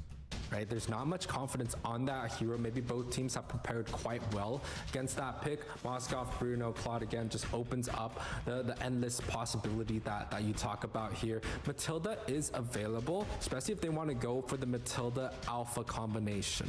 Right, that does go well against majority of the junglers. There's still, you know, the Eve that's possible here, the Farce if they want to go far range, but there's also like the Phoveus. There's a lot of things are open, and you talked about the Tigreal being banned out here. What is Birthright going to prepare up against a possibility of the Badong being picked up once again? Tigreal banned, so game 1 did quite well. Game Tigreal 2, banned means got lose picked for up a few Birthright. more times. It has to be a mistake. It has to be a mistake, Private. There's no way. I'm not gonna say anything about it. It's a mistake. Alpha We'll see what. and fire. No way, dude. No. You cannot have an alpha in the XP lane in the professional play. There's just something we don't see. Okay. Not allowed. It's Alpha Rome, guys. Cannot. It's Alpha Gold lane. We've got the big thing for me has been especially too because like there's been a lot of focus on the Irithel when it comes on Gmom Gaming. I Hello. don't feel like she's a number 2 marksman in the meta. I feel like she is the number 1 counter to Granger. I don't know, like what she provides to the team outside of that. something happened on draft probably, or they really want Alpha X-Blade. Especially because you're picking an Irithel into a Beatrix. I don't see that Irithel shines in any type of thing like that. We're gonna have the Alpha. I'm assuming it's going to be in the XP lane. For all we know, it might be there to match up the Bedang Rome. For all I know, with how some of these picks have been going, it's interesting. Honestly, I can't even be upset because one thing that I have been super happy about, especially when it comes to casting for EU, casting for MENA, when it comes to Turkey, is to see different twists on things, to see how they want to deal with the meta.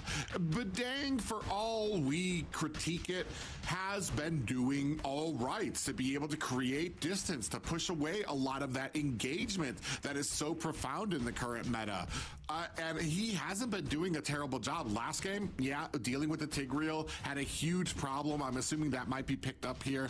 And the Matilda. So it is going to be an XP lane Alpha. It's going to be a Rome Matilda. It's going to be very interesting to see how this goes. I mean, Alpha, he can do all right. He usually Alpha shines because you're able to snowball with him. You're able to get him ahead. He's be able to get a lot of that regen and damage that he can put off and really kind of have an effect in that jungler position. Here in the XP lane, I just feel like there are picks that can just outshine him. Layla actually being crossed off the list here, which is a very interesting. I'm wondering if this is a redraft because Layla, I mean, especially when the but redraft is not allowed. I was able to do well. I was reading Snapdragon rules. Redraft is not allowed on Snapdragon. It's your problem. You picked Alpha.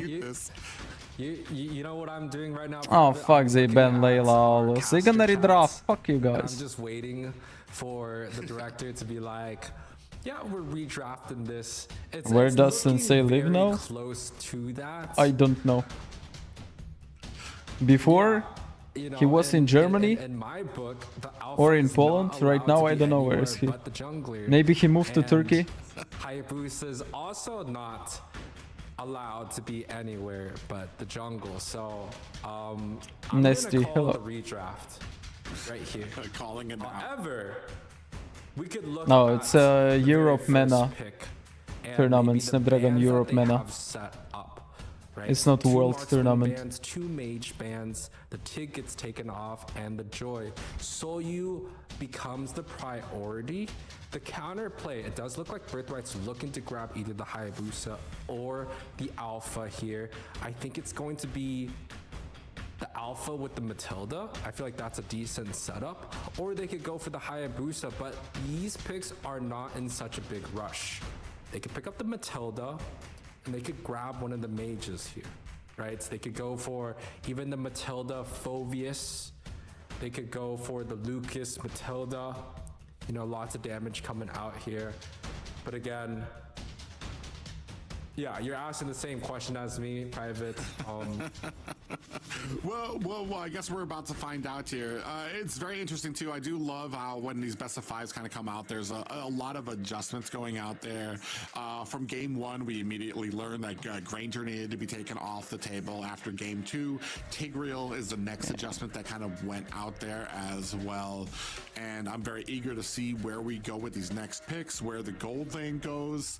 I was actually very kind of concerned about the gold lane because I didn't want it to be the same 3 pick matchups there. I still feel like Gold Lane has a lot of potential that it can, like, as far as being this wide and diverse of thing that you can put out there. I think we talked about it before. I can't remember if it was during cast or off, that you've even seen the Sun in the Gold Lane actually be able to do a lot of have a big impact for a lot of teams. It's something that I like to see, especially in the Gold Lane. It started even with I want to say last season, when we were seeing Edith, when we were seeing Ruby in the Gold Lane, having when it came to these double fighter compositions. It's something that has been so flexible in the last few seasons. So it's going to be very interesting. And yeah, we're definitely gonna get a redraft here. You talked about the Gold Lane matchup. You know why we are not seeing more of these like 1-3-1 picks like the Sun or the Ruby? It's because Kelra's too damn good, right? That man, he's able to take any marksman, especially the Granger Bruno matchup. He picked up some of the Harith and the Rithel, especially in the grand finals, and was able to do God's work with it.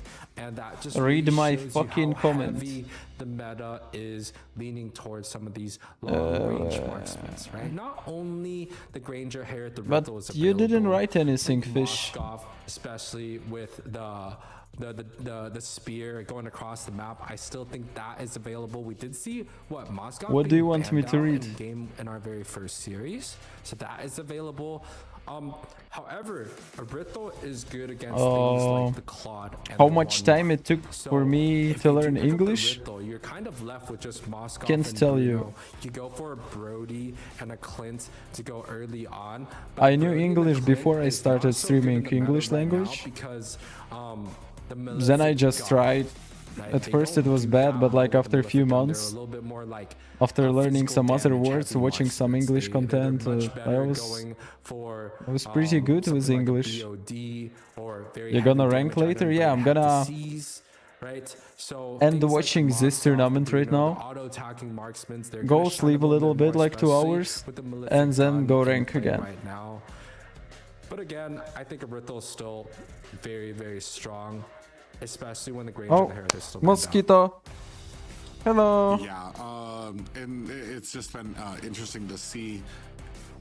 I like that you kind of mentioned the comments, because it's something I asked before when it came to like, where does the Irithyll shine? I'm not a big fan of it, just because I don't know, when it comes to marksmen without Granger in there, I just feel like there's better things to kind of go with. We saw Irithyll, a character diff where Beatrix was actually just practice. You can practice by talking to yourself, by talking to someone on Omegle, I don't know, by talking with your English teammates, by streaming, by making English videos. Gold lead even onto the very third objective. Yeah, I don't know why I have mosquitoes. Wait, I want to check if I opened the windows. Territory to end the game. Dazai, we Europe have our own meta. No, it's the same meta. When it came to a lot of those fights and a lot of those objectives, you did see Beatrix, you did see Siggy Bum doing a lot more, especially when it comes to the kit of Beatrix. You're at distance, you're not in the fight. All right, so he switched to the sniper. He's able to kind of get off a lot of those picks. He's not getting kills, but he's whittling down the enemy, and he's kind of making him think twice about kind of coming in for a few of those engagements. So he was just able to better utilize the kit than we had seen coming out from Irithyll. Right now, I mean, anything is up in the air. My big concern is Bedang has been a nuisance for the side of Birthright. So I'm wondering if Bedang gets picked up. Well, I mean, we didn't even see it there. We did see the Hylos pick up. So I'm kind of wondering if maybe they're going to be stepping away from the Bedang. And it just, what will be the matchup for the Roam? Is that going to still be that Matilda there? And if they're going to have more success for it than they did with the first game, because man, that first game, it was rough, and it's something that can't be ignored, that I know sometimes usually happens in these even odd games, is they lose what hurt them so much in the first game. First game, you needed some early game protection. You needed some type of assurance in the early game. Second game, we had that. We were successful. Now we're on to the third game. Are we still going to make sure have that in our mindset. We still need early game assurance. We can't just kind of go high off the fumes. Then why Sun is in every game in Ranked? Look, some guy in chat just told me that EVOS used Sun for gold lane. So maybe Europe server have problems understanding that Sun is not explainer. Okay. But he has a lot of damage, so he may be picked on gold lane. Just Europe players are retarded and can't understand that explainer is not for damage dealing. They have players that gone internationally, so this is Snapdragon ESL Tournament Challenge. Europe, Turkey, MENA. Fuck mosquitoes. But if Birthright's able to draft a little bit early on, they have an opportunity here. Now it's a reverse, right? It's a Badong versus the Matilda. In game 1, S2G had the Badong. Now they're changing it back. I'm scared for Birthright here because Pagu was so good on the Badong. I know for a fact he knows how to counter it. Yeah, that is one of the interesting things, and I'm kind of hoping that I always hope that when a pickup is picked up like this, like the Badong, that it's because it's highly contested in the region, and now they're just like, all right, I guess we'll pick it up. Not solely because we need to take it away from somebody, because if solely taking it away from somebody is the only asterisk for picking up this hero, then you're putting yourself at a huge disadvantage, because now you've got a hero that you're not great on and that nice redraft knows how to counter, obviously, especially because, like we said, Pagu's great on him, so he's gonna know what he needs to do. He's gonna know how to outrange that. So that's what we're Ruby gold right lane now, is not really meta right now. Arlott is not really meta. Freya gold lane is possible. Elise gold lane is possible. And Sun gold lane is possible. And maybe even Argus gold lane is possible right now. Great roams. As a roam But myself, right? We love yeah, to see Matilda situational picks. So we could go for counter picks, right? The Khalid is such a great Do you want to play with Smetana in duo? I know you are old friends. I play with Smetana. I play with Smetana when we stream together. It's getting blind picked. I just usually stream at night when Smetana is already sleeping. That's why I don't play with Smetana. It's not even a contested pick over in the C region, and they're just throwing it out like it's candy, like it's the best blueberry pancake that they're selling on the breakfast menu. Like, this is the best pick that they could possibly come up with. Unfortunately for me, I'm just gonna say this is probably why EU can't get far. You know, North America doesn't get far, but you guys are going for Badong picks 100% in this series. It just doesn't show discipline. I like SOT's draft here a lot better. Matilda, Eve, Suyo. I still disagree with the Badong pick. Get me out. This Asian guy is bullying Europe server. being taken off the board. Some big heavy hitters. Where is Mobazane, motherfucker? Taken out huh? by Birthright. Got Akacha taken out of their high-lows. A lot of engagement there. And I'm wondering what we're going to have, especially to try to punish the side of S2G esports. We saw in a few of the games when it came to having that real-world manipulation out there, the Phoveus was a big saving grace for the team, because he's able to get to the back line, able to land on those demonic forces that really of course, the kind of gold lane fighters is fine. That happens from a lot it was used a lot before. Just Sun, you know. Having the Matilda out there really means that you need to be brave to pick Sun gold lane. You need to be sure it will work. Because with Ruby it's easy. You pick Ruby gold lane just to easy dominate lanes and stun enemies in fights, win early game. Like, we understand why you pick Ruby. For Sun it's not that easy. The side of Birthright, they had success with the Valentina and the Beatrix. It's a good combination to deal with the draft coming out from the side of S2G. Right? And now S2G's, you know, they have the Rithel available. It didn't do extremely well against the Beatrix. It's still one of the higher priority marksmen. They can go for something like a Claude if they want to shred the front line, or even a carry, but it's kind of a little bit more late game. I would like the Bruno being picked up by the side of S2G. They're also looking for an XP lane. You said the Phoveus works well. I think that's a great pick. Maybe the Lucas if they want that available, but they want to go for the Glue once again here. Glue and did Bruno. well in game 2. Again, S2G just threw that series. But I think it's going to be quite good against Birthright's draft here. Yeah, and we'll just see what it kind of matches up with on the side of. We're still looking for that XP laner on the side of Birthright. I assume, because if this alpha goes in the XP lane, I think Yui might lose him, might lose it. I'm clocking out here, Private. I'm going. 9 seconds. What that? I love. Okay. I'm gonna say this. I like the Badong on the XP, But I don't like Bronco. significantly more. Okay, I like it. This Sensei play on M2, yeah. Franco is also very interesting because it is a complete opposite type of roamer compared to the Matilda. Matilda, sustain, right? Looking for Ube, looking for fast rotations. The Franco goes back to that heavy pick meta that is very dominating. Sorry, I don't speak Russian on my stream. I don't speak Russian at all. Never. Something that we've seen Especially on my stream. If Birthright has prepared this special pick against S2G, I would say they have to be extremely careful on how to execute this. Birthright can snowball out of control. Let's go. Especially in the objectives. Now they have a beefy front line once again here with a suppression. This is going to be tough, I think, for the side of S2G.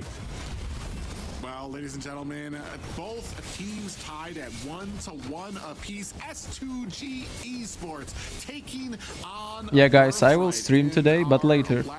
I will end this stream.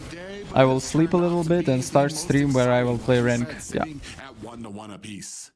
Yep, and both junglers, actually going opposite this time. The Alpha is looking to go into that gold lane rotation, and the Soyu potentially looking to go up top unless he wants to go KitKat, in terms of I tell you, like a reverse right now, rotation here, and already like for, they just haven't had such a I don't know, early almost game. 2 years, Now with the Franco I don't pick speak up, Russian. If they get a couple of good iron hooks, it's gonna be quite Understand, good, but Matilda also provides, and I will not the side speak of Russian. SMG a lot of Understand? right? Even if the iron hook lands, I Matilda didn't can tell use I the never gold speak the Russian.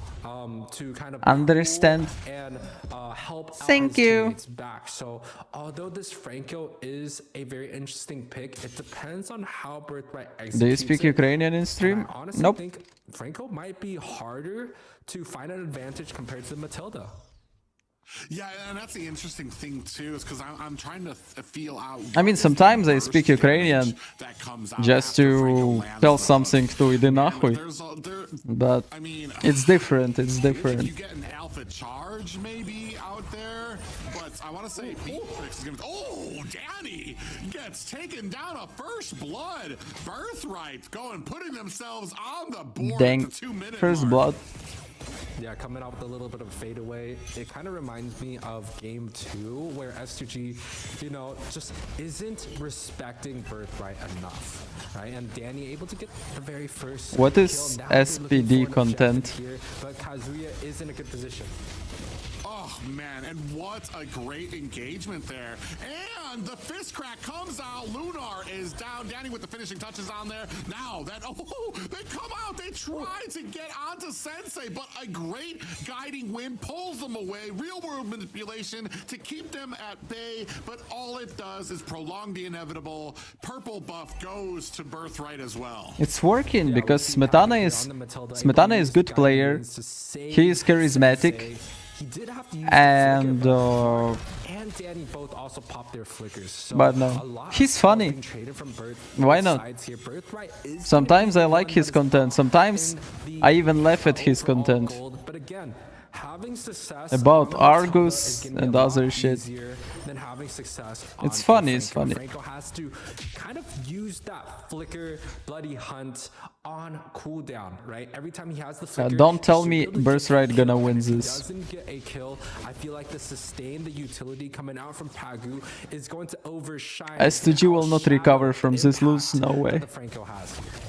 It's really interesting too that you mentioned that, because I want to say S2G esports are very confident in their ability to not get hit by hooks, because you don't see a single purify on them. So they're pretty much confident that they're not going to get hit by those hooks, so they're not going to need to worry about trying to purify out of them. And yeah, it is going to be on to if Mark can get those flicker hooks all the way deep into the back line. But the problem is, and I was trying to talk about before we saw some of those kills, is that there's no immediate damage. Oh, we do have a little bit of a sustain there. Danny finds Solo for Franco. after the suppression from Mark. He doesn't even need the hook. He just came in there with the bloody hunt, locked down S2G, and that's another kill. 0-3 for Birthright. Yeah, I was gonna say SG has some good lanes coming out, right? The top was looking like they were winning. Mid lane has a priority on the clear, but the side of Birthrights, You're a good player, you play better than some top players. Pretty much off cooldown. He has the flicker. Probably. So for the next time, they're gonna try to get another kill. Yeah, they're looking for it. Some pressure coming down at mid a little bit from their side of Sensei. Kazu comes I know. in there. If it Levi works, it misses works. the alpha chart. Levi does find Whoa. a kill on the Pagu. We Another throw hook. A nice little group up there. Is it going to be enough? A flicker comes out. Kazu, but Wicked will takes die. him down, but that might be it for Wicked. Lunar finds the kill. I still have Mosquito in my room. It's fucking crazy. My lobby, but they are looking for the kill. Sensei goes in too deep. Levi looking for the kill. Down goes a Lunar as 4 members of Birthright escape into the night. Yeah, looking, you know, just take a look at how fast Birthright is looking to kind of group up as this 5 versus 5 death ball, right? Looking for picks. Mark is already. I have great retry. Shut the fuck up. Their team into success. I retry He was almost able to every get the first objective. blood, and now he is 7 out of 7 kill participation. This man. And I is have the godly one that retry. SG has Shut to up. look to kind of shut down. Now that S2G, all of their members has died once, I think this is time where they have to kind of slow down the pace. They can't just out micro because they're just down in terms of the gold. They have to look for macro opportunities just like this one. Ooh, they are able to find a kill onto Danny. That's going to raise their kills to 2. Still behind Birthright right now by 5 kills as this game continues. But I want to say, as this game kind of progresses, as we move into the 6-minute mark, those early kills might not matter as much as we're looking at some of these engagements. And it seems like S2G esports have kind of found their footing in these games. They're not getting surprised by these immediate groupings from Birthright. Yeah, Franco, let's go. Hook Suyo. You know, that kill on Danny is a I predict Franco will hook Suyo. right? That's a shutdown. I bet $100 on that. You know, Danny for Sensei here, so he was able to grab up a lot. $100. Franco hook Now Suyo. Birthright's up 2K Mark, listen with to me. The 3rd turtle being available here. They have a much better way of Show Franco, bitches. getting the pickoffs on these objectives here, especially with the Alpha and the Franco here. The Lunar on the backside. Yeah, Wicked just skipped over him. You do see the Alpha charge go out there. Big Franco? Deeps coming out. Mark's not in a position to help out. 10%. Franco? Kazoo able to find the turtle, and no answer from Birthright. Both teams kind of back off here. Danny actually takes a little bit of damage from Pagu, and pressure mounting at the mid lane. Yeah, interesting enough. I felt like there was a little bit of hesitation coming out from S2G. I felt like they could have gotten a kill on top of that, but the bloody hunt. Nice. Ooh, yeah, very quickly dispatches Lunar. But at the bottom, Siggy Bum uses that opportunity to take the bottom and a top tower for Kazoo. 2 towers for the side of S2G Esports. Really puts that 2 and 8 into perspective now that they're starting to macro up. Yo, I've never seen a Magic Boots on a Badong on the XP lane. I've also never seen a Winter Truncheon first item on Badang using Smetana build. I know it's decent. I know it could work. But don't you think it's a little bit greedy on the professional stage? Oh, we got so many ultimates out there. I want to say two.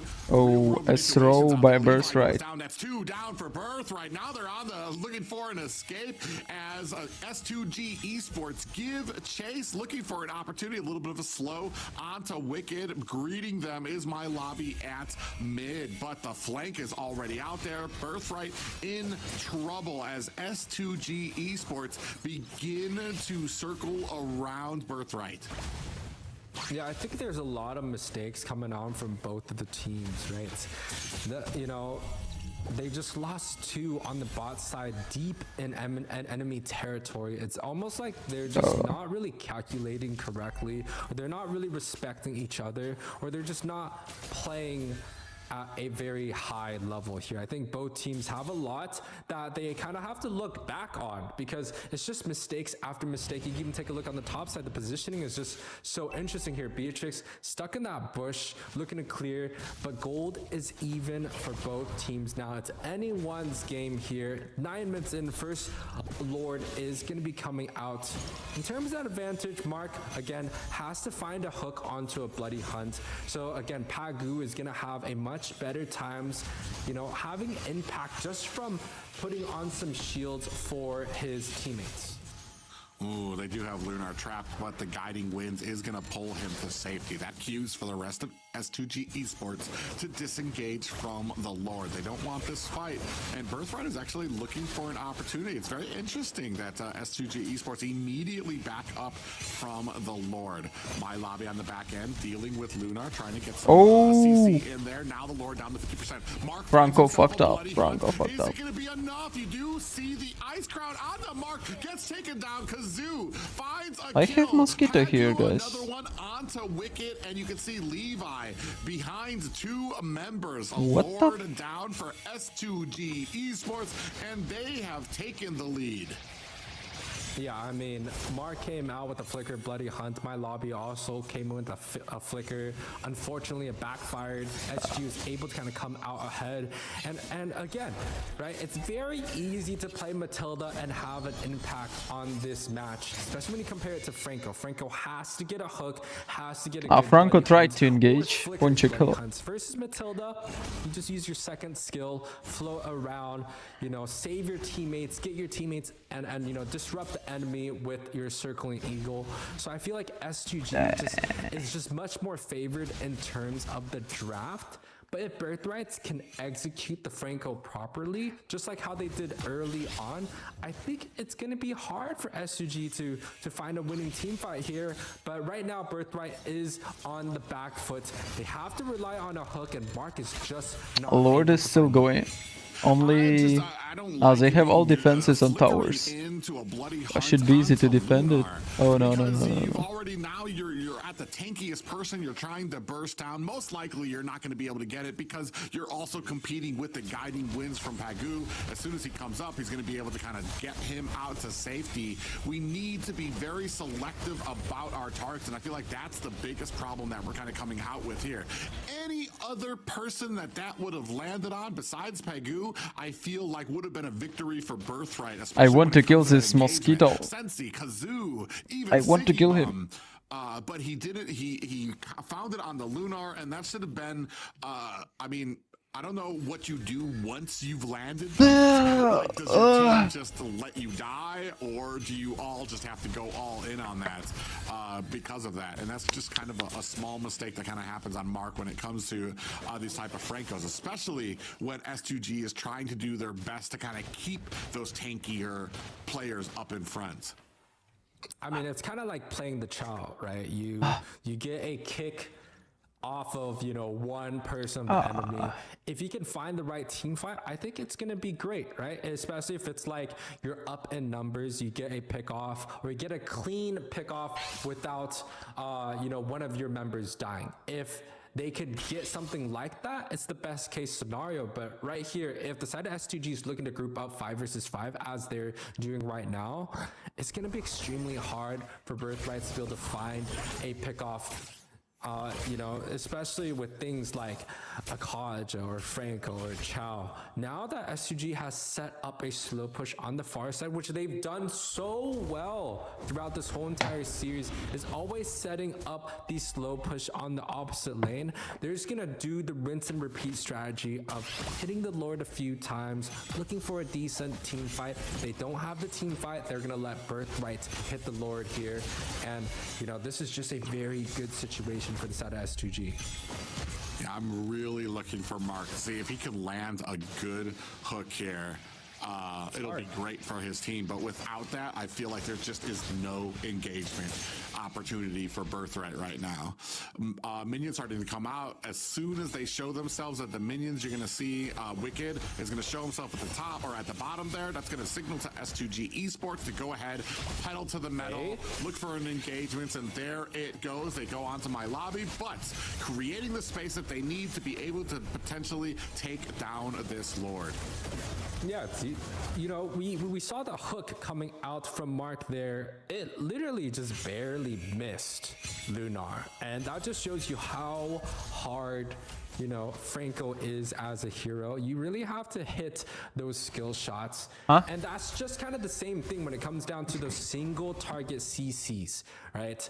The Franco, the Kaja, the Cho, it's just extremely hard to play, and depends on how your team fights it. You cannot hesitate on any opportunity. You either pick off the front line, or you know, you get a flicker hook, or you get a flicker suppression onto the backside. And unfortunately, Mark is unable to provide any of those. Last time he did that, he did get a flicker and a bloody hunt, but end up backfiring onto his team. So now he has to find an opportunity to either do it again or just play a little bit more defensive.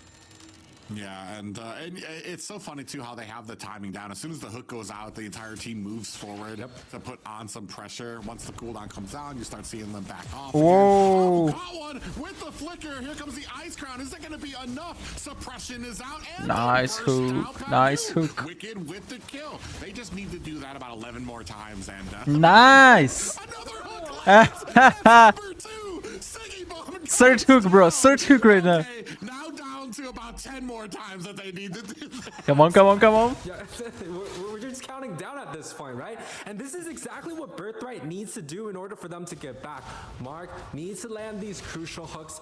And I almost felt like Pagu was kind of like, yeah, please hook me. I got that Winter Truncheon coming on. I desperately want to use this item. Ends up backfiring. Not only do they get Pagu, they get Siggy Bum, the priority target, and here Birthright gets a little bit of real estate back into their favor, but they're still in a pretty horrid position.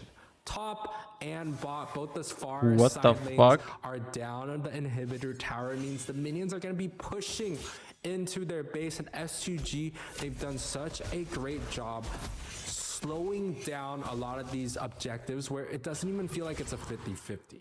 They bait Birthright out. They look for either a fight or out of position, or they just wait for the far side here. Circling Eagle comes out, does land onto Mark. He's looking for an escape. They do have the real world manipulation come out. Ooh, Winter Crown comes out, is going to be able to save Mark, who flees for the core back to his base to kind of re-up there. Still now putting on the pressure is a Lunar and the rest of S2G Esports, who are very quickly going to move to get position on this next Lord. Yeah, not bad. The Winter Crown does. No, Franco solo comeback this. From the glue ultimate there. But again, Birthright still has to look for. Hello, I'm good. If they're unable to do so, S2G, especially with the Matilda, is just gonna sustain back up in terms of their team. Birthright is just it's like an uphill battle always. Bonk, bonk. Get a set. That's the problem with these suppression heroes. Oh man, and now that they know that ooh, nice try, nice try. At the base, they're gonna go ahead, try to take on this fight. Kazoo finds himself the Lord. Alpha gonna die. Out as well. Levi Dazai gets taken down. Kazoo with the kill there, and that was just some great, I want to say, macroing by S2G Esports. They saw that both lanes were pushing out there. They had to bait out the Lord long enough for the minions to push onto the core, which forced Birthright to have Oh, what is Danny doing? Oh, whoa. start the fight. Now they're going to go on looking for the defense here. Danny gets taken GG's. down. That is going to be the last high ground. They are pushing onto the core. S2G Esports looking to close this down. We do have a suppression. Lunar almost gets the last hit there. Sensei Wicked returns the favor, and Birthright might actually survive this 4-2 right now. Looking to defend, but that might be it. Wicked looks for the security of the core, trying to kneel down, and that is going to be game 3 going to S2G Esports. Yeah, we could thank the Badang Mosquitoes doesn't like the perfume. Try it. Let's try it, guys. The impact of picking the Badang in the first phase just was unable to kind of do anything, right? SUG, they had the Matilda. They were able to take these team fights for a very long period of time. They even had the glue to force a lot of Winter Crowns being bought up by the side of Birthrights, and just overall, it just felt like S2G just had the objectives a lot more in that late game. This is the team that we were looking for in game number 2. S2G should be able to take Birthright head on, but there's just still a lot of mistakes coming out from both of these teams. I don't think S2G is playing on their their best behavior. They're that disciplined. But I don't think Birthright is also, playing the best of their abilities. Both teams are struggling a little bit in this game. Yeah, and kind of have to wonder. We see here MVP from Sensi there. 3 kills there. Not a huge. Mosquitoes love perfume. It's too late, bro. I already did it. Wow. Kill participation, though. So just a part of every single fight for them. But you kind of have to wonder if maybe there were better options for the side of Birthright to go with. My main thing is the Badang and the Franco pickups. Could there have probably potentially been something a little better? Because we weren't really making use of the hooks a huge deal until like that very late game. Cherry, hello. And a kind guy, hello. Hello, my kind guy. He was a part of some of the kills, but just not getting them himself. So I'm not sure how we rate his progress here from that composition. Yeah, and to be honest, the Badang and the Franco did quite well for the side of Birthrights, right? Both didn't die that much, had a lot of assists, had a lot of support presence early on, but it just didn't give the side of Birthrights the win that they were looking for. Right? In terms of some of the late game team fights, you could just see that, SUG was just dominating. Look at this, right? The glue was just onto the backside here. The Franco on the front gets picked off, doesn't really have an impact, and there's just no synergy. And I felt like if they took the Matilda themselves and they went Matilda Alpha, they would have had a much better early game. But instead, they want to go for this Badang counterplay on Pagu. And, props to Pagu, right? He's able to take Badang to a level where enemies determine it's a pick or it's a ban, and they decide to pick it up themselves. Unfortunately, it did not work in their favor, but I felt like Birthrights, they still played this game quite well. 17 minutes, they almost had a winning team fight, a winning solution. They just needed a little bit more time or a better team fight. Sensei MVP. Yeah, as we see the MVP there from S2G Esports, Sensi with a KDA of 3, 1, and 7, 613 gold per minute, and we talked about it before, 100% kill participation, just kind of being this perfume I use is really strong. Like I sit here, people in another room can feel it. Like I said, not so if Mosquitoes really doesn't like perfume, he's gonna fly away. Done for them. Man, it's just I'm happy right now on a positive note that, especially after that first game, that was a little one-sided. I'm happy to see that Birthright has stepped up. They've shown that they're not going to get like absolutely steamrolled here. They do have what it takes to kind of match up to S2G Esports here, but we are going to be at a possible last game, and Birthright, this is where it really matters. They've already shown, I want to say they came back from one of the most detrimental losses just a few moments ago when it came to game one. So I know that they can get their headset and they can kind of focus in on what needs to be done. It's just how they execute that is going to be the big question for me. Yeah, and I really think it comes out to the drafting, right, by the side of Birthrights and SUG. They were able to find, you know, like the Tigreal ban to take it away from the side of Birthright. Again, guys, grab the code on the bottom of the screen. You know, I don't know what kind of gifts they are doing, but I guess he probably already looking to grab the code himself. I was hoping you weren't going to say anything. I was just going to very silently grab that down and put it in my phone. Yeah, I mean, we got to do what we got to do, but Birthright's here, uphill battle. Right, they're the team that has gone quite well in their region. Again, second place in their, I think their regional tournaments just in the winter. However, just not being able to have the impact that they're looking for in the international stage. And in order for them to kind of get over that hump, they have to beat S2G. Right, S2G is a M series team. However, Birthright has shown that they consistently. I'm from Canada. I'm in a forest all the time. You never want to shower with soap and shampoo and perfume before you go in forest. It's always Birthright coming out, and they've done well throughout. Okay. You know, their games. So this is the time that. Then we have a great experiment here right now. And find better drafts. We will see if Canadian mosquitoes are different from Ukrainian. To deal with the badang, or just let it Madam G, hello. Don't fall into the trap of picking it up themselves, because it's just not going to work out. I'm just. I don't. When it comes to the badang, like it's just not. It's me all over again in ranked screaming about seeing Mayas that nobody can handle, or EMEA, and it's be like, yo bro, just gank, it's not that hard. Or like when I see the badang out there, I'm like, there's so many other options we can go with. Why do we put the focus on there?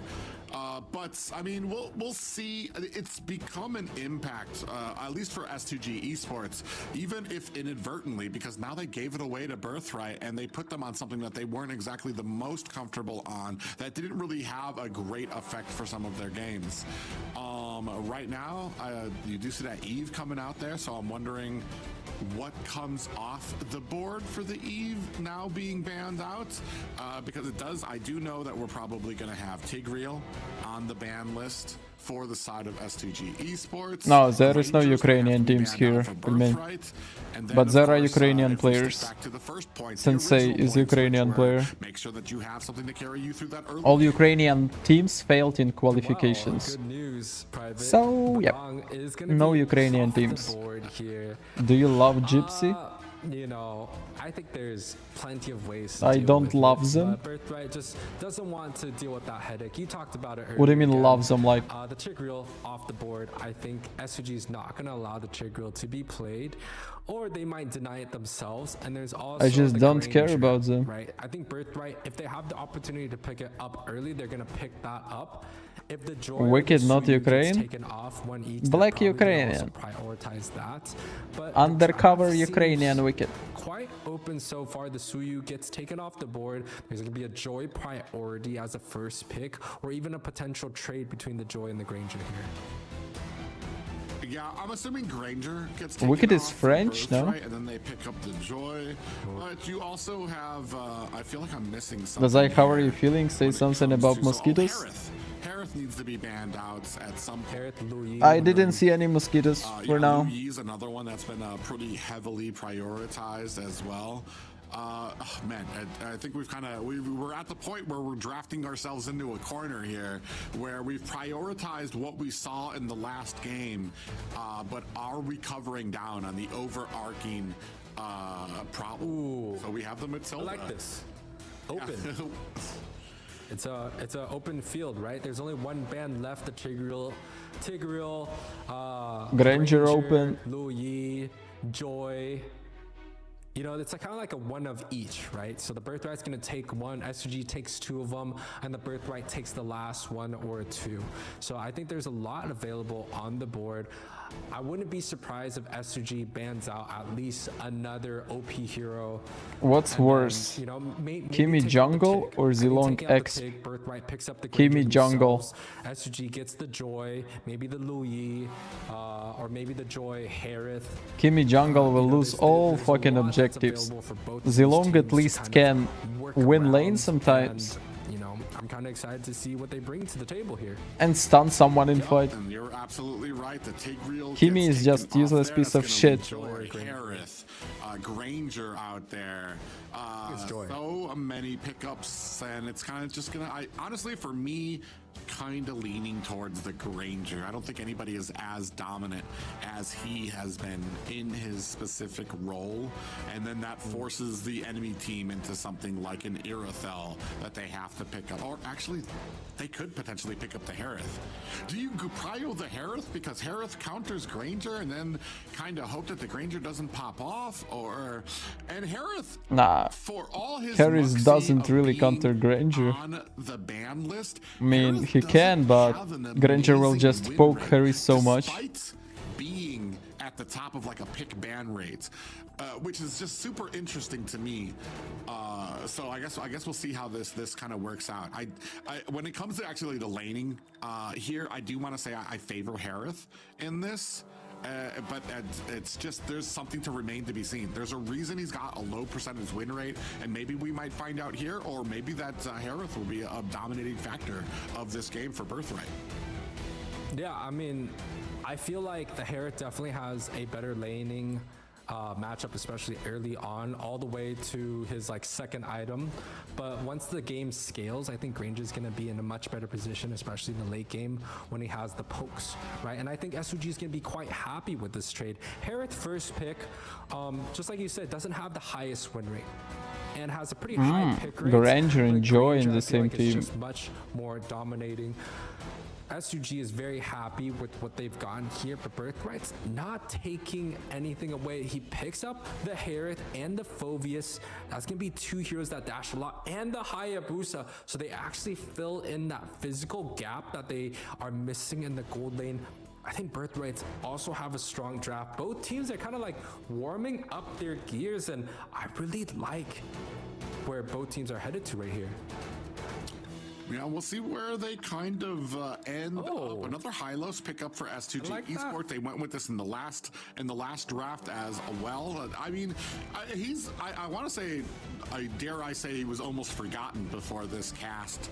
But Hylos is still, especially to those first few objectives, is just such a huge menace to deal with. You throw out the glorious pathway, you've essentially stopped an entire team from trying to get that fast engaged onto that objective. So I mean, it's a huge factor, especially when you have those assassin type junglers who don't want to hang out very long in those turtle pits, in those lord pits. It'll be very interesting to see how this is kind of coming out.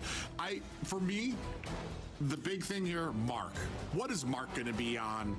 Because I feel like he's kind of like one of those unsung heroes. He's what enables Birthright to be great. And if he is able to kind of get that out there, if he's able to get a pick that he's comfortable on, that he can get to see, that he can get those picks on, then I feel like this will be great for Birthright. If we get something that he's kind of clunky on, that he's not as confident, then I think that kind of reflects down into the rest of the team and how they perform sometimes with some of these engagements. And some respect bans, right, coming out to go against Mark. They don't want to deal with the Franco. I feel like Mark could go for a Chow, possibly if they are Chow? you know, Chow, comfortable Chow? with that hero. The Chow is good against the Hylos, especially in the mid, and the Hylos is good against the Phoveus. Chow. So it kind of forces the Hylos onto the XP. They could also go for something like a Belric to deal with the Joy. However, it's not like a 100% safe strategy. It is still quite decent. So still some roams available. Batrix, on the Irritel. board here. Irritel is good Yeah, I mean, yeah. for Birthright. There's still quite a few. The only other thing I can think of is possibly a Kaja, which I'm not Irritel 1-1. I just don't think Oh, I he's don't know. as successful. They already have Harris. Especially because he lacks, I want to say, real CC. He's quite outside good of his here. ultimate, that I really feel like is super helpful for some of these teams. The big thing is CC that's going to be out there. Mages, Loi. Kind of patient as a Harith. Nah, You don't wanna no get escapes. caught by Hylos. You're definitely waiting for Hylos Kadita. to kind of, burn out his 1 CC that he has out there for you to be able to kind of run in with your Zaman force and be able to kind of dash around Kadita. most of the team. It'll be very interesting to see what we go with here. We're still waiting for those 2 picks coming from the side of Birthright. I'm really eager. We were talking about this before. What is that roam pick going to be for them, and where do we go with that mage pick? Sicilian and Carmilla. No. Oh, not even close. Yeah, I mean, Like. I expected the Vexana, right? The Vexana is very good against heroes that kind of look to dive you heavy, right? And Vexana has a very, very I good guess stun, S2G will win this or easy. Kind of like that suppression fear thing. So the Hylos and the Joy is going to have trouble kind of getting onto him. I remember Joy your is gonna challenge be on interesting Granger. because It was it's gonna be hard great, to really. hit Top 1 global. the- Yep. I mean, the Guinevere is going to be hard to hit the Joy. I'm really They proud come of it. out with the Lucas. It's a lot of frontline, beefy front lines coming out from the side of S2G. But, you know, I mean, I might just depend on Mark again. Guinevere trying to catch Granger, trying to catch Joy, trying to catch Valentina is going to be like trying to round up kittens in the backyard, you know, like it's like you're gonna have to be surgical with that Guinevere. I mean, we'll see out here. I mean, he has not had really a bad game yet, so I don't want to take that away from him. We'll just have to see how it goes out here. It's something that I wasn't expecting, and probably something that the side of S2G Esports weren't expecting either. But ladies and gentlemen, it's all on the line for Birthright. They need this victory to stay in the upper bracket against S2G Esports, who are looking at game points. Yeah, and you know, throughout the series, it definitely feels like S2G has played quite well, but Birthright is slowly catching up, right? Besides the first game, Birthright has had opportunities to be able to take the lead. They got game 2. Game 3 was, you know, quite hardly fought, although in terms of the team fight wise, S2G felt like they had the much better draft in terms of the late game. But this time around, I think Birthrights have kind of taken, you know, a hard look on how they want to deal with the draft here. S2G already up a little bit in terms of their gold. They got the deny on the top side green camp, and this is going to push that Hayabusa back a little bit in terms of the XP differences. Ooh, we already see a little bit of a game kind of happening up at top, but Kazoo gonna go ahead and try to get away. Down here at the bottom, My Lobby actually might be in trouble, taking on a heap of damage here. Looking to get away, pops him into turret range, and taken down as Lunar finds the finishing touch, and that is gonna be a first blood for S2G Esports. Yeah, big brain move coming out from Pagu. Does a solo level 2 gank onto the XP lane. This is just one of those things where, you know, the Hylo sees that the XP doesn't have you know, an escape spell, doesn't have a flicker, so it's like, hey, it's free real estate, just be a little bit aggressive, bait him out, and then you get a free gank. So Pagu with the big brain plays here, able to take I will first stream later. blood for the side of S2G here, but Lucas getting take dangerously low. Oh my god, and this is what we were talking about. A big damage shock. A shock wave blast comes out from the Lucas there. Kazoo comes in with the electrifying beats. My Lobby tries to come in with that demonic force. Does not catch anything on the end of it. Sensei actually takes a bit of damage. Is going to have to disengage while the rest of S2G Esports pull out the turtle. Looking for maybe the reset. Pagu on the side. Looking to help out there. Levi finds himself a kill. So still a little wiggle room for the side of Birthright as they catch the first objective. Yeah, and they've been doing so much better since that very first match, right? They're getting a lot more objective. It's been very competitive. And S2G, again, is a M series team. So they come back with the global international experiences. They pretty much they're the contenders in this matchup. Birthright here is the one that's looking to see if they can match up to the expertise of S2Gs. And I feel like they're doing it quite well here. But again, this is still early game. It doesn't really mean too much. Depends on the rotation and how they play this out. Hylos doesn't care at all. Pagu takes a heap of damage from that shadow kill. Not enough to shut him down. And I want to say, I'm really waiting for Mark to kind of have an effect right now. Still kind of being held at bay. Not able to find the jumps. Not able to find the CC. He needs to really be a factor in a lot of these fights. But we haven't really transitioned over and away from the late DM Series 3, hello. Yet. So maybe it might come online more once we get to that turtle fight, once we get to those objective fights where our entire teams are kind of leaving the lane. But Wicked now starting to have a much better time up at top, more so to the fact that S2G Esports actually is going to have to answer this. Yeah, and I definitely agree. We're still waiting to see how Mark does with this Guinevere. But again, I think he's going to shine a lot more when the objectives does come through. Birthright's able to pick up the very first objective. This second one, I feel like S2G just has a little bit more of that beefy front line, right? The height. Ooh. As we talk about it, we did get a little bit of a Mark fucked up. We're going to go ahead and get out of there. Mark in trouble here. Sensi able to find the kill there. Shadow kill comes in. Wicked finds a kill onto his nemesis there. Levi finds his own kill as well. Lunar takes down Wicked. 2 down for Birthright. 2 down for S2G Esports. And it looks like Birthright going to take the initiative, start on the turtle. Yeah, it's a 2 for 2 for the side of, both of these teams, but it seems like S2G has a little bit more of the presence in the objectives. They're able to take the first one, now snowballing onto the second one, and this is an assassin versus an assassin matchups. And typically, I feel like you would think the Joy has a little bit more advantage, a little bit more presence on these retributions, but Levi is just taking over with these objectives, and I think it's just the setup coming out from Danny, coming out from Mark here. They just have a great winning matchup.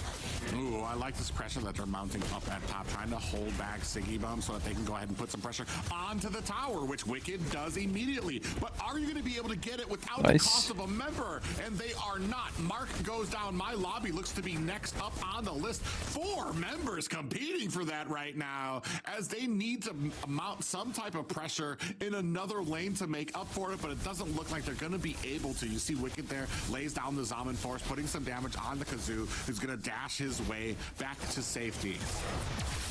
Yeah, I mean, kind of a throw coming out from the side of Birthrights here. They didn't have to give 2 kills off of an objective, and now S2G is able to counter that siege with a tower push onto the top side and even more pressure onto the bot. They take out the jungler, who Levi has been doing so well in this game. Gets taken off the board. This is a 1.7k lead for the side of S2G, and it's just going to be building up slowly and slowly. Ooh, Glorious Pathway is out. Mark in trouble. Is going to have to use his dash to get away. Nice one. Beats plus Siggy Bomb able to wrap up that kill, and a tower at mid. My Lobby taking a heap of damage. A lot of pressing coming out there. My Lobby comes in with the demonic force. It's not enough. Lunar with the Unleash the Beast and that final shock wave blast. Not able to put the finishing touches onto Danny. Yeah, and Pagu 0, 0, and 7. He's just dominating this game with the high. I mean, he's dominating this whole entire series here, right? Having one of the highest kill participations on their team, first and last out. And he's on this high list, which doesn't have the greatest win rates, but he's making it show. He has so much impact. Free push onto the bot side, going for more now. Oh man, in goes the demonic force from my lobby, but too far without any backup from his team is going to wrap that up. And that's kind of the punishment that happens with a Phobius, is you got to really be on that communication with your team, because if they're not ready, you're basically setting yourself up for failure. Phobius is one of those all-in type of heroes. Once he activates that demonic force, there is no escape. No I didn't take any Hunter x Hunter skins. And there, it spells his demise. And, I don't want to take them right now. Types of heroes that you should be able to blind pick into any draft, right? He's solid in laning phase, he's solid in objectives, but here he's just not getting anything done. Another team fight. Nice. Yeah, Danny gets taken down. 4 people down. Now it's GG's. It's GG's. 4 kills down for Nice. Wiped out. That is a complete team wipe. They are looking to close this. There are 14 seconds left on the map. They don't have minions. They won't be able to close this up just yet. But man, what a statement from S2G Esports at the 8-minute mark. Yeah, disaster for the side. Just a huge draft diff, that's all. Gold lead, 8 minutes. This is probably the biggest gold lead that the side of S2G has, and they're going for more here. Yeah, you see the Zombie Force has been laid out with the Vengeance and a big pop-up there, followed by the Violent Requiem. Levi finds a kill. Wicked finds another onto Lunar. Pagu in trouble. Levi looking for the kill, but that Horsey has a thick behind, and they're going to have to need the help from Danny to take him down. Siggy Bum comes in, looking for those Death Sonatas. You can be able to find it. My lobby trying to escape if they can. Look at the damage coming out. Demonic Force comes out, putting the damage onto Siggy Bum, but he does find the damage to be able to take him down with the Rhapsody. Kazu now looking to come in with those electrifying beats. Wicked trying as hard as he can with those dashes, is not able to compete with Kazu. Just a lot of, you know, mistakes coming out from both of these teams. Very aggressive, and I feel like, you know, this is game number 4, right? Birthrights, they have to find a way to kind of come back in these games. If they Joy is trying to kill Vexana. Joy killed Vexana. They're just playing kind of the whole entire map, right? They're getting these objectives without And escape. No one even saw it.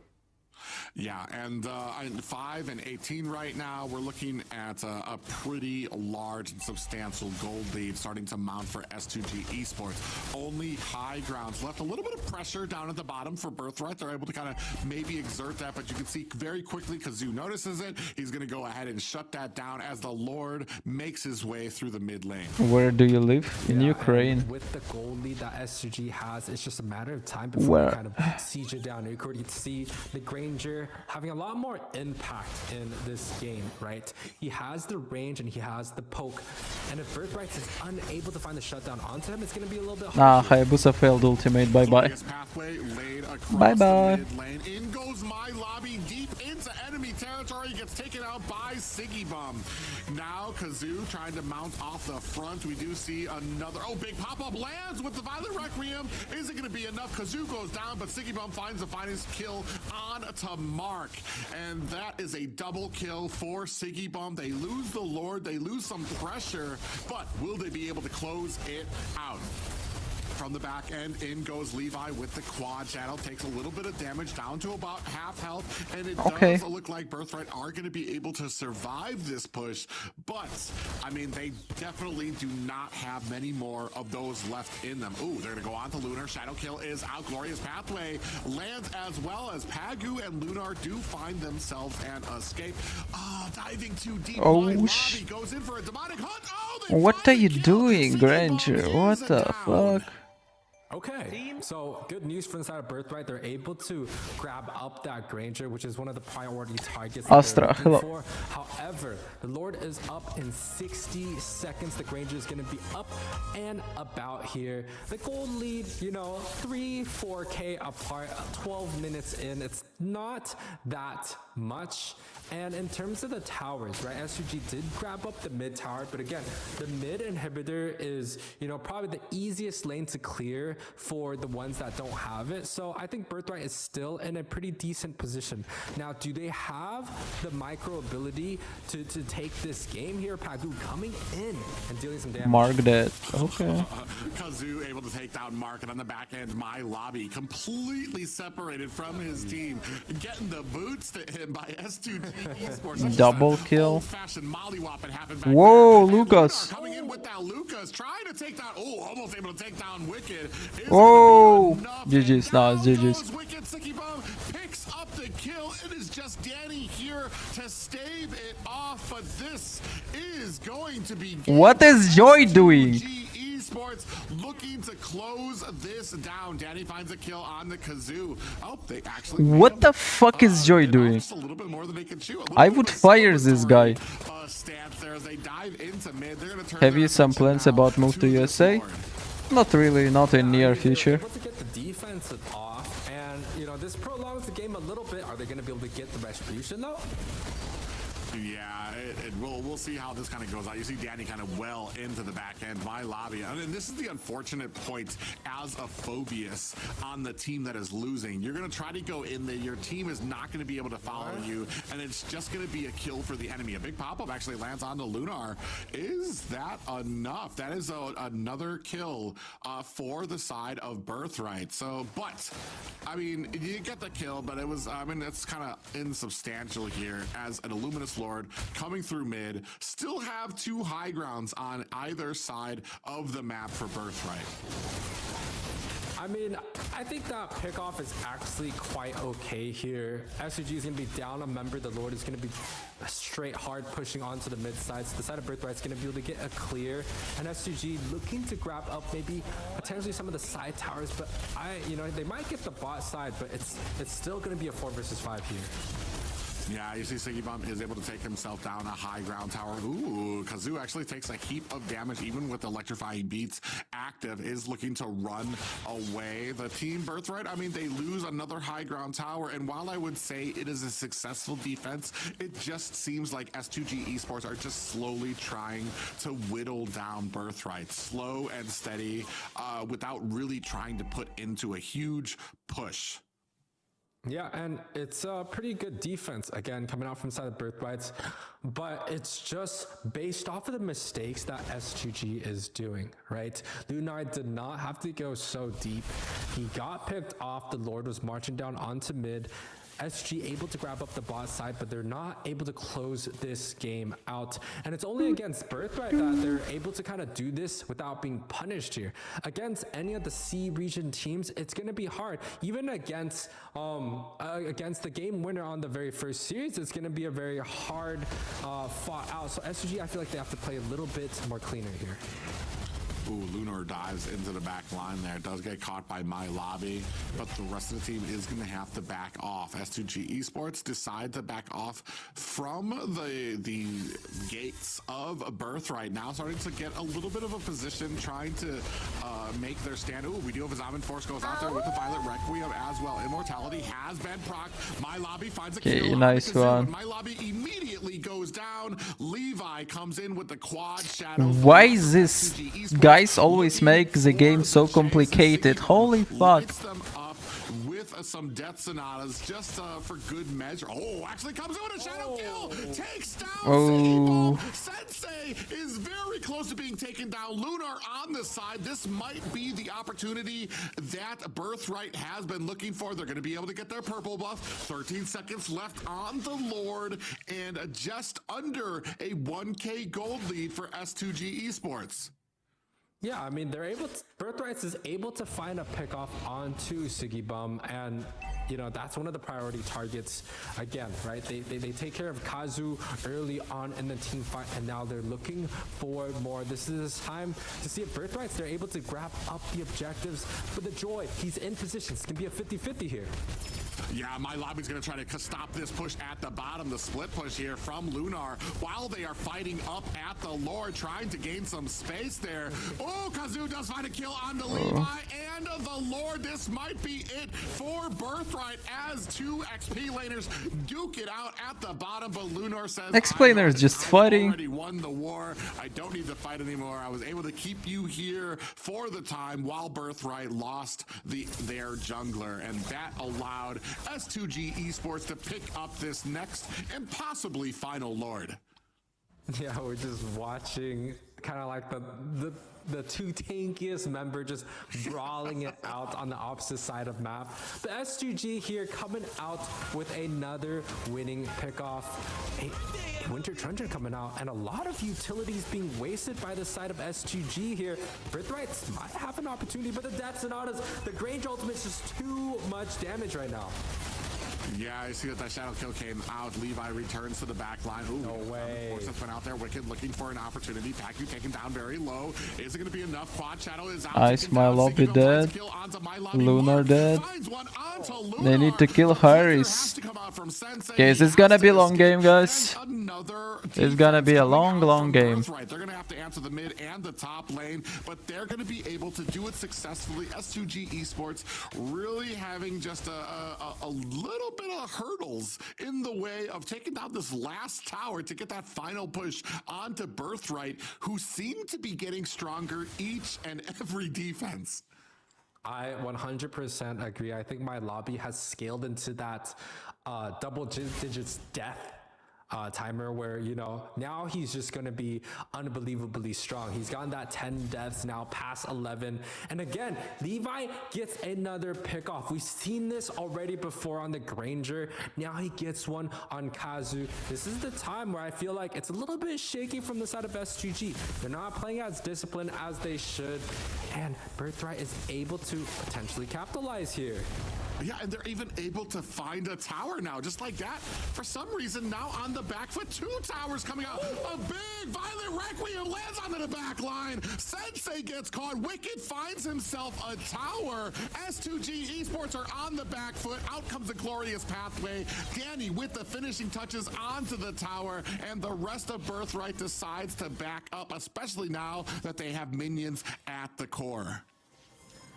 Yeah, man, momentum is now shifted in the hands of Birthright. But again, the side of S2G, they still have, you know, the opposite lane tower, right? They have two inhibitors still available. They have even all their bottom towers online. So, you know, S2G here, yes, right here, the Lord is coming up. They're looking to put a slow push on the opposite lane. Unfortunately, they're not able to get so because the minions have cleared on both sides. So it's going to be a 50-50 on this objective. Birthright has the momentum behind, and we've seen the pickoffs and the damage coming out from the Harith and the Hayabusa. Potentially, Birthright might be able to take this game around. Yeah, you see right now they're already starting to kind of get that zonage that they need onto Hey, my lobby should be dead. Oh, but it does look like we might have a little bit of a problem here. Phobius, the My Lobby is taken down early. You do see that sticky bomb. Hayabusa is top lane. As well. Now Lord has been reset. Rest of the team, Levi on the back end doing the best he can to kind of elongate this fight, give the little chase for S2G Esports. Lunar gets taken down by Wicked, who's looking for another kill. Wicked has no mana, no ultimate. Dash his way to safety. Now, I mean, there's just a huge fight kind of going on here between them and the turtle, and the Lord here. Mark looking for an opportunity to kind of get in there if he's going to be able to find this jump. Goes in. Kazu still finds the Lord. A big pop up onto Kazu, but Lord down. Kazu finds it, and this might be it for the side of Birthright. They're going to have to look for an escape. Sensei comes in. Levi finds a kill onto Pagu. That is another one. Two down for S2G Esports. Levi with the shadow kill. Kazu might be in a little bit of trouble. Uses that winter crown, frees himself to keep himself up from all of the damage. But at some point, Birthright is going to have to answer this Lord at mid. Well, the answer is going to be coming through. Wicked is still alive, and Wicked has been dealing so much damage for the side of Birthright here. He's so hard to catch. He's just able to spam up to his abilities. Look at this defense coming out from Wicked. He's just taking care of the whole Look, Harry's destroying. S2G. Now that is another Lord down. Birthrights have the members advantage and have the map in their favor here. I feel like they both should look for the objectives here, but S2G, they might just panic, right? They have thrown games before, so Birthrights might have the opportunity to be able to take this. I feel like Birthrights have the micro and the team fight. They have the draft, especially with the Harith and the Hayabusa mixed damage. But on the same hand, S2G also have the Granger and the Joy. That's also mixed damage here. So both teams have that. It's just Harith is more of like that lock on, you know, burst, while the Granger is looking for a long range poke. So S2G, they want to make sure that they have vision early and they get a few pokes off before the team fight starts. Versus Birthrights, they're just looking to have an all-out clash. It's all or nothing from them, and I feel like I'm slowly leaning towards Birthright right now. I mean, it's hard to kind of go against Birthright, who, like we said, every single defense, they get stronger and stronger. Wicked laying down that Zaman Force is having a heck of a game right now. It doesn't look like it from the stats, but he's about 4-4-7. Not just that, but Mark has been doing an amazing job late game, catching a lot of these Violet Requiems onto the team. He's not able to do the damage by himself as a tank Gwen, but it's more than enough to kind of keep the enemy team stationary for the rest of them to kind of come in and put that damage down. This next fight, I doubt we're going to see anybody get it free and clear. It's going to come down to, oh, actually, my love here. Oh, Glorious Pathway is out. We do see from the backside, oh, Electrifying Beats has been used by Kazoo. That might be a little bit early now. Oh, we do have a Winter Crown out there, and down goes the enemy mage. No, Immortality has been proc, using the Flicker to get away as well. Sarah, hello. 23-minute mark. This game is going into the late and final moments. Oh. Yeah, and some quick hands coming out here. Hayabusa hits his ultimate, but does not really do too much. S2G do have a slow push on the opposite lane. You're just able to do so extremely efficiently, and they're always looking to kind of pick off this Phobius, but that might be an issue if they waste too much spells on the Phobius, that the Harith is going to be out freely. Here, Birthright defending the opposite lane. Is this going to be a free objective again?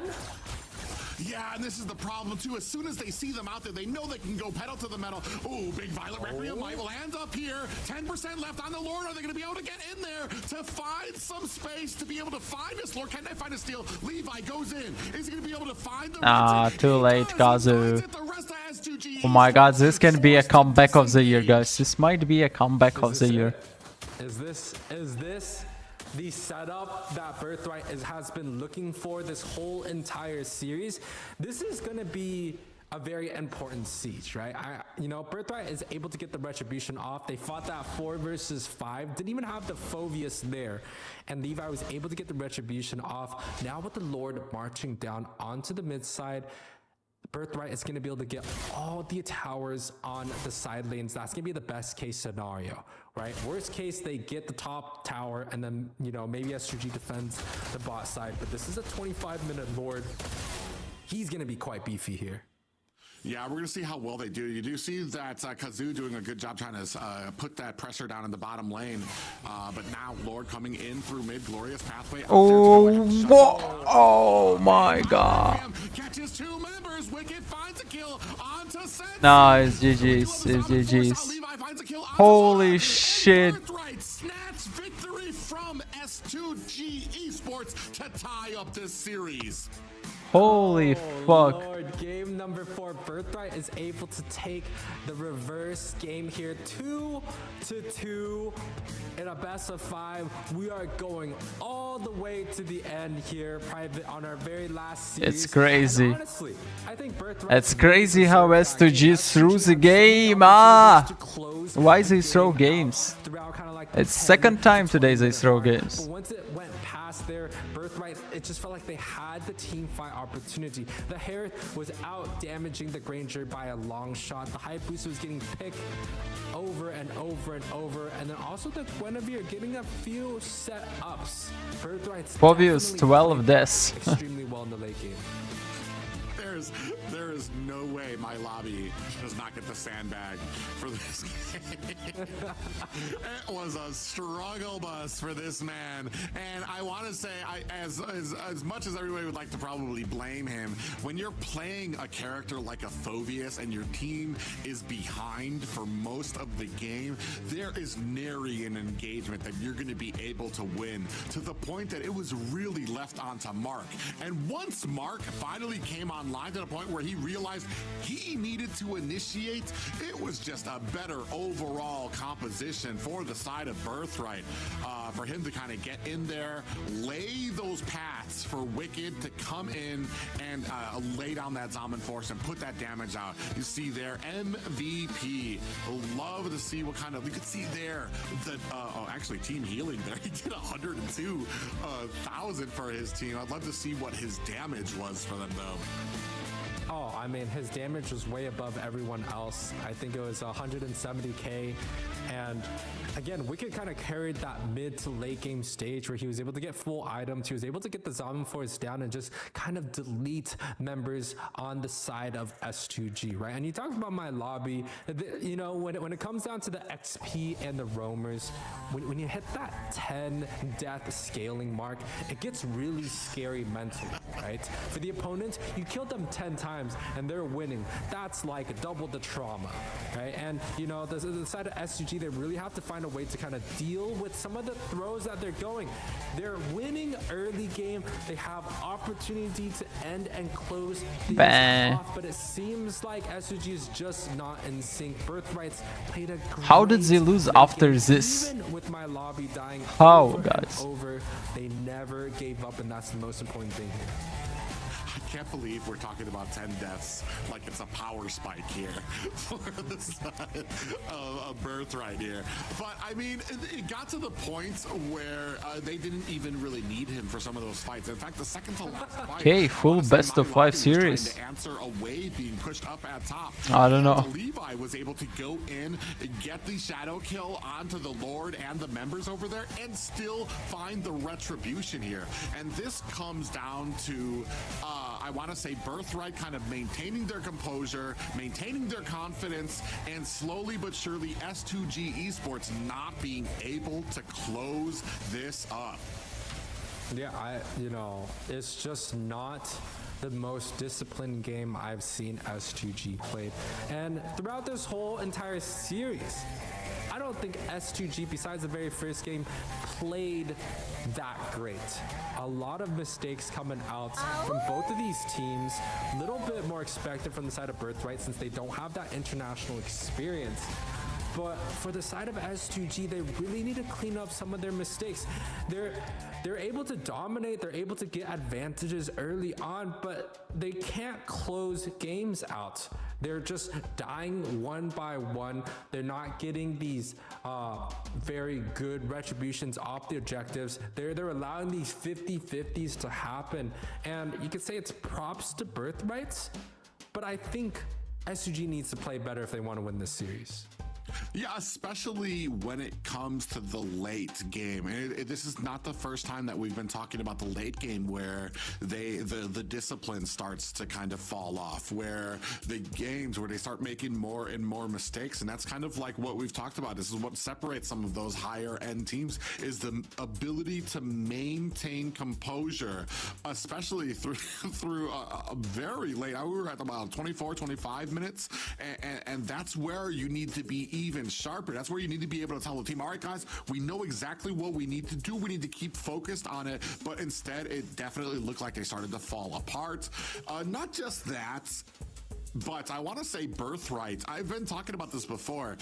They seem to get sharper and sharper as the game progresses, which is, I mean, it's a double-edged sword because of games like this, they're able to kind of come away and eke away with the victory. But I want to see that 24-minute Birthright at the 1 minute mark. You know what I mean? I want to see them playing like it's all on the line from the first minute, which is where I feel like they definitely tend to struggle. You know, Birthright just might be a little bit more disciplined than S2G. S2G just made a little bit too much mistakes. S2G still feels like they're the stronger team. It's just that they're not playing so well so far in this series. Just a lot of mistakes, you know, made by all the members, and Birthright's just able to capitalize on those, right? And some of the mistakes are whatever, right? You die first blood, you know, you lose an objective, you lose a 50-50. That's fine. But when it comes down to those late games, where it's like the second, the third, the fourth Lord, and you don't get the setups correctly, you have one member dying, or you don't get a very good siege or push, it just doesn't feel good. In S2G, I don't know how many more losses that they could take. They're supposed to be the better team. They're supposed to be the one that has the international experience, the scrim results, the ones that came back from the M series looking to go there again. Yet they're just struggling against, you know, Birthrights. Not taking anything away from Birthrights, they're a great team. They've been, you know, doing well in their own regions, but they haven't been able to push past that onto an M series, while S2G, they definitely have, but it just doesn't look that good so far. That was one of those, for all intents and purposes, it was won through attrition on Birthright. It wasn't the Birthright absolutely outplayed them. Ukrainian teams does not play here. Held the line long enough for S2G's mistakes to just start to add up. And I want to say that that's kind of my biggest critique when it comes for Birthright is like, I don't want to see them holding the line. I want to see them being the ones that are setting the standard and pushing that out there. Still a great victory there for them. You can take a look at the heat map here for Wicked, who just, I mean, man, had himself an excellent game, especially as you move into the late game, to that super late game where Harith is just a monster. Once those CCs have gone out, Harith lays down that Zamenforth and is just all over the map, especially with the help of Mark, who was able to get those amazing sets on the Gwen, finding 2, maybe sometimes 3 members in those Violet Requiems. Yeah, you can tell that the side of Birthrights, they definitely have a defensive strategies coming up. And, you know, I still think it's S2G throwing.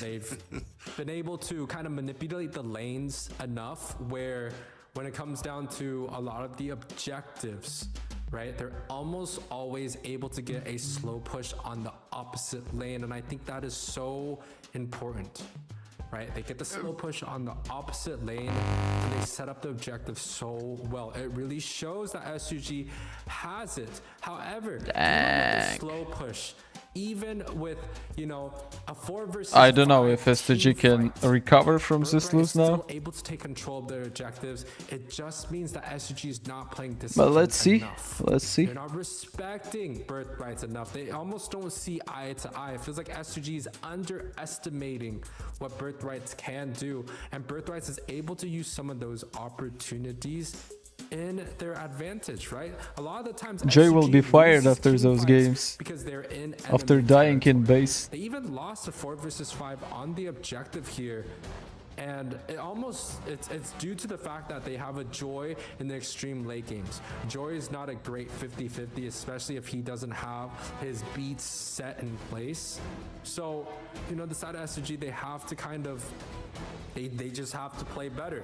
They've played well in the 2 games that they've won, especially the first game. But now they really have to show us if they're really that international team that came back from the M series, or if it's just all a fluke here. And then as we move in to the fifth and final game of this series, S2G Esports going to start off with that Harith ban, and it does look like Zooks is going to be taken off the board for Birthright. And I'm thinking Granger needs to be taken off here for Birthright. And after that, I'm kind of stuck. I don't know where you go. The logic for these two teams in this match would say they need to ban Bedang, but I can't stomach saying that. I don't know what that third ban's gonna be, but I know Granger probably needs to be on there. I think S2G is gonna ban out the Tigreal. Birthright's gonna take out the Bedang here. Things that are quite hard. Yeah, so Birthright bans what? The Granger and the Bedang, and SG bans the Tig. They trade a Soyu for Joy, or they could ban out one of the Soyu and Joys. So SG can only take one or the other, but they decided to go with the Granger ban. I think SG is probably taking out the Tig here. Yeah, there's the Tigreal, and then that kind of leaves open. I want to say the Matilda is still out there, which it's the Bedang. Yeah, but well, I'm assuming Bedang's going to be banned here. That's my immediate suspicion here, because they just have not been able to find the right answer for it, especially without the Tigreal. And I kind of don't want to see them go into a Franco pick, which it wasn't awful for them. I feel. Dazai, what are your thoughts on Levi and Kaz as jungler? On different picks. Let's just no, say that. I think they all really good, but they all make mistakes. Kazu is throwing a lot. They want to, if they don't want to trade, right? Levi is sometimes losing rotation. And they go Alpha Matilda. So yeah, they have a window to improve. And so they take out the Eve. I thought that was quite important, because they could have traded both junglers. One gets Joy, one gets Soyu, and gets the Eve. But now it's Joy, Soyu, and yeah, available. half of them are really toxic in ranked games. First pick. No, they decided to go with the Soyu. And I mean, everyone is toxic sometimes, but if you are a pro player, you shouldn't be toxic at all. But Joy has still been proven quite well. The Matilda is still open here. The Rithel can be available. The Phoveus also did have 10 deaths last game. They did decent, but it's a hard pick. I still think it's solid here. I'm assuming it's going to be a Matilda and Joy here for the side of Matilda. An extra amount of Matilda. Kind of Nah. Through here. There goes the Joy Badang. And they're going to go with the Bedang. Lord help us. We're gonna see how well this pick kind of comes into this competition. It did not do great for Birthrights in their third matchup with him. They also put him in an XP lane too, which for various reasons isn't one of the top tier picks. Ooh, I want to see S2G Esports scooping up Beatrix very quickly here, with the assumption that Irithel will be the pickup from Birthright. I wonder. Yeah, but this gives Birthright the opportunity to pick up something that counters the Beatrix, like the Bruno, which has done quite well, or even a split pusher like the Moskov, right? But S2G picks up a very early Belric, and I kind of went over this, how I felt like the Belric is a decent counter to Joy, but it's not 100%. It's not like you pick Belric and you automatically win. It is still a pretty decent matchup. However, it's still quite slow. And if Birthright's able to find something a little bit more long range, let's say like a Sicilian or even a Farsa, it's going to be hard to catch, right? But for the side of Birthrights, they don't have the Granger, they don't have the Harith, they have to pick a marksman, or else the marksman's going to get banned here, or they could opt to go for... Wicked is also really good Irithel, so yeah, they can ban him Irithel here. They're gonna go with the Irithel and Bruno. If it worked last game, why not this game, right? Yeah, Guinevere out there is gonna be able to But like I said, we need to see that that 20-minute Guinevere at the first minute for Birthright, because I want to say it was absolutely complete and utter silence in the first 10 minutes of that when it came to the Guinevere. They weren't able to find many picks. They weren't able to get many opportunities there. And especially when I say, like, at the early game is when Guinevere can find those picks and actually do a decent amount of damage. Shit, I'm dying already. When that tank emblem hasn't really completely taken over through your entire build, when you still have a little bit of burst on you. So we'll see how well this kind of goes into it. I'm expecting nothing but marksman bans coming out from S2G Esports. Oh, actually, Sicilian ban comes out. Yeah, they take care of the range, which I think that's what the Belric is lacking to deal with, right? Belric doesn't have a flicker, so he's just kind of a sitting duck. So taking out some of the long range caches is going to be good. But both teams looking to ban out some of the mages. I feel like S2G can go for some of the marksman bans. We saw the Bruno do quite well against the Beatrix, so I think taking out the Bruno is going to be something that they should look forward to. But Birthrights here, they're not exactly lacking in magic damage. They have two front lines. They have the Joy. They're looking for some, like, you know, late game marksman damage, late game mage damage here. You know, they could go for some like a wombo combo stun, like an Aurora or a Vexana for a double knockup. They could go for a Moskov or even a Claude, but the Claude's not going to do too well against the Belric. So I think the Moskov might be the pick here. The Bruno is going to be left open. A lot of magic being taken off the board. Birthrights gets the first dibs. Maybe the Vexana. Yeah, I mean, Vexana's the immediate guess for me to come out there, especially for two heroes that can kind of really want to get up into your face. Vexana kind of shines about that, even though you don't really want her to kind of be that close to enemies. Okay. She does a better job than most of her counterparts when it comes to that, and immediately picked up, which is important too. S2G immediately pick up the Farja. I mean, Farza is going Sensei to is be really good Farza. against all the stationary mages like the Vexana or even the Marksman, but it's gonna struggle a little bit against the Joy.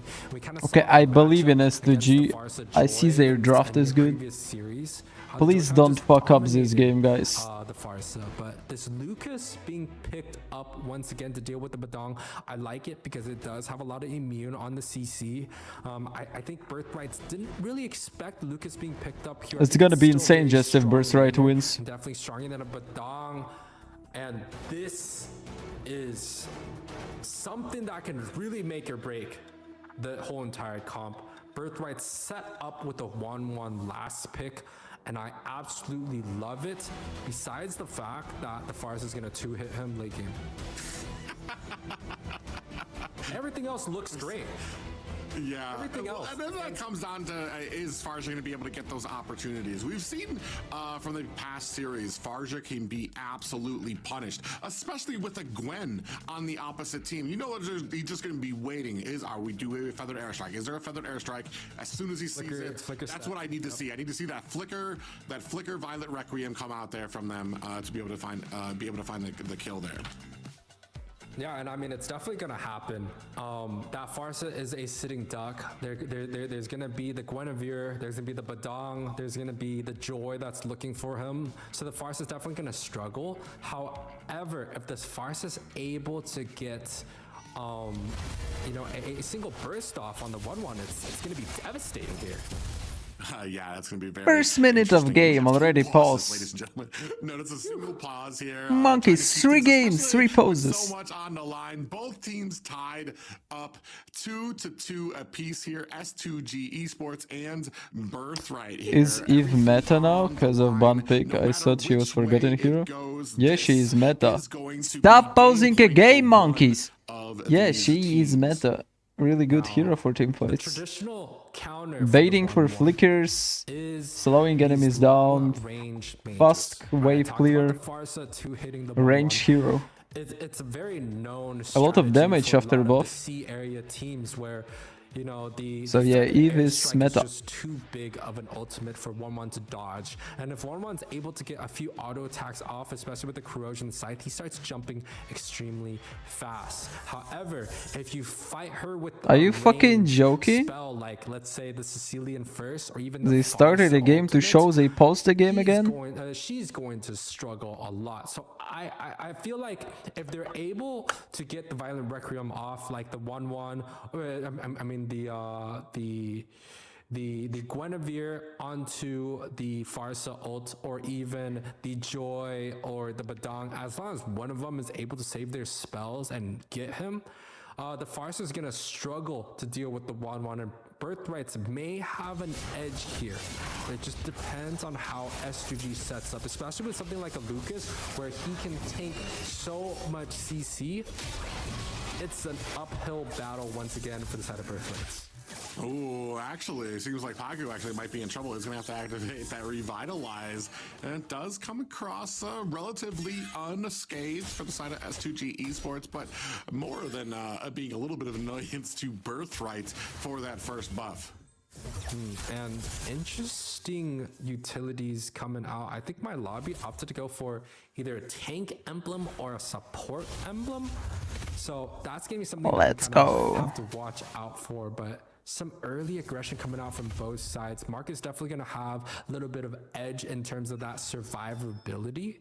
But, you know, the Belric is going to be that beefy boy that's looking to take some damage in the front. But he does have to be careful, though.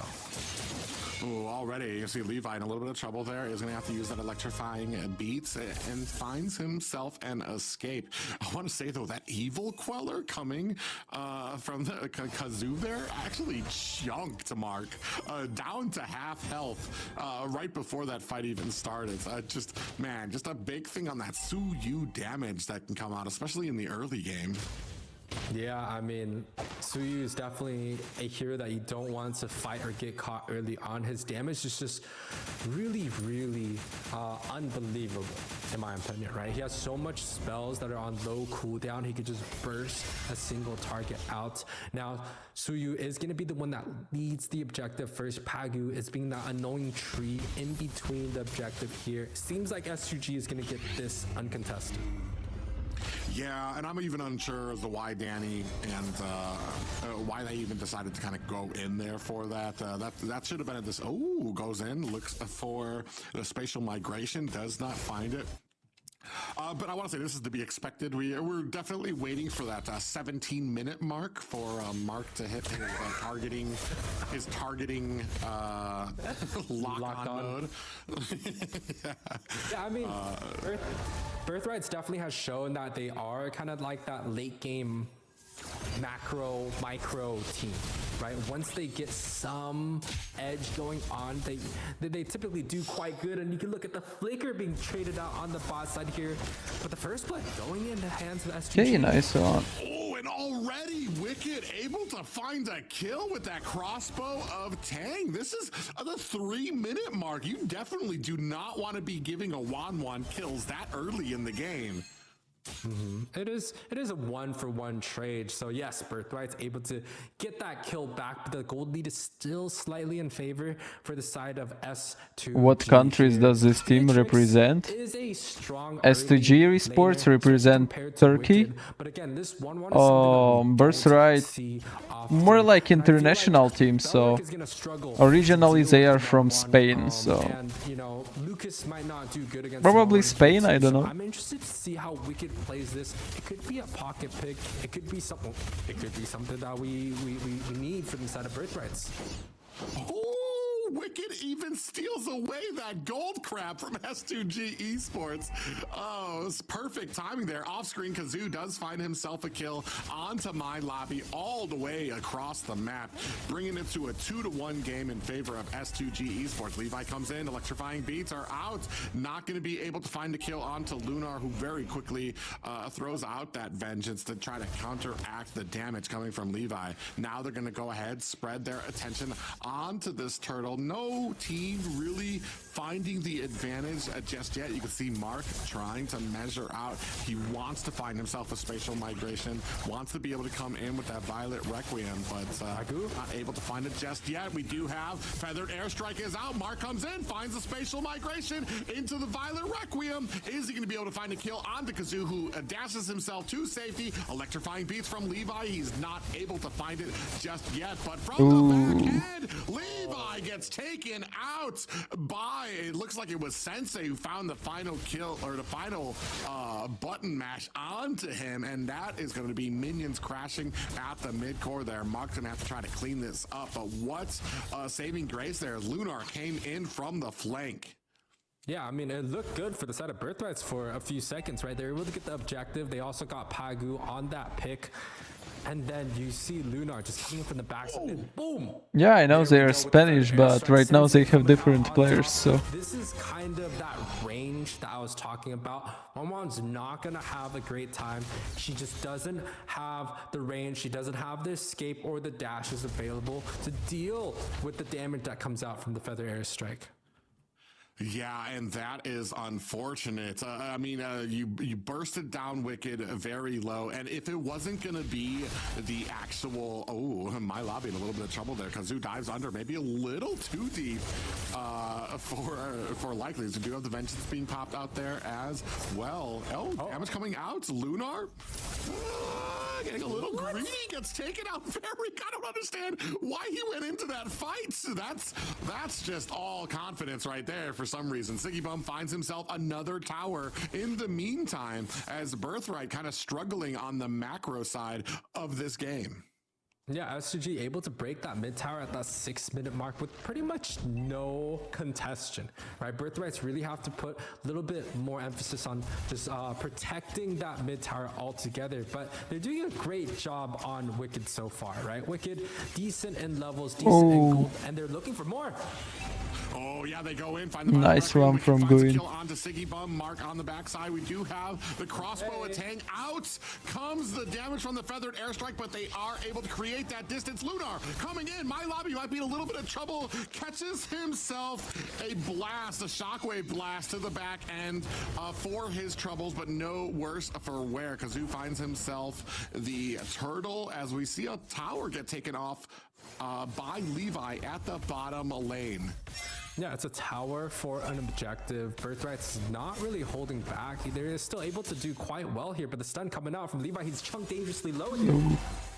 Yeah, Kazoo, they're not going to be able. They're already starting to find themselves very comfortable in Birthright's jungle. Wicked finds himself a tower of his own. And I want to say these Feathered Airstrikes, for all I thought that we might see more play coming from Mark, these Feathered Airstrikes are basically coming out uncontested. The Sensei is able to kind of lay Bye, Katie. Good night. where he wants it and not be punished for it.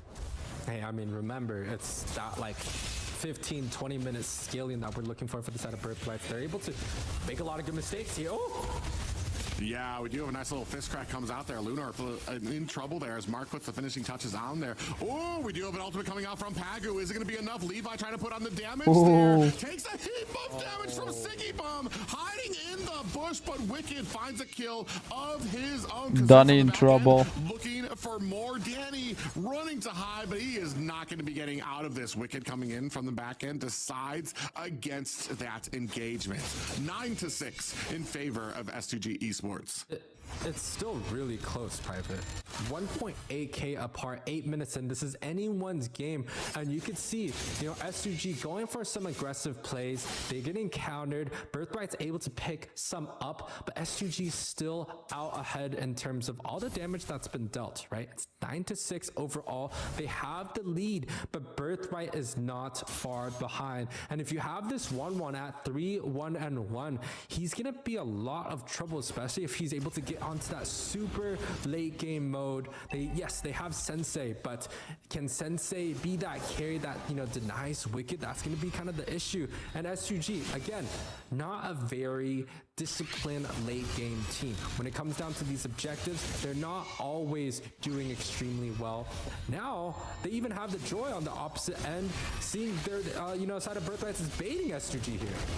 Ooh, they are are going to go ahead and push back at Birth right now, looking for an opportunity. Pagu, taking past 50% health right now, is going to have to create some distance between himself and this fight. S2G Esports backs off from this Lord, while the rest of Birthright may be looking for an angle if they want to take this. You see Wicked putting on the damage right now. Lunar coming onto the backside, looking for a flank. Meanwhile, at the bottom, you can see from that little picture-in-picture, Minions MVP at the bottom. They want to go home. They say, we're not going to wait on Birthright. We're going to go ahead and solve this ourselves. Now, Lunar goes into the back end, looking for the kill onto Wicked, who does find himself and escape, but the rest of Birthright is disengaging. This could put the Lord down to 50%. Are they going to be able to come in? It has been reset. Wicked gets back to top himself. Oh, they got Levi.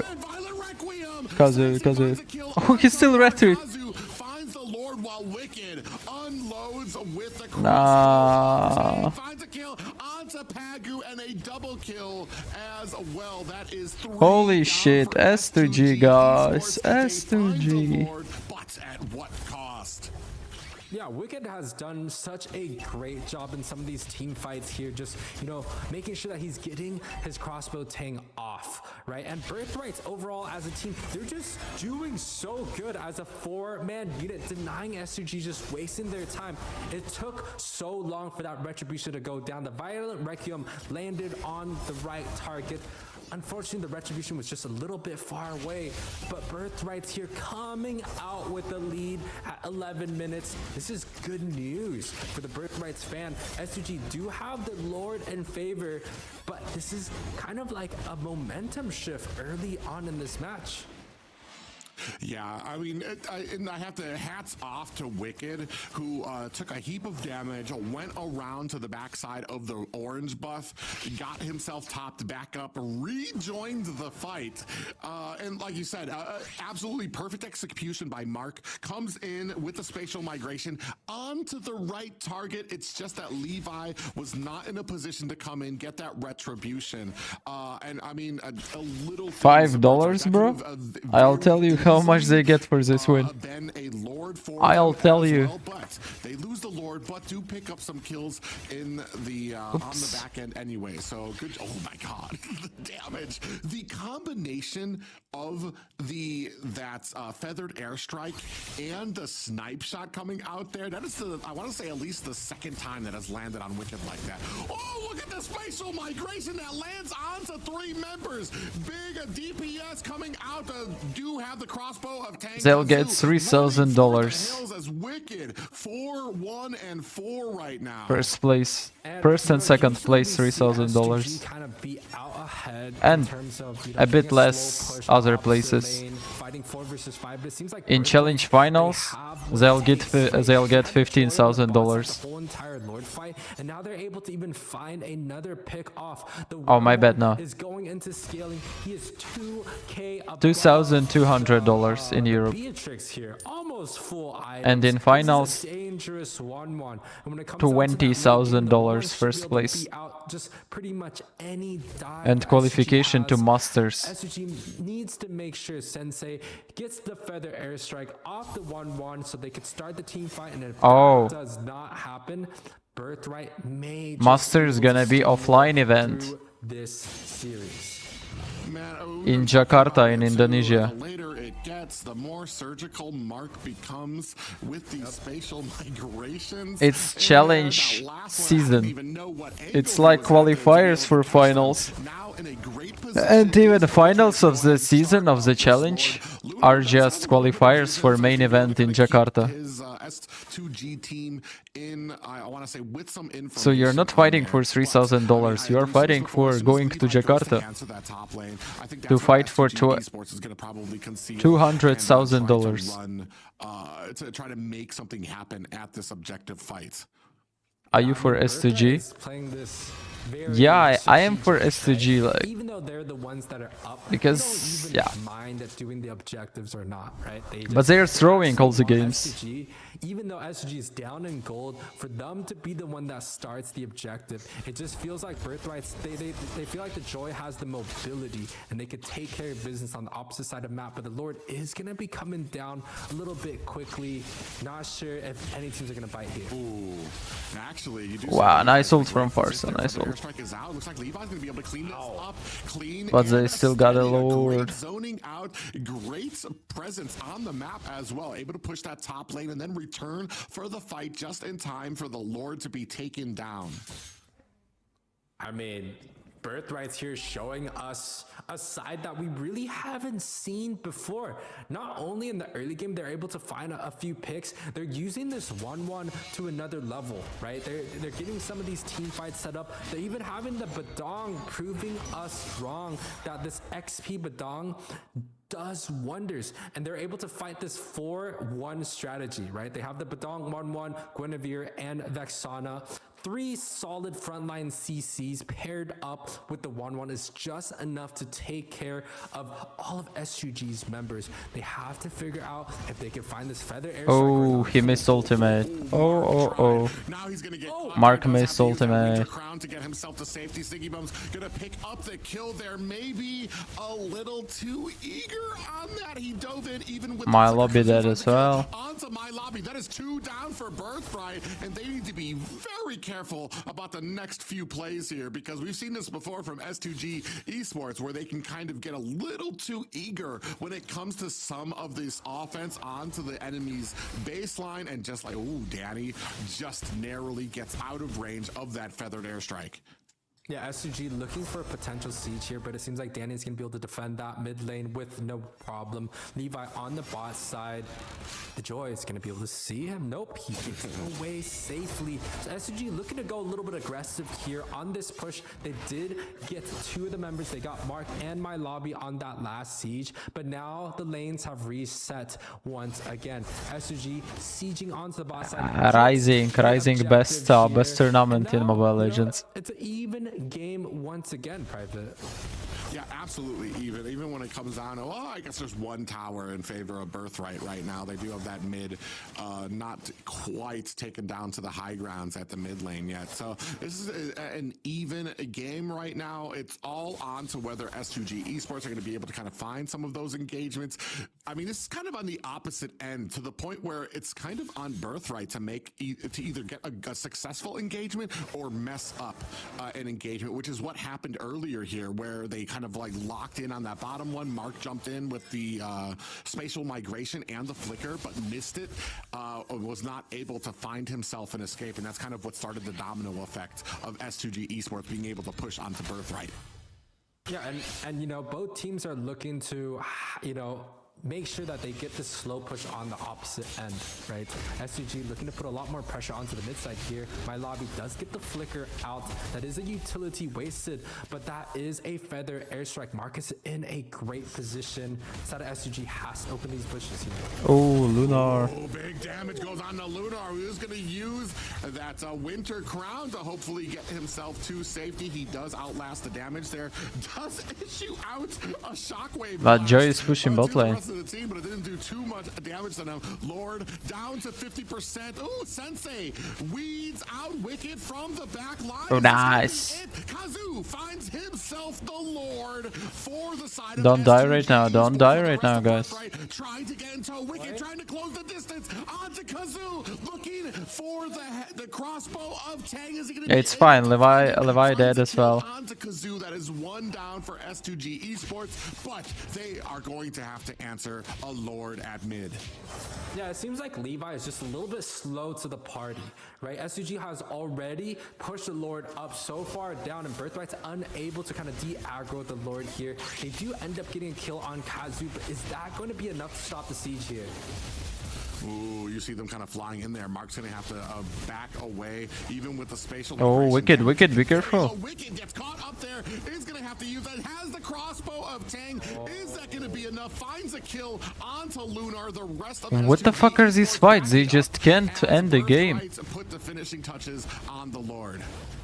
Yeah, I kind of felt like the feather airstrike was just a little bit too early to build a zone out Wicked, right? If they could get the feather airstrike onto the tower, that would have been a free objective for the side of S2G, but just a little bit fast pulling the trigger here. The goal lead is still even for both of these teams. And again, the solution to the 1-1 is just not working out yet. Although Sensei, 4-0-4, doing good for himself. Wicked is just doing a little bit better. 6-1-4, and especially with the front line that the side of Birthrights has set up. The amount of knockups, the Violent Requiem, the ultimate coming out from Danny. Also, right, my lobby with the Fish Crack is just a little bit too much for the side of SUG for anyone to handle. We saw Lucas being burst twice by the crossbow tank. Pagu doesn't even want to come close to any of that. So it just really depends on how both of these teams are setting up. But it seems like Birthright is getting a little bit better in terms of the team fighting, and SUG just sets up for the objective a little bit better here. Sensei is forever. What the fuck was that? Up at the top there, just kind of Why he was like dog? I don't think anybody from Birthright even has a clue that he's up there. But it kind of gets down to, especially since we're up at the next Private getting back shots. 30 seconds, how big of an impact is that place? Dazai is some meta? Really? No. And how quickly can Sensei clear that lane and become part of this fight to where it might actually matter? Yeah, well, SUG loves to set up for that slow push on the far side. Birthrights have been sending the Joy onto the far side for a 4-1 split, and Birthright has done well as the 4-man to kind of control that 4 versus 5. However, Levi has always probably it's Last Lord. All these objectives. This time around, Birthright seems kind of not wanting to go for that 4-1. They know how important this objective is, and they're just all waiting down. But two of the members are split on the bot side here. They're not going to get a 5 versus 5 engage. And Birthright's actually having majority of the map owned by them here. Yeah, you see a big group of minions up at the top. Meanwhile, it looks like SGG Esports is going to have to answer something down at the bottom. They do see 2 down there. They're going to go ahead, start on the Lord. Maybe more of a bait here for Birthright. They're kind of slow playing it. As you see Farza up at the top, going to put some damage out there. I think they see that, and they are waiting for My Lobby to go ahead and answer that. Now, I mean, as soon as they see My Lobby, I think they're going to go ahead and go for the engage. They have to know, big Violent Requiem comes out there. Wicked does not. Sensei, what the fuck? Lunar in trouble on the back line. Birthright swarm around him. You do have to win. Holy shit! With the finishing touches, and you can see there as well. Mark able to find the Violent Requiem. They are pedal to the metal. Holy shit, guys! The damage on Wicked, very close to going down. My Lobby finds the kill onto Pagu. Birthright looking to close the deal on this core. Can they do it? Core down. Birthright out from nowhere. Holy fuck! Finishing touches and take what just Sensei did? What was that? Oh my gosh, game number 5. The side of Birthright is able to come out with an explosive victory. And, you know, every single member from the side of Birthrights played so well here. They're able to take control. Yeah, it's Europe tournament, Europe and MENA. That last series, even with the top lane push, they were able to defend. I don't know. Birthright just won M Series team. Of course, it was a struggle, but they won them. When it hits that 20 minutes, it just seems like Birthright has all the confidence to make the correct calls here. Man, what a sensational game played by each and every member here. We gave My Lobby a lot of crap for the last game, but he was instrumental here. Okay, guys, I'm done for today.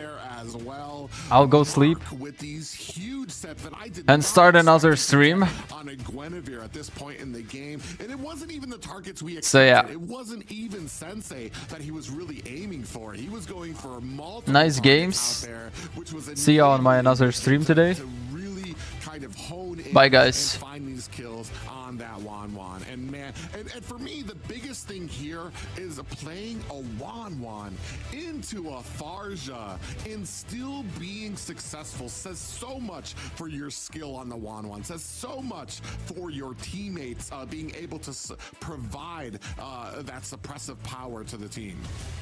Yeah, I mean, the Farsa was supposed to be the counter for the 1-1, right? And then the side of Birthrights, they were able to take 2 stunners, 2 knockups to be able to cancel out Farsa's ultimates. So he forces the Farsa to